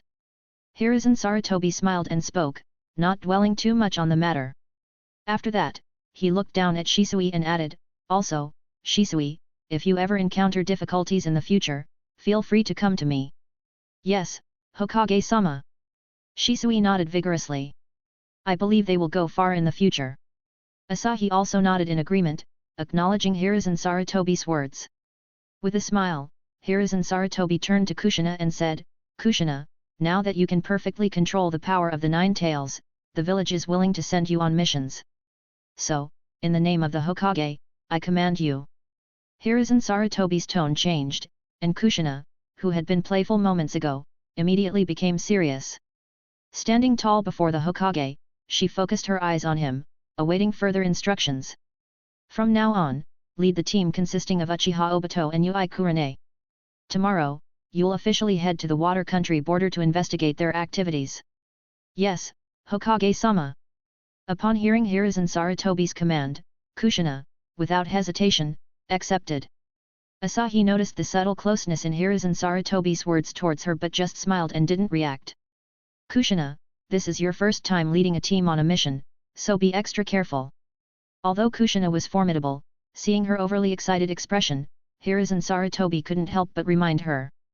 Oh, don't worry, Hokage-sama. I'm not a child, I'll be fine. Hearing Hiruzen Sarutobi's words, Kushina responded nonchalantly. I'm Kushina Uzumaki, a proud Jinchuriki of the Nine Tails. Collecting information with two little troublemakers, what could go wrong? However, seeing Kushina's carefree attitude, Hiruzen Sarutobi became even more concerned. But thinking about the other teams, he held back his words of caution. He decided to advise the other teams to keep an eye on Kushina's squad. Konoha couldn't afford any mishaps with this particular team. Alright, just be careful. I won't disturb your training. I'll take my leave now. With that, Hiruzen Sarutobi bid farewell to Kushina and Obito and left. Oh yeah. It was only when Hiruzen Sarutobi was out of eyesight, that Obito couldn't contain his excitement. The news of being allowed on a mission had him over the moon. Though he couldn't go to the same place as Rin, this was enough to thrill this fledgling who had never left the village. If it weren't for the fact that the Hokage, Obito's idol, was here, he would have already jumped up with excitement as soon as he heard the news. Even Kurane, after Hiruzen Sarutobi left, let out a quiet cheer. Only Shisui managed to keep his composure. After all, it didn't concern him. Seeing their reactions, Asahi realized they wouldn't be able to focus on training anymore. It was better to dismiss them now and let them prepare for their upcoming mission. Since you all seem unable to concentrate, let's call it a day for today's training. Asahi chuckled in resignation, and the disciples wanted to shout their gratitude for their wise master. Perfect timing. I've made a few jade pendants for you all. Treat them as tokens. When you see this pendant, you'll know it's a comrade. If you encounter danger, infuse a bit of chakra into it, and I'll arrive quickly. Saying this, Asahi took out the jade pendants he had crafted for the four and handed them over. This left Kushina and the others momentarily stunned. Even though they had just become disciples recently, Asahi's kindness towards them was beyond words. Taking the jade pendants from Asahi, they looked at the vivid patterns and saw their names represented on them. The four couldn't help but feel moved. A master is both a teacher and a parent. In Asahi, they found a fatherly figure. Especially for orphans like Kushina, Obito, and Shisui, Asahi, without saying much, provided assurance for their future. Running their fingers over the intricate patterns, Kushina, proficient in sealing jutsu, was surprised to discover that these patterns were composed of advanced sealing jutsu runes. She could clearly sense that this small jade pendant contained 3 highly advanced sealing techniques. Chapter 86, Chapter 86, Drinking with Tsunade. Moreover, even the simplest of the sealing jade, Kushina can't decipher. As for the most powerful one, she don't even have a clue. After all, Kushina is essentially representative of Konoha's sealing jutsu class. Even Kushina, who represents the highest level of Konoha's sealing jutsu, can't figure out the secrets of this jade pendant. One can imagine Asahi's proficiency in sealing jutsu. Thinking about this, Kushina's respect for Asahi deepened even further. "Thank you, master. I will take good care of it." Carefully stowing away the jade pendant, Kushina expressed her gratitude to Asahi. Obito and other, though unable to discern the intricacies of the jade pendant, followed suit, cautiously storing their respective pendants. "Master, we'll take our leave now." As the disciples departed, Asahi remained in place, deciding to postpone the crafting of jade pendants until later. Reflecting on his achievements in the Naruto world, Asahi considered that the most remarkable wasn't acquiring powerful abilities or mentoring talented disciples, it was giving up alcohol. When he first arrived in the Naruto world, Asahi, due to his modest strength and the responsibility of 3 disciples, refrained from drinking. Additionally, his alcohol tolerance wasn't particularly high before, and he could endure the initial period without drinking. Gradually persevering for several months, Asahi was surprised to find that abstaining from alcohol wasn't as difficult as he thought. However, feeling a bit bored at the moment and with no imminent danger, Asahi suddenly had the whimsical idea to taste the alcohol of the Naruto world. Deciding to act on his impulse, Asahi teleported directly to the streets of Konoha. As his gaze swept across, small taverns caught Asahi's eye one by one. Choosing a seemingly quiet one at random, Asahi casually stepped inside. Upon entering, Asahi spotted Tsunade sitting near the entrance, gazing outside. Tsunade, upon seeing Asahi come in, was visibly surprised. She hadn't expected to encounter Asahi here, she thought it would be a long time before they met again, just like the last time they parted ways. Quickly standing up, she said, "Senior, why are you here?" Tsunade's actions immediately drew the attention of the patrons inside the tavern. After all, Tsunade was a well-known figure in Konoha, and her movements naturally attracted the gaze of most people. Fortunately, the tavern wasn't too crowded at the moment, and the villagers of Konoha were accustomed to seeing ninjas. Although they cast puzzled looks at Asahi, it didn't lead to any commotion. Glancing at the bottles of alcohol in front of Tsunade, it was evident she had been here for quite some time. "Nothing special, just that my disciples are about to go on a mission. With some free time on my hands, I thought I'd taste the local Konoha alcohol," Asahi said, taking a seat in front of Tsunade without reservation. "Boss, bring another glass and a bottle of sake." After speaking, Asahi called out to the tavern owner. The efficient owner quickly brought a bottle of sake over. Sundi also took a seat, watching Asahi pouring the sake and asked, "Oh, are Kushina and the others going on a mission too?" Asahi nodded, raised the glass in his hand, and took a sip. As the clear sake touched his lips, Asahi couldn't help but furrow his brows. It wasn't that the alcohol was too strong, it was just too bland. It lacked both punch and a distinct flavor. "How come, does this sake not suit the senior's taste?" Tsunade asked, somewhat puzzled as she saw Asahi furrow his brows. Even if this sake wasn't the best in Konoha, it was certainly among the top ones. Asahi shook his head, "It's not that it doesn't suit my taste, I'm just not accustomed to this kind of sake." Sundi found Asahi's words a bit perplexing. What did he mean by not being accustomed to this kind of sake? Were there other types of sake? Seeing Tsunade's confusion, Asahi explained, "You can think of it as being used to the sake from my hometown. I'm just not used to this type of sake." "Oh, the senior's hometown sake? Is it delicious?" Tsunade asked curiously. Asahi thought for a moment, he truly didn't know how to answer. "Is rice wine delicious? It didn't seem to qualify as delicious, right?" "Well, it's not exactly delicious, but it's strong. After drinking it, you feel like you're soaring. Isn't that just getting drunk?" Tsunade internally commented. "If there's a chance in the future, I can brew some myself. I'll invite you to taste it," Asahi suggested, then he asked with some confusion, "By the way, why are you drinking alone here? Aren't most of Konoha's elite ninjas dispatched for missions?" Upon hearing Asahi's question, Tsunade noticeably hesitated. She looked at the full cup of sake in her hand and suddenly emptied it in one gulp. Ah, senior, I'm leaving tomorrow. After a pause, Tsunade continued, not for a mission, but to roam the ninja world. Asahi, holding the cup, paused for a moment, then brought the remaining sake to his lips. Hearing this, Asahi contemplated many things. Tsunade was about to leave, indicating that the time for the Third Great Ninja War was approaching. While he wasn't sure of the exact timing of the war, Asahi speculated that it wouldn't be long before it erupted completely. Most of Konoha's renowned talents were already under his tutelage. The few exceptions either had other mentors or were currently on missions, beyond his reach for now. Among the potential talents in Konoha, aside from Kakashi and Guy, the others weren't a significant concern for Asahi's apprenticeship plans. Unfortunately, according to the information he gathered, these two were already on missions. It seemed that there wasn't much reason to stay in Konoha any longer. It was time to explore opportunities in other villages and see if he could find a few more gems. After all, among his current disciples in Konoha, Shisui was still laying the foundation. The training methods and the inner eight extremities fist were sufficient for his practice in the coming years. If needed, Asahi could take Shisui on a journey through the ninja world. It would not only broaden Shisui's horizons but also prevent him from being deceived by others. With Obito and Kushina already on missions, it seemed that Asahi wouldn't have to worry much about them in the next 2 years. Their abilities would likely see significant improvement through mission experiences, coupled with the practice of ninjutsu and taijutsu, as well as guidance from Kushina. Chapter 87, Leaving Konoha. In 2 years, when their abilities reached the level of Jonin, Asahi could impart the sage arts to them. He could also teach them suitable ninjutsu, ensuring that when mastered, their strength would be top-notch. For regular ninja techniques, whether within their clans or the village, they could easily find resources to cultivate their skills. As for Kushina, there was no need to worry.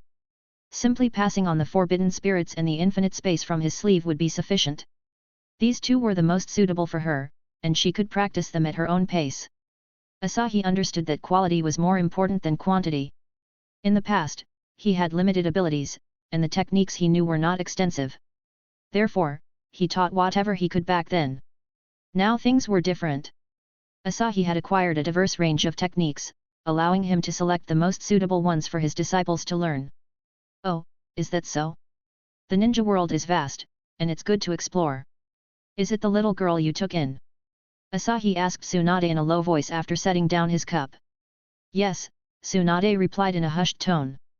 From her expression, Asahi could sense a mix of relief at escaping the impending war and reluctance to leave Konoha and its people. With a light chuckle, Asahi said, "That's good. Have you decided where to go? I happen to be leaving Konoha tomorrow. Maybe we can travel together." "Hey? Senpai, are you leaving Konoha so soon after arriving?" Tsunade asked, surprised by Asahi's words. "I came to experience the atmosphere of Konoha. Now that I've done that, it's time to move on.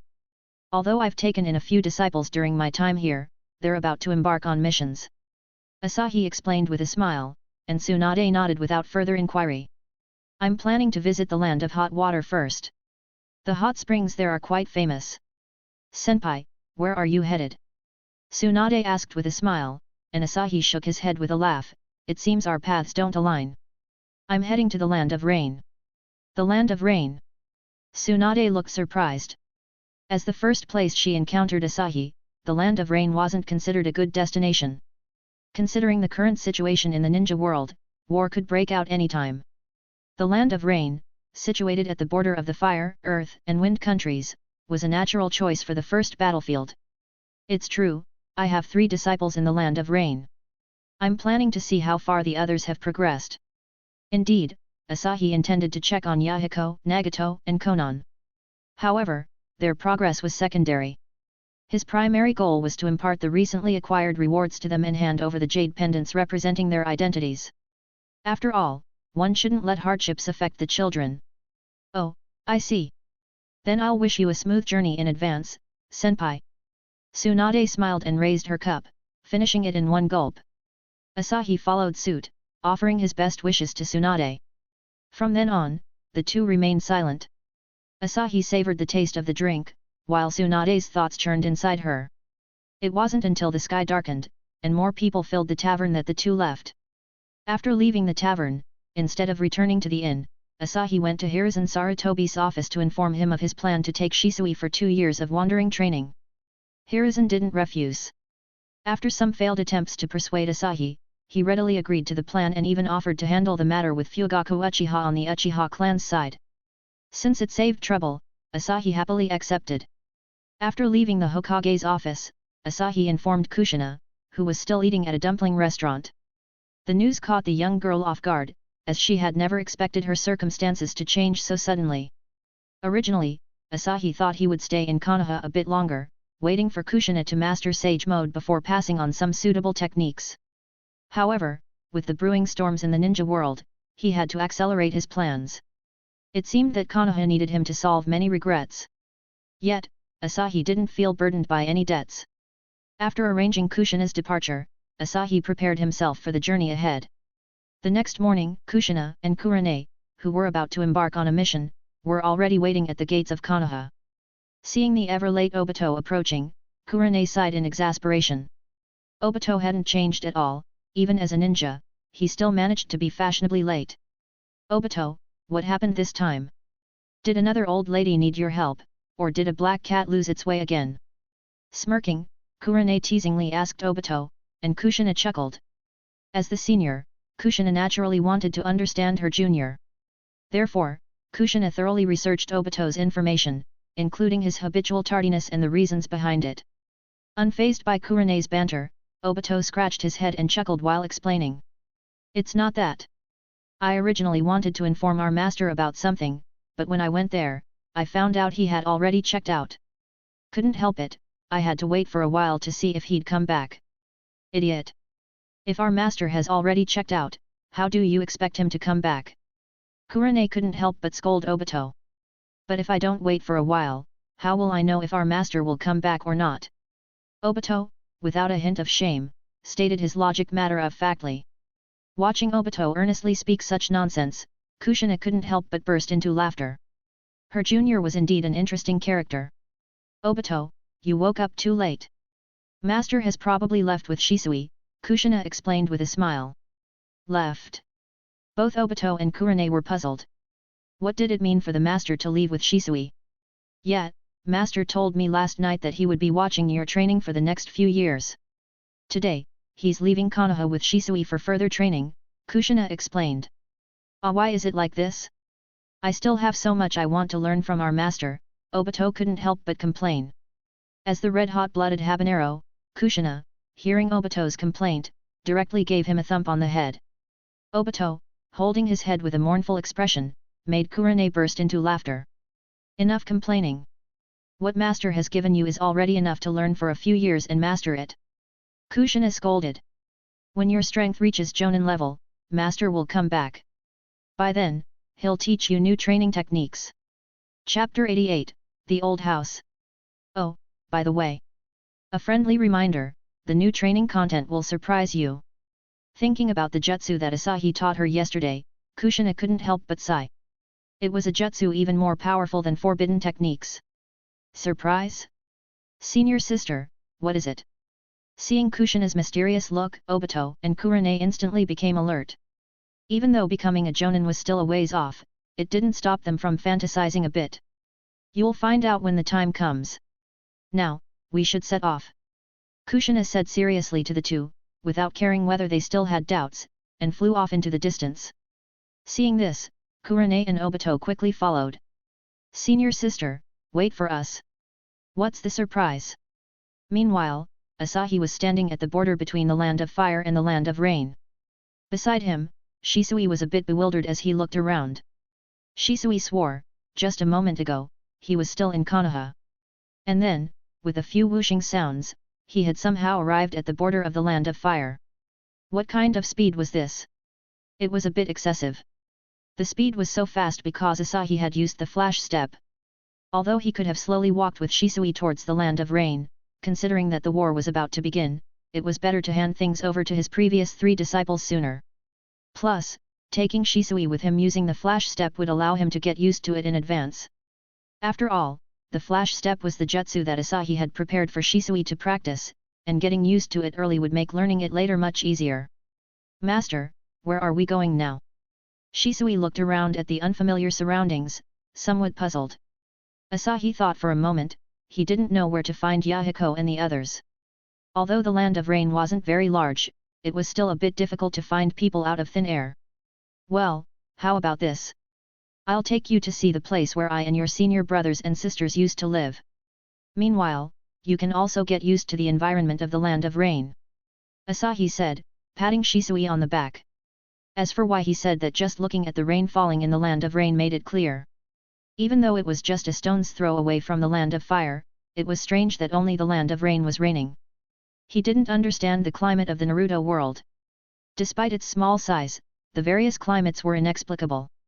After speaking, Asahi directly took out 2 straw raincoats, wearing the larger one himself and handing the smaller one to Shisui. With one big and one small figure, they stepped over the land of fire and entered the land of rain, where a continuous drizzle was falling. With Shisui in tow, Asahi walked slowly. It was also because Shisui was still young that, although mature in mind, he couldn't help but be fascinated by novel things. At such times, Asahi would slow down and explain some knowledge to him. Shisui was happy to listen, and the two of them walked along, stopping and going. It took them most of the day to reach the location of the small wooden house. All right, we're here, Asahi said with a smile. Looking at the empty scene in front of him, Shisui was a bit puzzled. Wasn't he supposed to show him where Asahi used to live? Why was there nothing? Could his master have remembered wrong, or maybe the house had been demolished? Master, is this the place? Hearing Shisui's puzzled voice, Asahi smiled and bent down, patting his head. Don't just look at the surface of things. Under it, there may be another side. Of course, people are the same. So, in the future, no matter who you encounter or what happens, calm down and observe. Don't easily jump to conclusions. Well, it seems that education should start from a young age. Shisui hasn't grown up yet, and Asahi is already teaching him not to be deceived in the future. After Asahi finished speaking, Shisui nodded thoughtfully. With his maturity, he could tell that Asahi was guiding him. Seeing Shisui deep in thought, Asahi didn't say much. It's enough to point out the key points, saying too much may not have a good effect. For Shisui, as long as he has this concept in mind, he will gradually figure out many things on his own. Standing up, Asahi held Shisui with one hand and formed a hand seal with the other. Then, to Shisui's surprised gaze, the two entered the formation. As the small wooden house appeared before them, Shisui glanced back in amazement. This is the other side that Master mentioned. At this moment, Asahi's face also showed a smile. It seems there's no need to go specifically looking for Yahiko and the others. Because in the instant Asahi entered, he sensed a concealed sensory formation here. The chakra fluctuations inside the formation belonged to Nagato, and in the instant Asahi entered, the formation had already activated. Of course, if Asahi had the intention to stop the operation of the formation, he could do so. Feeling the operation of the formation and the familiar chakra fluctuations of the nature energy, Asahi nodded in satisfaction. It seems that Nagato has grown a lot in the year he has been away. The formation just now deceived Asahi. Although it was also because Asahi didn't investigate carefully, it had to be admitted that Nagato's growth was enough to catch Asahi's attention. Well, Master, is there something good happening? As soon as he looked up, Shisui saw a smile on his master's face and asked curiously. Asahi didn't hide anything and nodded, saying, well, it can be considered a good thing. Your senior brothers are about to arrive. Ah, are my senior brothers coming? How did you know, Master? Shisui raised his head, his eyes full of curiosity, and his small head filled with question marks. Weren't they here to find someone? Why did this person come directly to them? Asahi smiled and didn't explain too much. I underestimated them a bit. Let's go inside first and wait for them. It's a good time to cook and fill our stomachs. Oh, okay, Master. Meanwhile, in a certain part of the land of rain, a group of dozens of people was moving forward, chatting and laughing. The three leading figures were no strangers, they were Asahi's earliest 3 disciples. Yahiko, Nagato, and Konan. Having just completed their mission, their mood was quite good at the moment. Although the reward for this mission wasn't much, they had successfully prevented a small-scale conflict. This brought the group one step closer to realizing their dreams, so everyone was very happy. However, at this very moment, Nagato, who was running, suddenly stopped.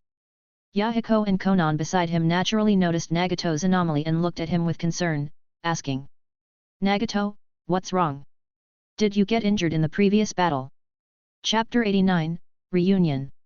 Upon hearing this, before Nagato could speak, everyone behind him burst into laughter. "Leader Konan, how is that possible?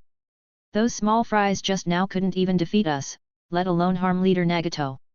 Haha, exactly. They knew how strong Nagato and the others were. Not exaggerating, if it weren't for Hanzo suppressing the land of rain for so many years, they all felt that the three of them might be able to defeat Hanzo.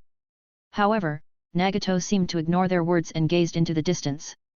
Turning his head to Yahiko and Konan, Nagato spoke with an uneasy tone. "Yahiko, Konan, the formation at our home has been triggered." "Hey?" At these words, both of them showed a reaction. There was tension and anticipation in their expressions. But in the end, anticipation prevailed. "Nagato, do you think it's Master who's back?" Nagato shook his head. Although he had made considerable progress in strength, he couldn't remotely sense who triggered the formation. "I'm not sure, I can only sense that the formation has been triggered. We can't wait. Regardless, we need to hurry back and check."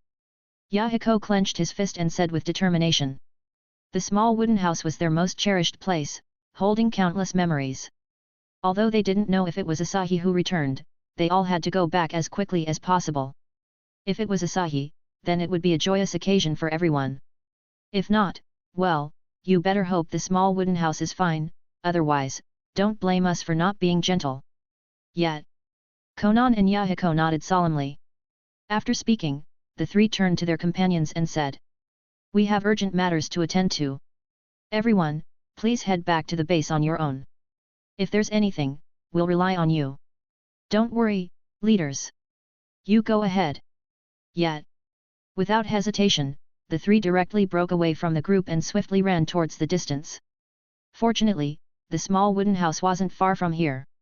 With their speed, they should be able to arrive within half an hour. The leaders are really strong, their speed is even faster than ours. Yet, and from their conversation, it seems like their master is back.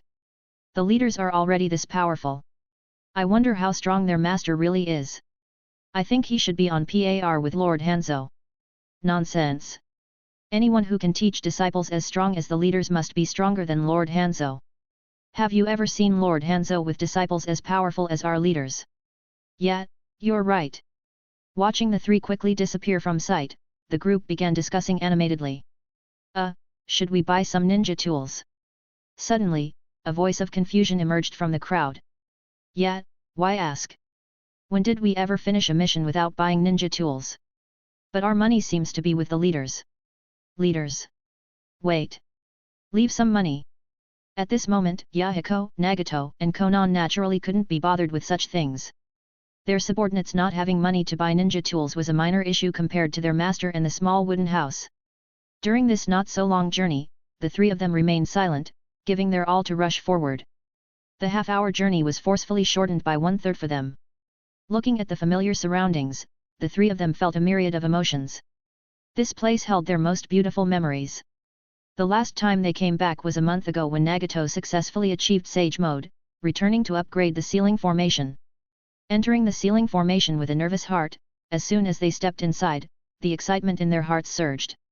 For one reason, the smell of familiar delicious food reached their noses. This aroma was something they almost smelled every day during those 3 years.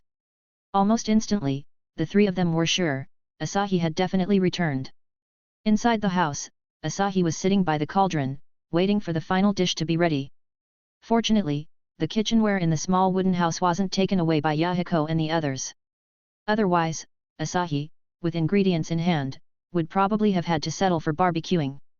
Shisui looked at the table full of dishes, and his mouth couldn't help but salivate. It's not his fault, the food was just too enticing. Living alone since childhood, he had never experienced such a feast. These three guys came back right on time, Asahi chuckled and muttered to himself. Because Yahiko, Nagato, and Konan didn't conceal their chakra, Asahi easily sensed them as soon as they arrived. Still staring eagerly at the table full of delicious food, Shisui, upon hearing Asahi's words, hadn't even had a chance to ask when the door of the wooden house was suddenly pushed open.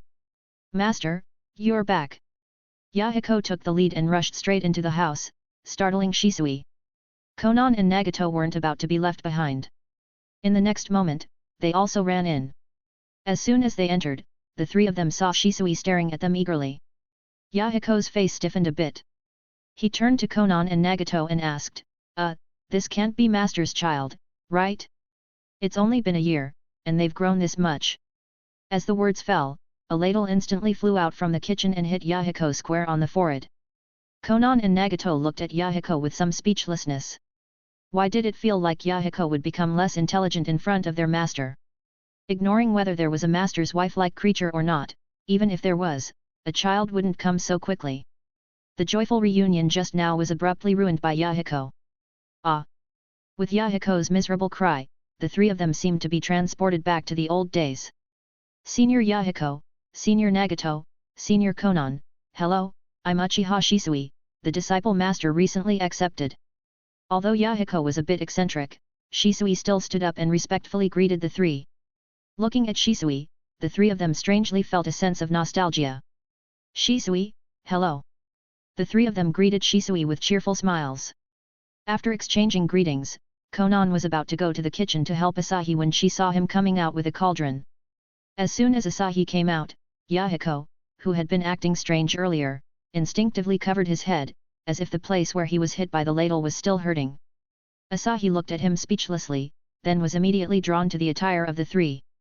The clothes they were wearing were the common long coats seen throughout the ninja world.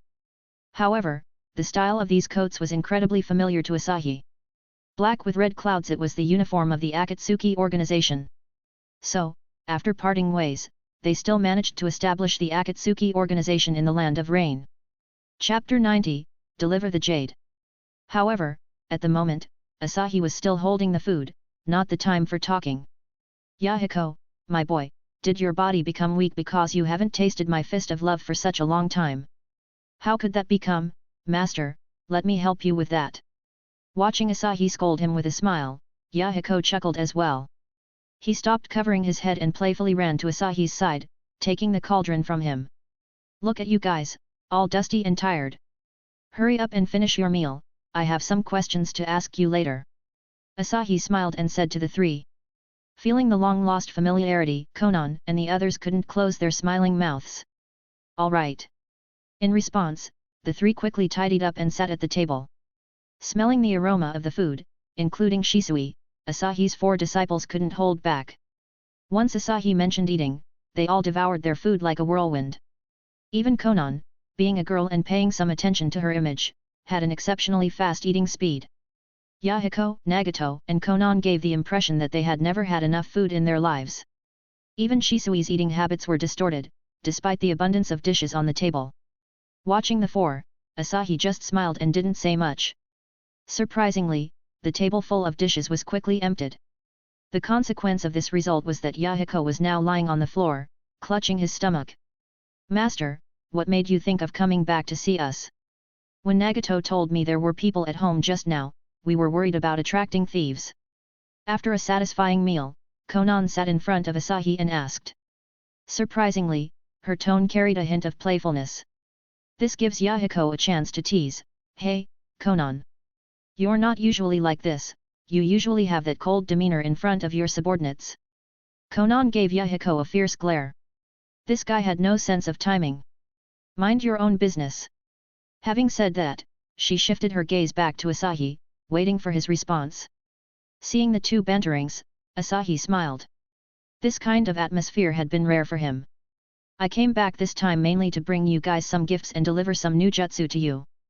"Gifts? What kind of thing is worth Master personally delivering?" Konan asked in confusion. As for the new jutsu Asahi mentioned, well, compared to what he was giving them, it was nothing special. "Here, this is it. It's the emblem of our clan that I made for you. When you're in danger, you can channel chakra into it. As soon as I sense it, I'll come looking for you." Asahi spoke as he took out a jade pendant from his sleeve and handed it to the three. Touching the jade pendant in her hand, Konan's eyes lit up. It was not just beautiful, the jade pendant also had their names engraved on it. Although they could feel the sealing jutsu on the jade pendant, for them, the care embedded in the pendant was the most important. Thank you, Master. It's really beautiful. Konan smiled and expressed her gratitude, holding onto the jade pendant. Alright, put it away. Now, let's move on to the second thing. Just now, I sensed the chakra fluctuations in the formation. Nagato, you've achieved the sage mode, right? Asahi interrupted their admiration for the new items and directed his question to Nagato. Upon hearing this, Yahiko, Nagato, and Konan stopped playing with the jade pendants and attentively listened. Yes, Master. I learned it just a month ago. Although I can use it now, the preparation time is quite long, and the duration of each use is very short. Nagato explained to Asahi, and upon hearing Nagato's words, Asahi nodded. Without direct guidance from Asahi, reaching this level of proficiency was already impressive. It's already good. From now on, just practice steadily. As for now, if you want to enter the sage mode quickly, you can create a shadow clone in advance, refine nature energy, and release it when needed. Asahi spoke, unreservedly borrowing an idea that would be used by Naruto in the future. Nagato was taken aback, he hadn't thought of such a simple solution. Alright, Master. I understand. Asahi nodded and then turned to Yahiko and Konan, asking, what about you two? Konan nodded in response, saying, I've already succeeded, but I face similar issues to Nagato. Yahiko laughed, scratching his head. Judging from his appearance, it was clear that he had also succeeded. Indeed, Yahiko's response was as expected, he also had indeed succeeded. As for the two jutsu I taught you earlier, how are you progressing with them? Upon hearing this, except for Nagato, both Konan and Yahiko looked a bit embarrassed. Master, not to criticize, but these two jutsu are difficult. It's been almost a month, and except for Nagato, we've only mastered the infinite space. Moreover, if we don't enter the sage mode, we can't take out or put anything into the infinite space. Asahi sighed and chuckled at their responses. Well, he didn't have much to offer them before. Besides, he only had two jutsu to teach. One of them is the Dragon Flame Jutsu, which is indeed suitable for Nagato. However, the key is that learning this jutsu is challenging for both Yahiko and Konan. As for the infinite space, it's even more challenging. For those who can't maintain the sage mode, it's practically useless. Alright, stop complaining. Dragon Flame Jutsu is indeed not suitable for Yahiko and Konan. As for the infinite space, although it's not very useful right now, it will become quite handy once you can enter the sage mode anytime, anywhere. Now, let me teach you a new jutsu. Asahi looked at Yahiko and Konan, who seemed discouraged, and spoke with a smile. At this news, the three immediately perked up. Even Nagato, who was usually calm, couldn't hide his excitement. Only those who had practiced jutsu knew the true power behind them.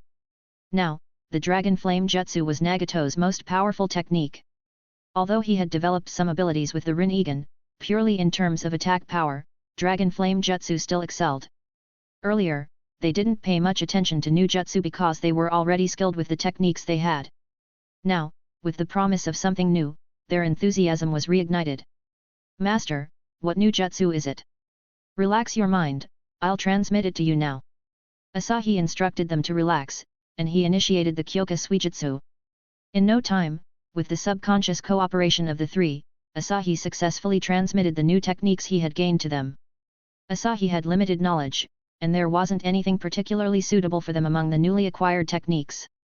They would have to spend more time honing their skills and exploring various paths. Of course, if they choose to focus on one or two techniques, they might be able to reach the pinnacle of those techniques. As the three slowly opened their eyes, their minds gradually calmed down. Earlier, they had absorbed so much information at once that, to be honest, their minds were a bit chaotic. However, the three were, after all, elite Genin, and they quickly regained their composure. Looking at the three coming back to their senses, Asahi spoke. Although I transmitted several techniques to you, I want to give you advice on two paths. One is to spend more time, learn, and master all of them. I recommend Nagato to take this path.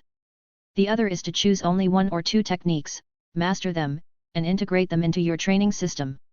This path is more suitable for Konan and Yahiko. Of course, the Taijutsu I just taught you, I suggest you practice a bit. After all, for you, simple usage should not be a problem. Yahiko, Nagato, and Konan, upon hearing Asahi's advice, nodded in agreement. They naturally understood the reasoning behind Asahi's words. At this moment, Yahiko and Konan were contemplating which technique to choose and integrate into their training systems. Seeing the pensive looks of the two, Asahi suggested. Konan, I suggest you choose either the Forbidden Spirit or Kyoka Suijutsu to integrate into your dance of the Shikigami. Whether it's Sealing Jutsu or Genjutsu, combining them with the dance of the Shikigami will yield unexpected results. As for Yahiko, I recommend you specialize in the Inner Eight Extremist Fist, complemented by the Mirror Flower Water Moon. This way, combined with your Water Release Ninjutsu, you won't have any weaknesses. Hearing this, Yahiko and Konan realized that Asahi's advice was indeed the best choice for them. As for the Flash Step, neither of them had considered it. Except for Nagato, who had the Rinnegan, Yahiko and Konan's dynamic perception abilities were not particularly strong. Konan was okay since she could stay in the sky. However, if Yahiko practiced the Flash Step, the outcome might be unpredictable, considering his current abilities. Chapter 91, The Akatsuki. Alright, Master, we will consider it. Since the main purpose of this visit had been achieved, Asahi redirected his attention to the black and red cloud-patterned attire worn by the three of them. By the way, what's the story behind these outfits you three are wearing? Asahi cleared his throat and asked Yahiko, Nagato, and Konan about their attire. Upon hearing Asahi mention their uniforms, the three instantly perked up, especially Yahiko, whose eyes widened. Finally, the time had come to showcase their achievements in front of their mentor. At this moment, the trio felt like reporting to their parents about scoring a perfect grade on an exam. Master, guess what this is? Yahiko was the first to speak, not directly answering Asahi's question but instead posing a mysterious counter-question. However, in his tone, there was a hint of excitement. Asahi looked at him helplessly. Well, you had the chance to show off, but you chose to act mysterious. Now, I declare that your little plan has failed. What's this? Have you guys formed an organization? Asahi said with a sly smile, and his smile seemed to carry a hint of mischief. Why, how did you guess it right away, Master? Yahiko expressed some disappointment and Nagato and Konan shook their heads beside him. Fool, anyone with common sense can tell from our attire that we belong to an organization. But that doesn't prove we founded it. Yahiko argued. True, but if you had spoken in a more casual tone, less excited, Nagato added, it wouldn't have given it away. At this moment, Nagato, who had been silent all along, delivered a fatal blow to Yahiko. Helpless, Yahiko had nothing more to say when Nagato spoke. Come on, spill the beans. What's the deal with this organization? Asahi, disregarding Yahiko's frustration, asked. Master, it's like this. After you left. Hearing Asahi's question, Konan took over the conversation, explaining to Asahi. It turned out that after Asahi left, the three of them had been tirelessly traveling around various parts of the Rain Country to bring peace to the war-torn nation and resolve the chaos. Initially, as they helped others every day, the three of them felt that their days were quite fulfilling. However, during a chance mission, they returned to a place they had previously assisted. To their surprise, this place seemed to have reverted to its chaotic state before their arrival, even worse than before. Gradually, the three realized that their numbers were too few. Just 3 individuals were not enough, and the place they had sorted out would fall into chaos again as soon as they left. Since achieving their dream was challenging on their own, the three decided to gather more like-minded companions to work together. This is where Yahiko's personal charm and the kindness of the trio became valuable. The opponents they had defeated before were already conquered by the trio's character and charisma. Now, upon hearing that the three were recruiting partners, many came forward to join. And so, the embryonic form of a small organization was easily born. Subsequently, this organization grew larger, with an increasing number of members. Similarly, the talents within the organization multiplied. Different people had different roles, some managed, others fought.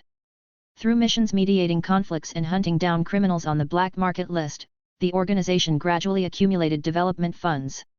Now, the organization has gained momentum, establishing bases and outposts throughout the Rain Country.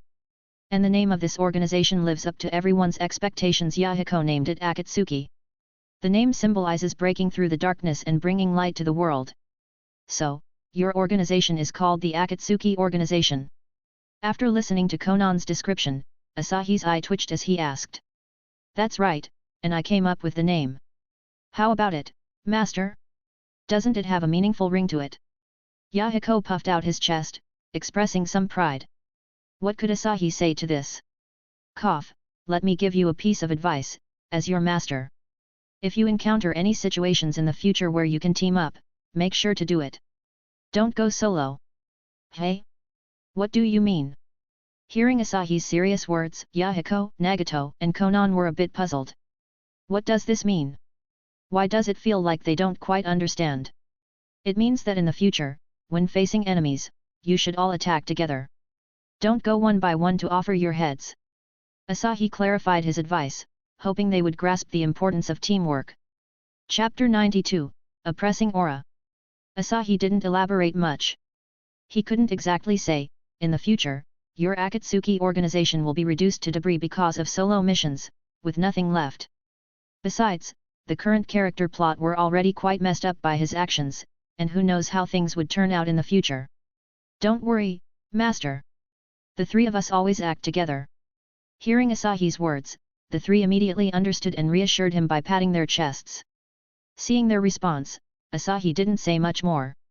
Standing up, he addressed them, things are settled now, and I have to go. The ninja world is about to get chaotic, you need to be careful. Ah, master, you just came back, and now you are leaving. Hearing that Asahi was about to leave, Yahiko, Nagato, and Konan couldn't help expressing their reluctance. As for Asahi's mention of the upcoming chaos in the ninja world, the three, who had been working hard in the ninja world, were well aware. It could be said that the Akatsuki organization was already preparing for the imminent war. Now you're busy too, with a bunch of people relying on you. There's not much time to waste. Asahi stretched lazily and calmly spoke to the three. But we just want to spend more time with Master, Konan said, sounding a bit upset. Asahi chuckled, there will be time to meet again. Shisui, let's go. After saying that, Asahi walked towards the exit. Shisui, who had been listening to the conversation, quickly said goodbye to Yahiko, Nagato, and Konan, then hurriedly caught up with Asahi. Take care of yourself, master. Yahiko, Nagato, and Konan stood at the doorway, watching Asahi's figure getting farther away. They shouted their well wishes, and Asahi, without looking back, disappeared into the rain curtain with Shisui. Master, where are we heading now? As the small wooden house grew farther away, Shisui couldn't help but raise his head and ask. Asahi chuckled. He had already planned the route for this journey. First, they would traverse the Land of Fire to check on Kushina, Kurane, and Obito. Then, they would change course to visit the Land of Lightning. As for the Land of Water, Asahi had no intention of going there now.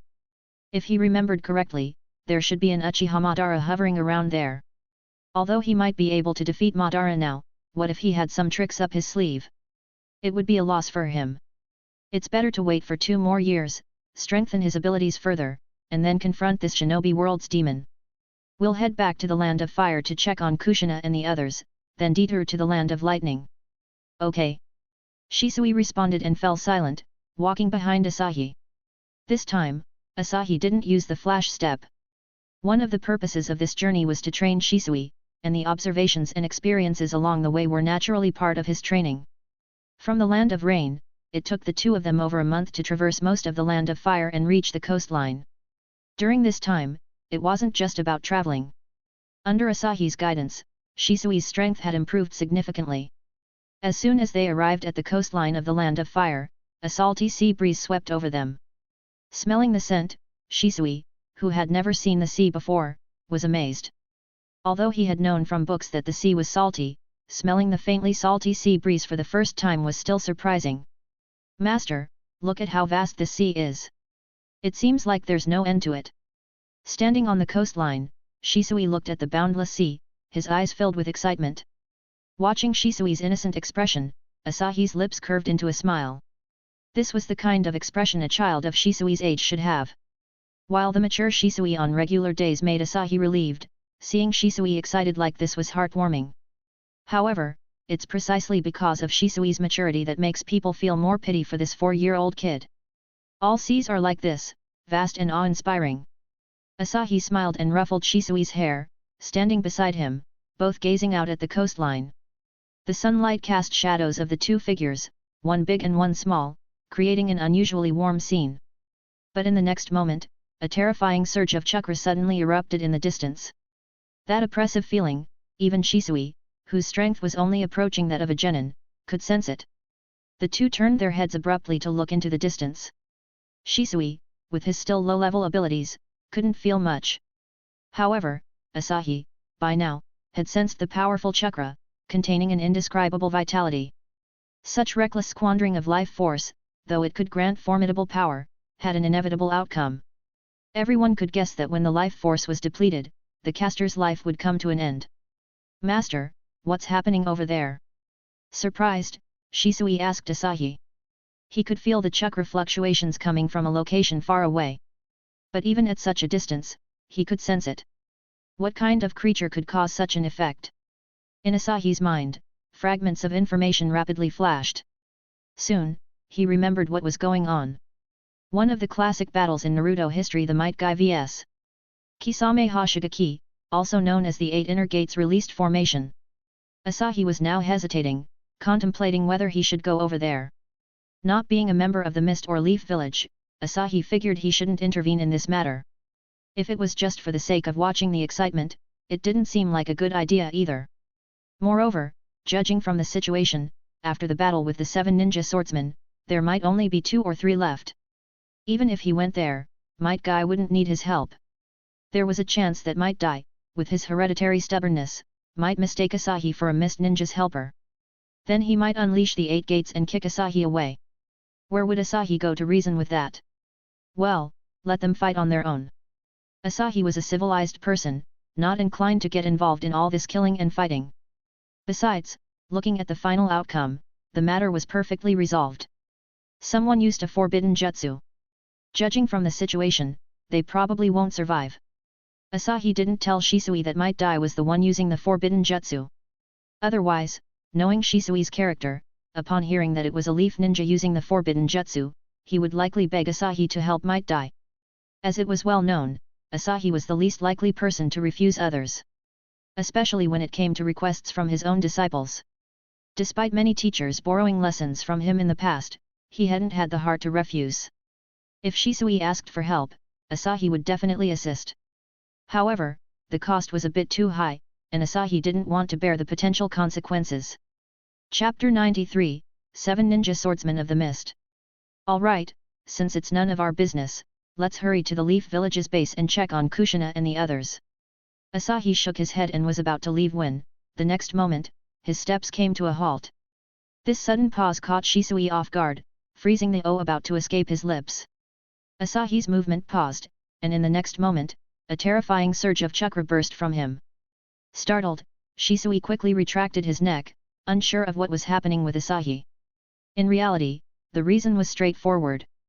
Asahi felt that the jade pendant he gave to Obito and Kurane had been triggered. Asahi sensed it precisely, this was the same location where Might Guy used the forbidden jutsu just now. It was evident that Obito and Kurane, for some reason, got involved in the battle. And since they sought help, it couldn't be Might Guy. The facts were clear, it had to be the 7 ninja swordsmen. Asahi thought, it's decided I won't let all of you survive. Ahem, master, what's happening? Unable to hold back, Shisui gulped nervously. Asahi's sudden action and the overwhelming chakra emanating from him left Shisui bewildered. Obito and Kurane are in danger. Shisui, keep your eyes open. I'll show you the consequences when people mess with the Tajuna clan. Hey! The moment Shisui heard that Obito and Kurane were in danger, he was instantly dumbfounded. Before he could recover, Asahi grabbed Shisui's arm, and the two disappeared in an instant. Rewind half an hour before. Obito, Kurane, and Team Guy, guided by Jonin, were on a mission to transport relatively unimportant intelligence. Since the mission wasn't too crucial, the atmosphere among the group was relatively relaxed. This mission didn't require the involvement of high-ranking ninjas. However, Sarutobi Hiruzen personally instructed them to be cautious due to the mission involving Team Kushina. So, their guiding Jainin, Kurodani Genma, took the lead this time. They initially believed that the relaxed atmosphere of this easy mission would continue until its end. However, they never expected to run into the 7 ninja swordsmen who had infiltrated the land of fire. Of course, if mist ninjas were present, they would understand that it wasn't the Konoha team who ran into the 7 ninja swordsmen. Instead, after discovering them, the 7 swordsmen chose not to silently retreat like typical infiltrators but opted to eliminate these skilled leaf shinobi. He. With a burst of sinister laughter echoing, the previously carefree Obito immediately tensed. The rest of the team swiftly assumed defensive postures. As the laughter approached, they finally got a clear view of the intruders. A group of 7 individuals, each with a bizarre appearance, either razor-sharp teeth or wrapped entirely in bandages. None looked like ordinary people. Their appearance wasn't peculiar to Obito, who had been mingling in the border areas for over a month. After all, the mist ninjas on the water country's side were no less strange. Yet, these individuals, with peculiar weapons on their backs, made Obito feel uneasy. "Hey, are you guys from the land of water? What's your purpose in our land of fire?" Obito questioned the 7 individuals sternly. This made the 7 swordsmen all burst into laughter, their terrifying appearances giving an eerie vibe. "Haha, seems like this little brat doesn't recognize us. What to do? The feeling of being ignored truly makes me want to kill." With a giant sword on his back, Samehada, Fugyuki Sukazan, grinned eerily while looking at the leaf shinobi. "You. Enough."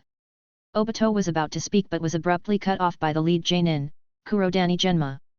"Genma senpai, what's going on?"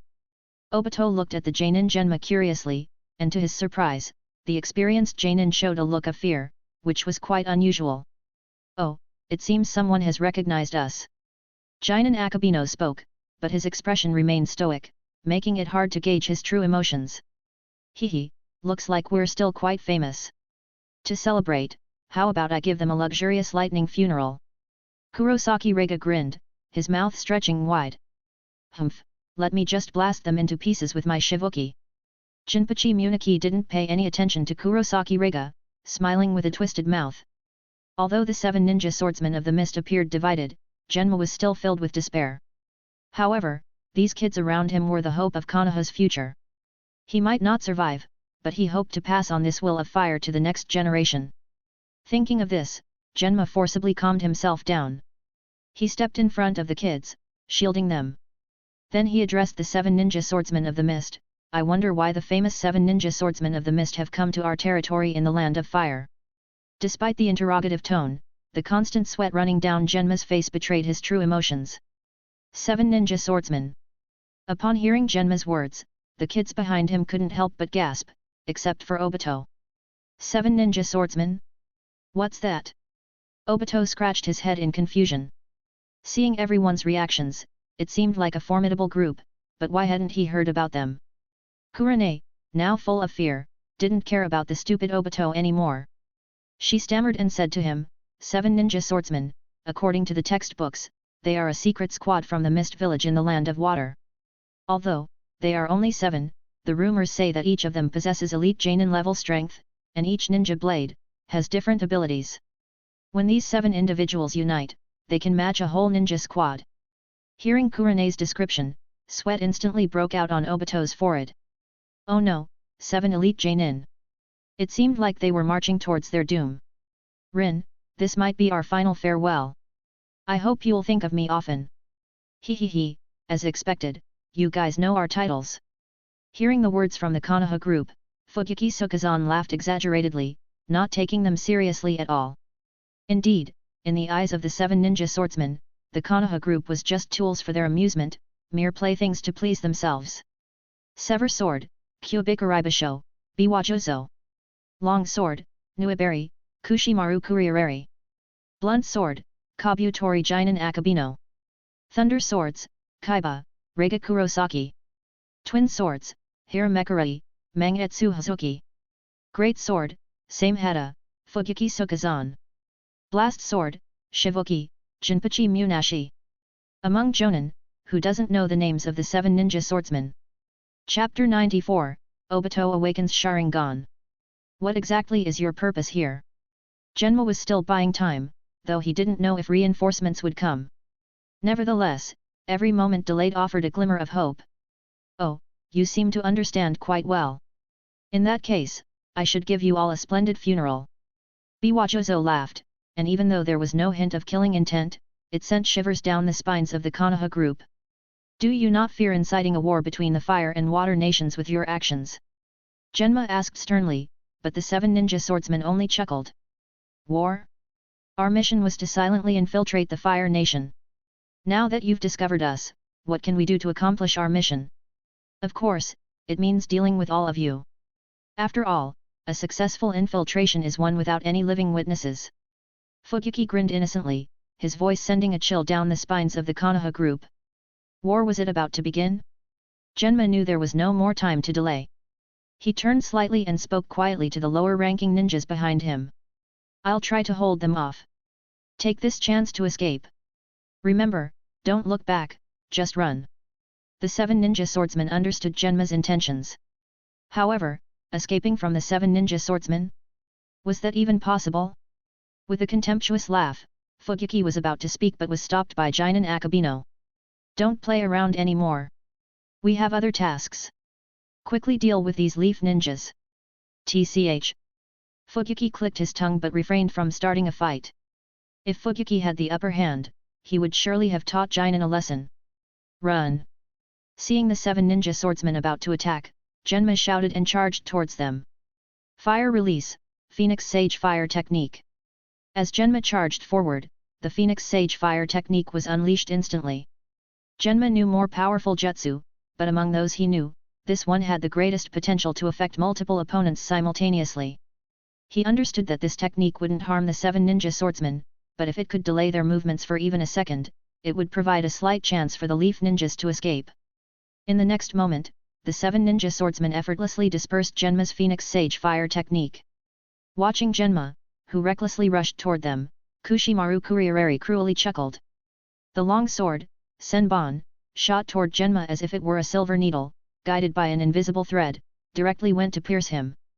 Genma, who had been promoted to a Jonin just a year ago, stood no chance against the 7 ninja swordsmen. Despite using all his strength, he barely managed to block Senbon. As he watched the deflected Senbon, Genma felt a momentary relief.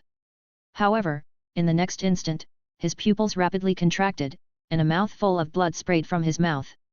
Under the control of Kushimaru, after being deflected, Senbon was guided from behind Genma directly into his heart.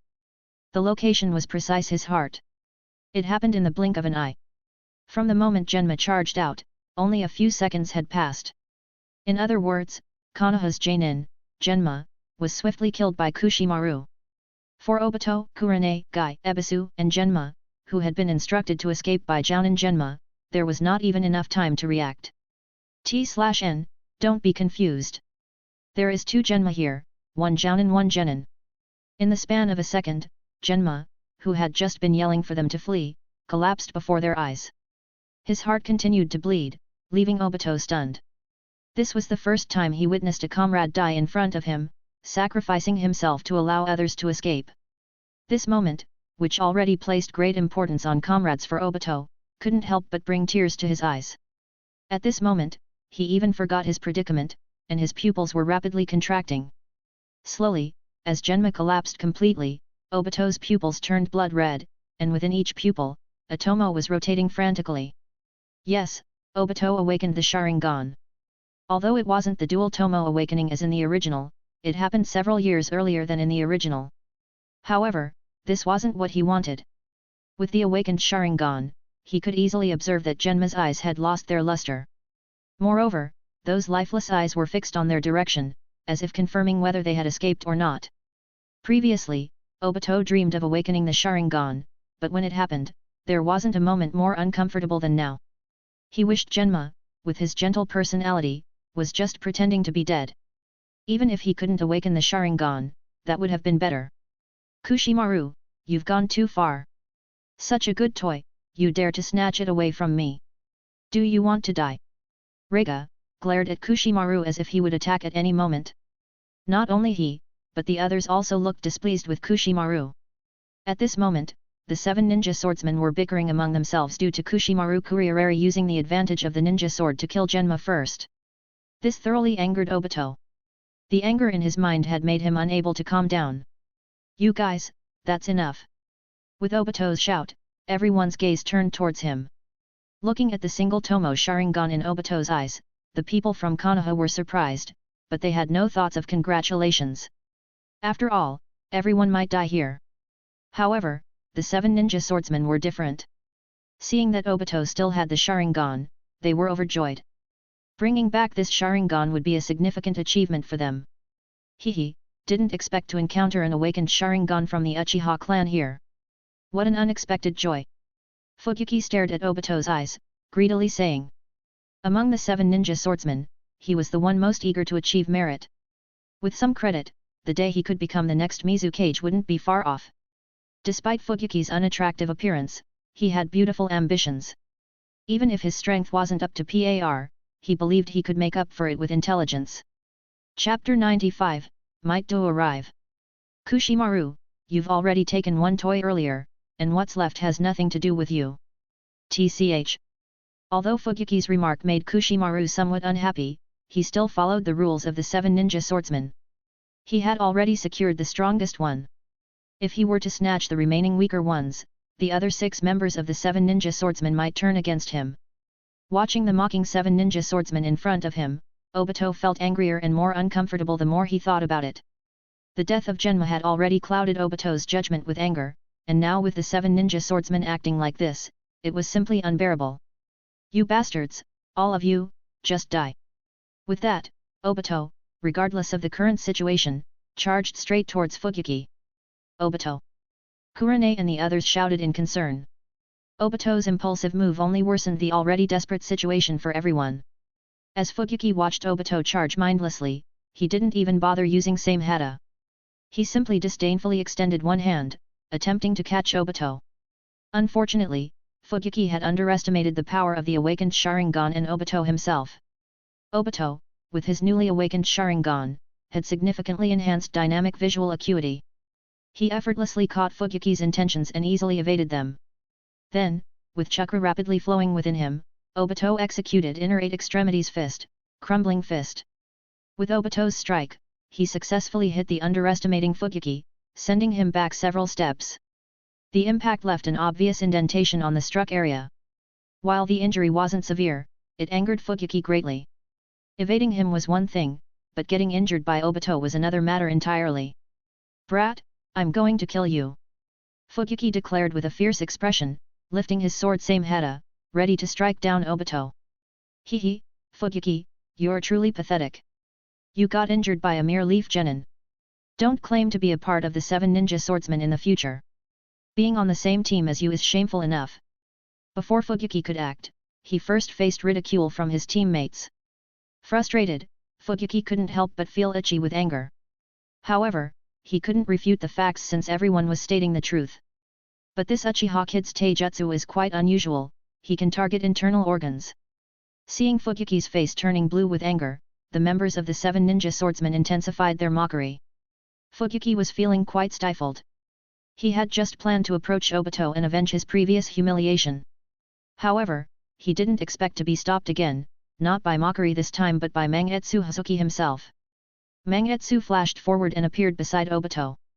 Before Obito could react, Mangetsu swiftly reached for Obito's neck with his hands, halting Obito's resistance.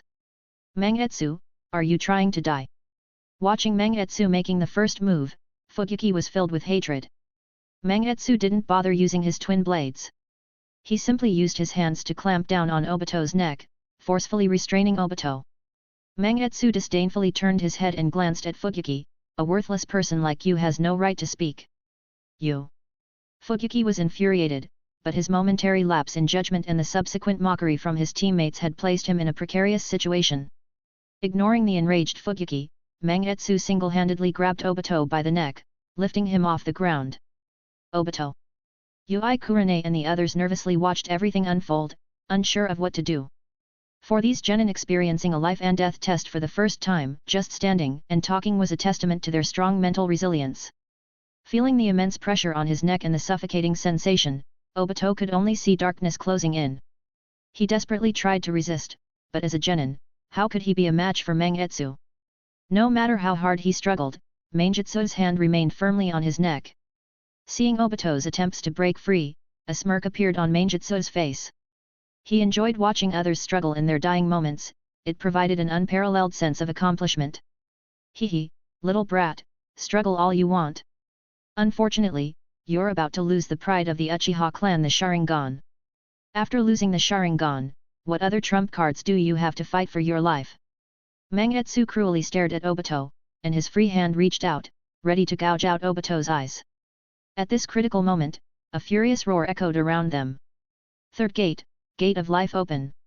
Leaf Hurricane. Suddenly, a green figure, glowing with a green light, appeared on the battlefield and forcefully kicked Mangetsu away. Everyone looked in disbelief at the ninja who had repelled Mangetsu. It was none other than Might-do, Guy's father, who had sensed the abnormality and rushed to the scene with Hagana Kitetsu. Earlier, they had split up to handle the situation. One came to support, and the other proceeded with the mission. Originally, this was deemed impossible. Might-do, as a veteran genin of Konoha, come to support, what difference could it possibly make? Initially, Kitetsu didn't even consider Might-do's proposal. But nobody could resist Might-do's persistent personality. Even after Kitetsu rejected the suggestion, Might-do left a casual remark and swiftly made his way over. Fortunately, despite being a genin, Might-do's speed after unlocking the 8 inner gates far surpassed that of an average ninja. So, at this crucial moment, he finally arrived. Finally caught up! Might-do exclaimed, taking a breath. Cough, cough. Obito, who had been saved, covered his neck and couldn't help but cough a couple of times. Dad! Why is a genin like you here? Might Guy look at the man standing before them in shock. Enough talking, you all should escape. I'll buy you some time, Might-do said sternly, without turning back, his gaze fixed on the 7 ninja swordsmen. Chapter 96, Open. Gate of Death. You say we should escape, but Dad, all our enemies are elite jonin, and they are the 7 ninja swordsmen. With just you, Dad, it's impossible to hold them off. Might Guy gritted his teeth, addressing Do in front of him. Don't forget, I still have the 8 inner gates formation. Might Do say this with relaxed tone, as if the 8 inner gates formation had no side effects. But that requires. Might Guy widened his eyes, a bead of sweat forming on his forehead. However, he couldn't finish his sentence before Might Do interrupted. Self-rule, ... Saying this, Might Do turned his head, giving a thumbs up to everyone. His smile didn't reveal a hint of fear of death. But, it's the moment to protect what's most important to you even at the cost of your life. Saying this, Might Do turned back and charged directly at the 7 ninja swordsmen. 5th gate, Gate of Closing. 6th gate, Gate of View. 7th gate, Gate of Wonder. After 7 gates opened, Do used his thumb and pierce his chest where the heart located. 8th gate, Gate of Death, ... Open, 8 inner gates formation. Mangetsu, who had just been kicked away by Might-do, rubbed his chest where he had been hit. Although it hurt a bit, it wasn't a serious injury. Standing up, he looked at Might-do, glowing with green light, and sneered. From the unreserved conversation between Might Guy and Might-do, the 7 ninja swordsmen understood that Might-do was just a genin. Although he possessed forbidden techniques, what could a genin achieve with them? After all, the Konoha jonin they encountered earlier couldn't even withstand a single move from Kushimaru. Seeing this Konoha genin, who still wanted to stop them and let those brats escape, charged at them just like the previous jonin, Mangetsu sneered. He drew the twin swords of Hiramekura from his back and met Might-do head-on. The remaining 6 members of the 7 ninja swordsmen, seeing that Mangetsu had already taken action, refrained from grabbing a share. He's just a genin, it's not worth their collective effort to deal with him. However, as the distance between the two closed, a massive red steam suddenly erupted from Might-do's body, and his entire aura underwent a drastic transformation. Like an invincible war god, he instantly vanished from his original position. It wasn't the body flicker technique, his speed had become so incredible that it was beyond perception. The members of the 7 ninja swordsmen, especially Mangetsu, the owner of the twin swords of Hiramekura, who faced him directly, were instantly on edge. He's going to die, definitely going to die. However, before Mangetsu could react, Might-do suddenly appeared in front of him. Then, he delivered a powerful kick to his head. Instantly, Mangetsu flew out like a cannonball. With a single kick, Mangetsu, one of the 7 ninja swordsmen, was killed. While Mangetsu was undoubtedly careless, This also demonstrated the formidable power of the 8 inner gates formation. As Might Do displayed his overwhelming strength, those watching, including Obito and the others, couldn't help but gulp nervously. "Guy, your dad is too strong. Why has he been a genin for so many years?" The group questioned with curiosity, but Guy was already overwhelmed with emotions. He knew that this time, his dad was truly leaving him, and they might never meet again. As Obito and the others turned their attention to Guy, they noticed his distressed state. "Guy, what's wrong?" Obito was surprised, wondering if Kai was overwhelmed with joy. "Dad. Dad used a forbidden jutsu. He won't last long. We need to go quickly." Guy gritted his teeth, and tears streamed down his face. He knew his father's sacrifice should not be in vain. After the death of Mangetsu, the remaining 6 members of the 7 ninja swordsmen dared not concern themselves with his fate. Everyone knew that the more powerful the forbidden jutsu, the stronger the side effects. Techniques like the one Might Do employed were likely to result in immediate death. However, no one knew how long Might Do could maintain this state. Even if it were to end the next second, who dared to test it? Although they were the 7 ninja swordsmen, they were not united. Who would sacrifice themselves for others? Indeed, in the next moment, the 6 dispersed immediately. Might Do, aware that he couldn't delay any longer, knew his body couldn't hold on for much longer. He had to do everything he could to take them down. As he realized this, Might Do disappeared from his original position and attacked the closest member of the 7 ninja swordsmen. Jinpachi couldn't believe what was happening. With so many people around, why was Might Do chasing him specifically? Unable to escape, Jinpachi had no choice but to take out his blash sword, Shivoki, and fight for his life. Boom! With just one strike, Jinpachi, having been hit by Might Do, coughed up blood and retreated repeatedly. "Damn it! You bunch of damned bastards, why aren't you coming to help?" Furious, Jinpachi roared madly. The threat of death made him unexpectedly hope for his teammates' rescue. But was that possible? Teammates are as deep as the ocean, yet calamity strikes, and they each flee on their wings. Moreover, the 7 ninja swordsmen were not a united group to begin with. As the others ignored Jinpachi, frantically evacuating and trying to leave this troubled place, he looked at Might Do in despair. He knew he was doomed. However, there was one person whose inner despair and fear were no less than his. That person was Fukyuki, the user of the Great Sword, Samehada. As someone who relied on the Great Sword, speed was Fukyuki's least proficient skill. So at this moment, he was the one closest to Might Do besides Jinpachi. Might Do's attack sequence was very clear, starting with the nearest one. In just a few seconds, the next to be attacked was Fukyuki. How could he not feel despair? His brain was frantically working, trying to find a way out for himself. Suddenly, he saw Obito, who was escaping with others. Instantly, he felt he had found a way out. Indeed, wasn't Might Do here to save these brats? As long as he captured them, Might Do would surely hesitate. If he could further delay the time, Might Do would end up defeating himself. Looking at it from another perspective, even if Might Do continued to attack, having hostages in hand would make him wary.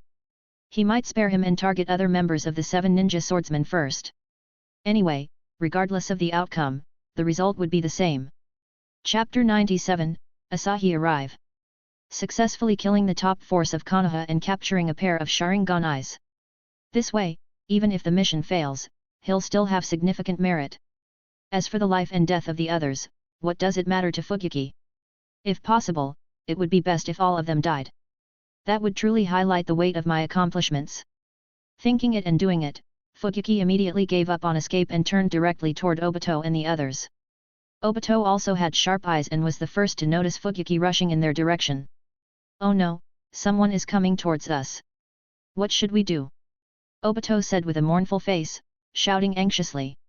Hearing his words, the others also wore expressions of urgency. At this moment, everyone's minds were filled with various thoughts on how to delay time. After all, based on the situation just now, it seemed like all of them combined might not be enough for Fukyuki to deal with. So, the goal was to delay as much as possible, at least until Might Do arrived. But what could they do?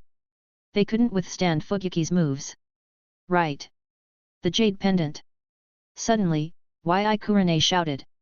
Due to the urgency of the situation, both she and Obito had forgotten about the Jade Pendants given to them by Asahi.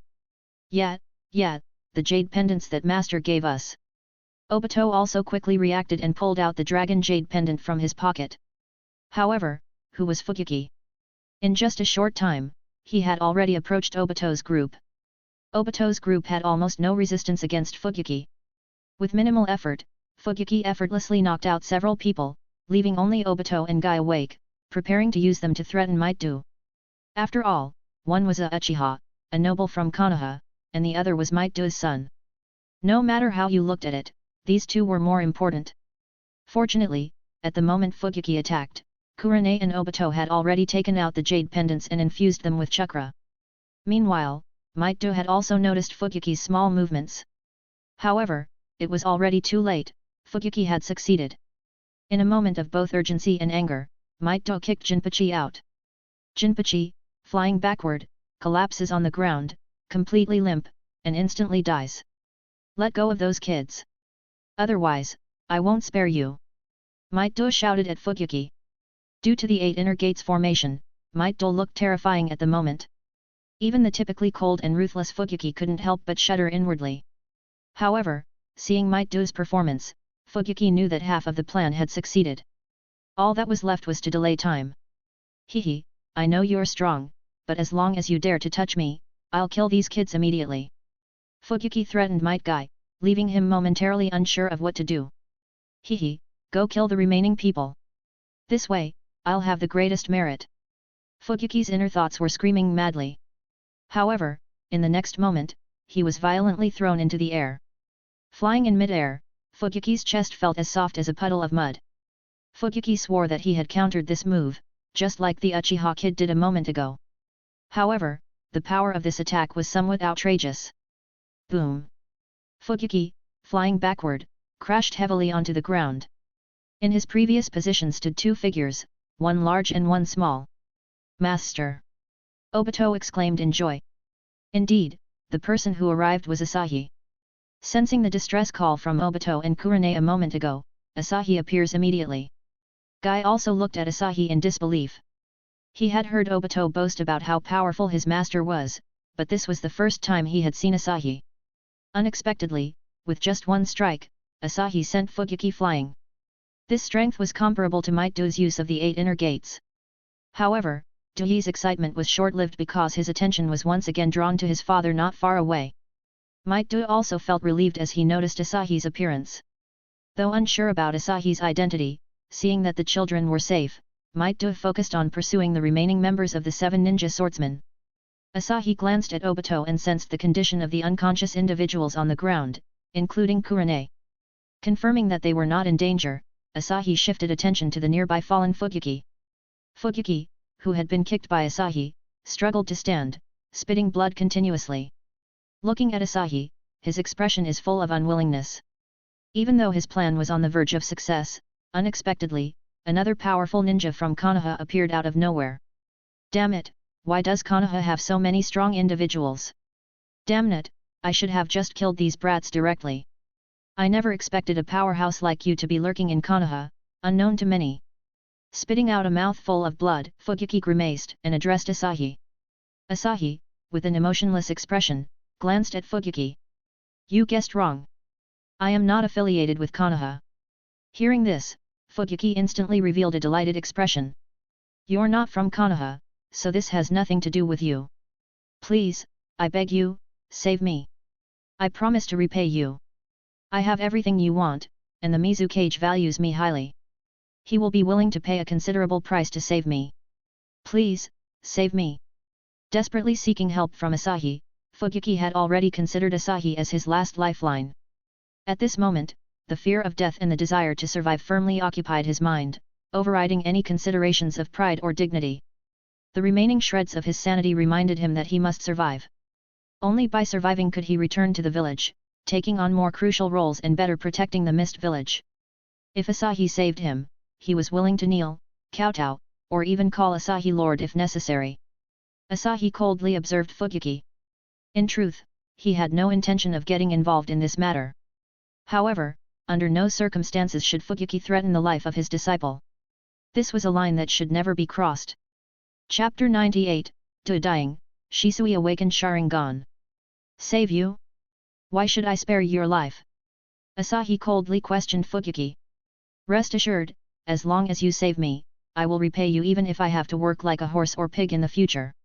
Desperation filled Fukyuki's voice, completely concealing any trace of a formidable warrior. It wasn't Fukyuki's true nature, it was his rationality and cunning that dictated his current behavior. Only by staying alive could he unleash greater value. Asahi shook his head. Fukyuki was too cunning.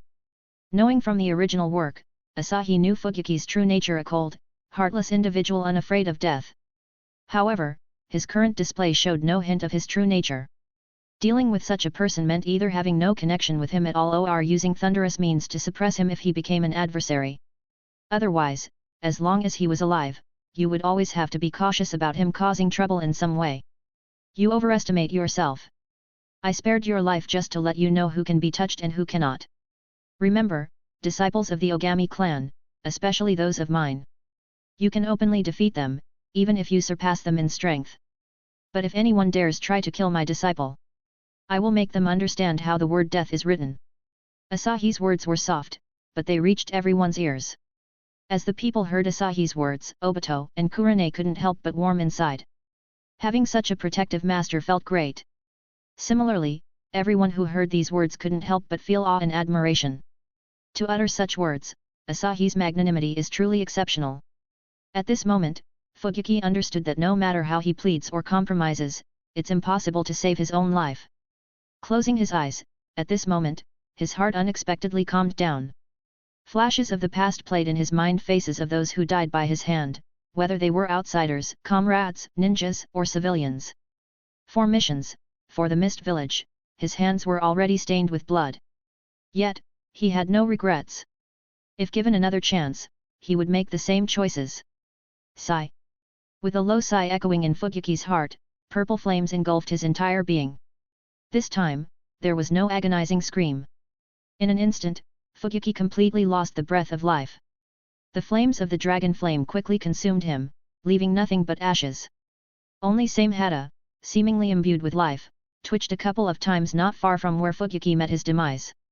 As if commemorating its first master. So powerful! The onlookers, who had witnessed the terror of the 7 ninja swordsmen, expressed their shock. Standing behind Asahi, everyone looked at him with eyes filled with awe. The mighty Fukyuki had no resistance at all against Asahi. Whoosh! At that moment, Might-do, who had been pursuing the 7 ninja swordsmen, suddenly appeared beside everyone. However, at this moment, although he was still surrounded by red steam, Asahi could sense that his time was running out. Cough, guy, you must remember, self-rule. With these words, Might-do collapsed to the ground, and his life force grew weaker. No one expected that, in the final moments of his life, this father would still be imparting wisdom to his son. At that moment, the pupils of Shisui's eyes behind Asahi involuntarily contracted. Dad! Seeing this, Might Guy shouted frantically, tears streaming uncontrollably from his eyes. Not just him, everyone who was saved by Might-do a moment ago had tears in their eyes. As for Yi Kurane, at this point, she couldn't even speak due to her tears. Master, can you save Do-senpai's life? At this moment, Obito hadn't even closed his Sharingan, and tears were slowly flowing from his crimson-colored pupils. In less than half an hour, he had witnessed the deaths of the Genma Jonin. Now, was Might Guy, who sacrificed himself to save them, going to die too? At this moment, another figure swiftly appeared on the battlefield. With white hair, it was none other than Hotaki Sakumo. After Might-do left, Sakumo hesitated for a moment and then followed. Unfortunately, he was always a step behind Might-do, who opened the 8 gates. He arrived just after the battle. Seeing the scene before him, Sakumo also understood that things seemed irreparable. And Guy, at this point, completely ignored Sakumo's arrival, the ANBU captain of Konoha. Upon hearing Obito's question to Asahi, he clung to this last straw of hope. Yes, their master is so powerful, there should be a way to save Dad, right? No, there must be a way, there must be a way. My lord, please save my dad. Saying this, Guy knelt directly in front of Asahi, continuously kowtowing to him. Not only him, but also Obito, Kurane, and others, all looked at Asahi with teary eyes. Sakumo, in particular, immediately bent down, bowing to Asahi, and said, I implore you to lend a helping hand to my comrade. Please. Asahi looked at the group in front of him with a headache, unsure of what to say.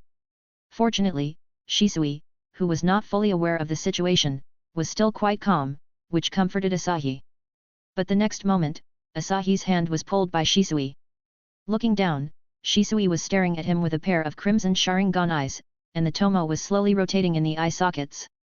Master, please save this senior. Shisui's talent was extraordinary. Seeing a dying comrade for the first time, he awakened the Sharingan immediately. Of course, part of the reason was the shocking actions of Might Do. However, this was not the outcome Asahi wanted. He knew that such a situation would arise after he arrived. What a drag. Chapter 99, Healing Might Do. Asahi was truly having a headache at this moment. Help, he could help, but the costs were a bit overwhelming. If he were to save Might Do, the consumption would be quite substantial. Although Might Do was officially just a genin, his chakra reserves were far from meager. Otherwise, he wouldn't be able to activate the 8 inner gates formation. In reality, the consumption wasn't the main concern. The crucial point was, what if he intervened and was discovered by that old man, Hago Romo Otsutsuki?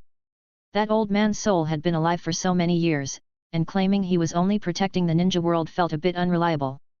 When he first arrived in the world of Naruto, due to ignorance, he directly used the Sage of Six Paths experience card.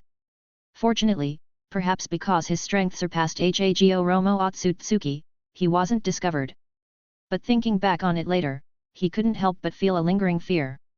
Now, using the forbidden spirit to manipulate reality directly, forcibly retaining a soul summoned to the Pure Land, was that okay? Master, please, help Senior Doug, pleaded Kurane, grabbing Asahi's arm, her voice choked with emotion. Seeing Asahi's lack of response, Might Guy on the ground became even more fierce, continuously knocking his head. All right, I agree. I'll save Might Do. Asahi was exasperated by this group of people. The main issue was that his disciples were just not considerate of their master, trying various ways to get him to help. Fortunately, Might Do hasn't died yet, so there shouldn't be a big issue. After all, the ninja world has plenty of resurrection techniques, and we haven't seen Hago Romo Otsutsuki popping up. Asahi consoled himself in this way deep within his heart. Ah, Guy, right? Get up. Leave your father to me. Asahi helplessly comforted Guy, looking at the faint blood oozing from his forehead, internally marveling at his resilience. Guy, who kneeling on the ground, upon hearing Asahi's words, didn't hesitate and promptly moved aside. At this moment, he experienced a roller coaster of emotions. Just moments ago, he was devastated by the impending death of his father. Now, hearing that Asahi could save his father and was willing to help, his heart brimmed with hope once again. Filled with hope, everyone's gaze focused on Asahi. Taking a deep breath, Asahi looked solemnly at Might Do lying on the ground. At this point, Might Do looked like a humanoid piece of charcoal. The intense heat from the 8 gates formation had directly carbonized his body. It was precisely because Might Do's talent wasn't as high, and the power of the 8 gates formation wasn't as formidable as later generations like Might Guy, that he didn't immediately face death. Observing Might Do's appearance, Asahi furrowed his brow as part of his act. When putting on a show, it had to be Oscar level. He needed to make it seem challenging to save someone, to avoid future requests for assistance. If it were someone else, he could simply refuse. But just in case they played some tricks and approached through his disciples to seek his help, that would be a tricky situation. As Asahi extended his hands, a serious expression appeared on his face. It seemed as if he couldn't afford to relax even a bit. An invisible chakra fluctuation slowly enveloped Might Do. As this fluctuation became more pronounced, Might Do's coal-like body gradually blurred. Secret art Fuinjutsu, Forbidden Spirit. With Asahi's rapid technique, a bizarre distortion occurred in the space around Might Do. It's as if that space enveloped by invisible chakra is undergoing irregular transformations. At this moment, all eyes are firmly captivated. One by one, no one dares to breathe, afraid to disturb Asahi's performance. Asahi can feel the rapid depletion of chakra within himself. Slowly, the amount of chakra consumed has surpassed what an ordinary jonin could possess. Keep in mind, that the chakra within Asahi is Sage Chakra, yet it's depleting so quickly. Moreover, there's still no sign of slowing down, even at this moment. Fortunately, as Asahi's chakra is being spent, Do's body is gradually returning to its original state. Until Asahi's chakra consumption exceeds that of 4 elite jounin, Do's body finally returns to its normal appearance. Asahi looked at Do. He knew it would consume a lot of chakra, but he didn't expect that simply reversing a body's form would use up the chakra equivalent to elite jounin. Indeed, 4 elite jounin worth of chakra is a drop in the ocean for Asahi. But what comes next is the real challenge: the vitality. How much chakra will that consume? Is it because Do's strength is too astonishing, or is using the forbidden spirit to reverse life and death too inefficient? As Do's body slowly recovers, everyone rejoices and Might Guy is overwhelmed with tears. But seeing that Asahi hasn't stopped, everyone knows it's not over yet, so they still don't dare to speak. Time passes second by second, and Asahi's face becomes increasingly pale. Even though he knows that using the forbidden spirit to reverse life and death comes at a great cost, the cost-effectiveness is completely inferior to the Rinnegan. After all, the more powerful the entity, the greater the energy required for resurrection. Like how Nagato can easily revive most people in Konoha, but 6 Paths Obito only revived Madara, severely draining his vitality. However, the cost-effectiveness is just too poor. Having only replenished less than half of his vitality, Asahi has already consumed an unknown amount of chakra. From this perspective, Naruto is indeed an overpowered guy. After activating his Sage of 6-Path Yang mode, he can easily save Might Guy, who used the 8 inner gates when facing Madara. How much life energy does that require? Even the Sage of 6 Paths is generous with it. Feeling his depletion, Asahi couldn't help but want to stop here. Yes, it's not worth it, let's stop here. If he continues to consume like this, by the time Do recovers, he'll be revealing a weakened state himself. The ninja world is too dangerous, his high and mighty image must not be shattered, and there shouldn't be any signs of weakness, lest someone like Danzo takes advantage. Moreover, Do's health is no longer an issue, it's just that due to the depletion of his life force, he can't be a ninja anymore. But for Asahi, this might not be a bad thing. Thinking of this, Asahi slowly stopped the chakra output. As Asahi ceased, the hazy distortion around Do also disappeared. Dad! Watching Do breathing steadily, Do couldn't help but rush forward, collapsing into Do's embrace. Tears of joy gushed directly from Kurene's eyes as she witnessed this reunion. Chapter 100, Aftermath. Erg.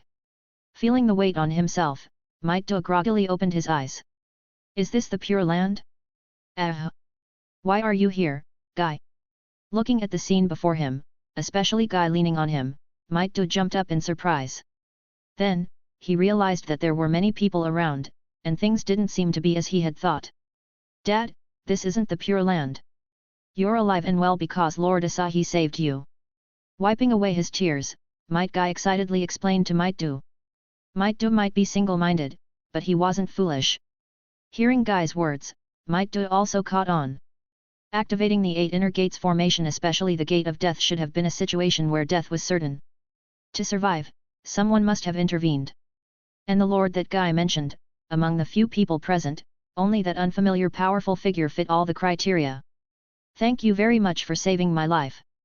If you need anything in the future, please feel free to ask. Might Do deeply bowed to Asahi, earnestly expressing his gratitude. Asahi nodded and said to Might Do, although your life was saved, the depletion of your life force is too severe. You won't be able to be a ninja anymore.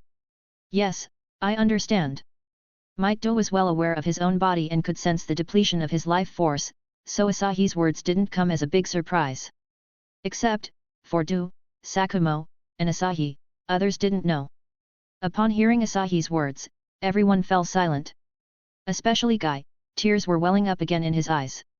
He understood what being a ninja meant to Might Do, and now he couldn't be a ninja anymore.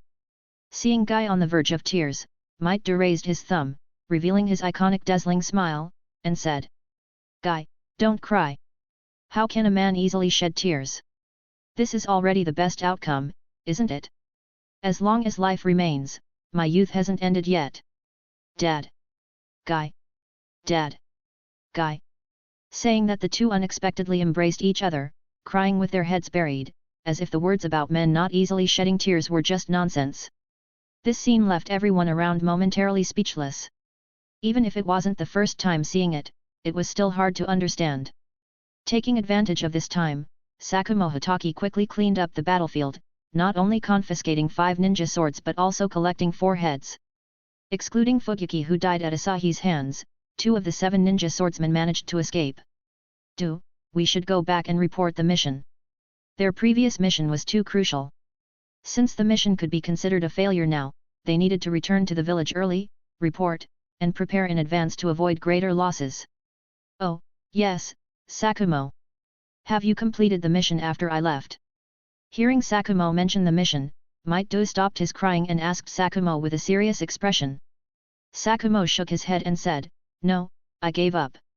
The voice was light, but this statement was like thunder in Might-do's ears. "What?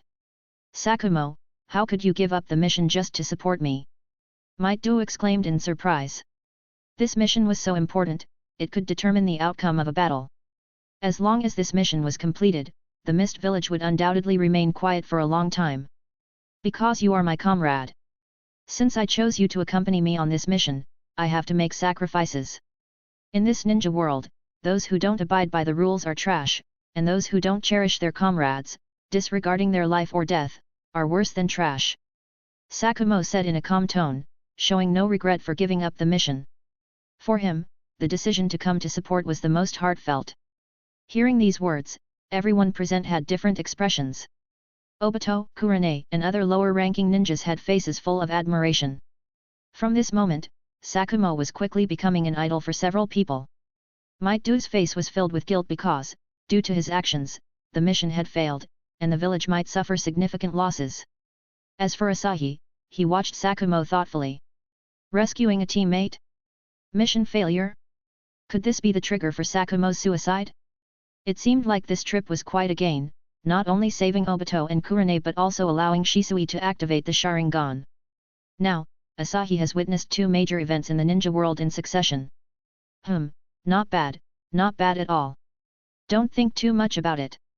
Hurry back to the village, report the mission, and prepare in advance to avoid causing more significant damage to the village. Besides, you can't engage in further combat right now. It's a good time to rest and recuperate in the village. Watching Might-do, who looked guilty, Sakumo Hatake shook his head and spoke. Seeing this, Might-do had no choice. "Well then, Lord Asahi, we'll take our leave." Sakumo Hatake was a smart person. He didn't ask why Asahi appeared on the scene, nor did he inquire about the purpose of his visit. "Lord Asahi, we're leaving. If you need any help, please be sure to call me." Before leaving, Might-do said earnestly. "Wait a moment." Seeing the two about to leave, Asahi quickly called out to them. He still had some thoughts about Kakashi.